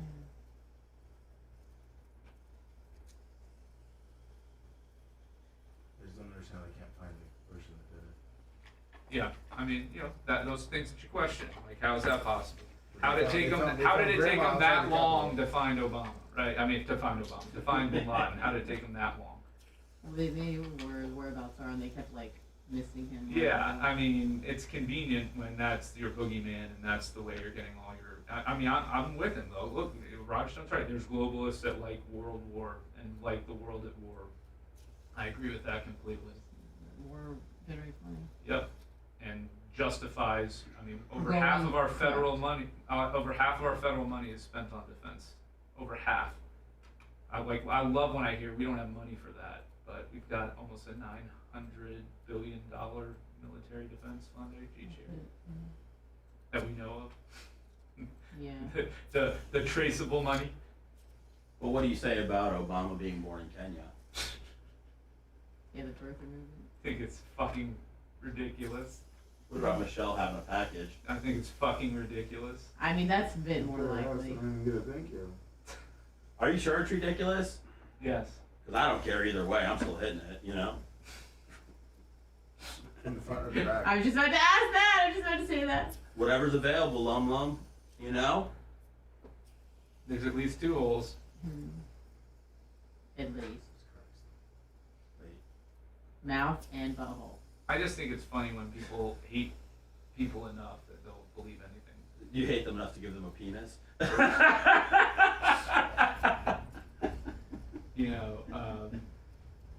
Roger's like, oh, they used AI, but we couldn't doctor pictures or photos of anyone. I love the way he besmirched. Who did he besmirch for having like nude pictures? I'm like, I don't the know. first lady, Melania. I mean, he was going off on somebody. He's got a deaf wife, dude. I mean, you gotta lay off him a little bit, you know? Deaf wife. She probably did this. Yeah, she was over her shit. I can't live like this anymore. Turn me into Helen Keller immediately. She refused to buy the cochlear implants from StoneZone.com. Yeah, she's like, I'm good. It's more peaceful this way. Whether it's Stein or Stone, dude, they're just 2 actual real Americans that made me feel great about being in this country today. I mean, look, they each have a place in this great union of ours.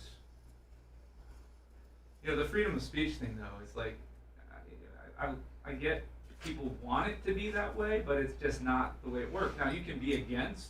Look, I don't think that everybody should be deplatformed and lose their jobs and livelihoods over what they say, but I don't make those decisions. Neither does the government. I mean, that is. But the government does tell those people. But that's free speech the opposite way. The government does tell those platforms sometimes who to fuck with and who not to. Well, that's crossing a line. Okay, well, that we've proven that now, have we not? Yeah, that's happened on Okay, both sides of the aisle. So that's something. That's bull. With the money, that's how. That's bull. That's bullshit.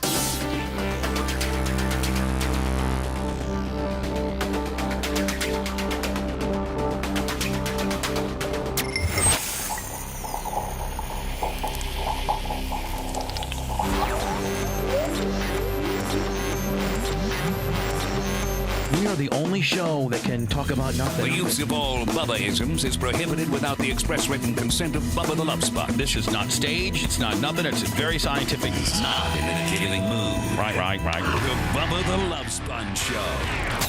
Real quick, 2 Live Jew will be recorded about 10:30 today. I need about 20 minutes to record a couple of commercials, one for an Orlando client and then one for the USAC race that's coming to my track. So, wait, are you doing the card deal? Oh, that's right. We're doing the card deal next. We're taping the card deal next, which should take about 15 or 20 minutes, and that gives me 10 minutes to do my little recording, Anna, and you guys can do 2 Live Jew at about 10:30. Okay. I don't even have time to play this story today, where wanted to get Babyface's opinion. There's actually a bill that's probably going to pass in Florida banning minors under 16 from using social media. Now, how in the hell are they ever going to do that? Well, you're going to have to type in your birthday, and then so when people start typing... driver's license as proof? I don't know. Wow. It's interesting. They've taken steps in Europe to curb and limit social media. I will say, it is kind of the devil. I've got 2 nieces, and it's, How old are they? They're 15 and 17. And they're right in the thick of things. I mean, it's just awful. Like the bullying and the pressure and everything. And part it's of like it a whole other life you're living, right? Sexualizing of young kids. Yeah. I mean, they sexualize themselves. Right, is what but I'm saying. they do it because of trends and things that are started by not young kids all the time. You know? Right. Have you spoken with your nieces and taken them under your wings? I mean, I've explained to them what really matters in life, but they don't care what Uncle What'd you Brian say? says. They probably look at you as a soy boy. I mean, I let them know that you don't want to peak in high school. Like, what's happening now in your life seems like it's everything, and it's actually nothing. Nothing, right? Gotta go. We gotta break open some 86 Bill Buckner with I think I'm looking for an 89 Ron Say, a 79 Dave Kingman, and maybe an 82 Robin Yount. I'm officially in the car business with Babyface and F-Boy over there. We'll be doing that here just as soon as the network clears. And Lovey, you tell us that the cameras are rolling. We'll start the, what's it called? The Bubba Breaks show? Yeah. The Bubba Breaks card show, or just the Bubba Breaks? Whatever you want it to be. Fantastic. We'll do it. And then 2 Live Jew. Go get that wherever you get your podcasting. iTunes, Apple, Spotify, Bubba Army HQ, and more. That'll be up by 2 o'clock. We'll see you tomorrow. Thanks for letting me finish. You've been listening to the Bubba the Love Sponge Show, starring me, Bubba the Love Sponge, co-host and show historian Lummox, co-host Anna Hummel, co-host Dr. Dan Diaco Esquire of Council, co-host J. Diaco Esquire, the Spitting Cobra of Council, Rhett, the Filthy Ginger video editor. Yeah, back here wiring up. It's Mini Macho. The BRN agent, Thomas Buttoned Up B. And for everything else, go to thebubbaarmy.com. Now, time for the legal disclaimer. Exactly. The Bubba the Love Sponge Show is intended solely for the enjoyment of our listening audience. Any rebroadcast, retransmission, or other use of this show without express written consent of the Bubba Radio Network is prohibited. We must dissuade him of this delusion. Until next time, always remember. I'll repeat hello.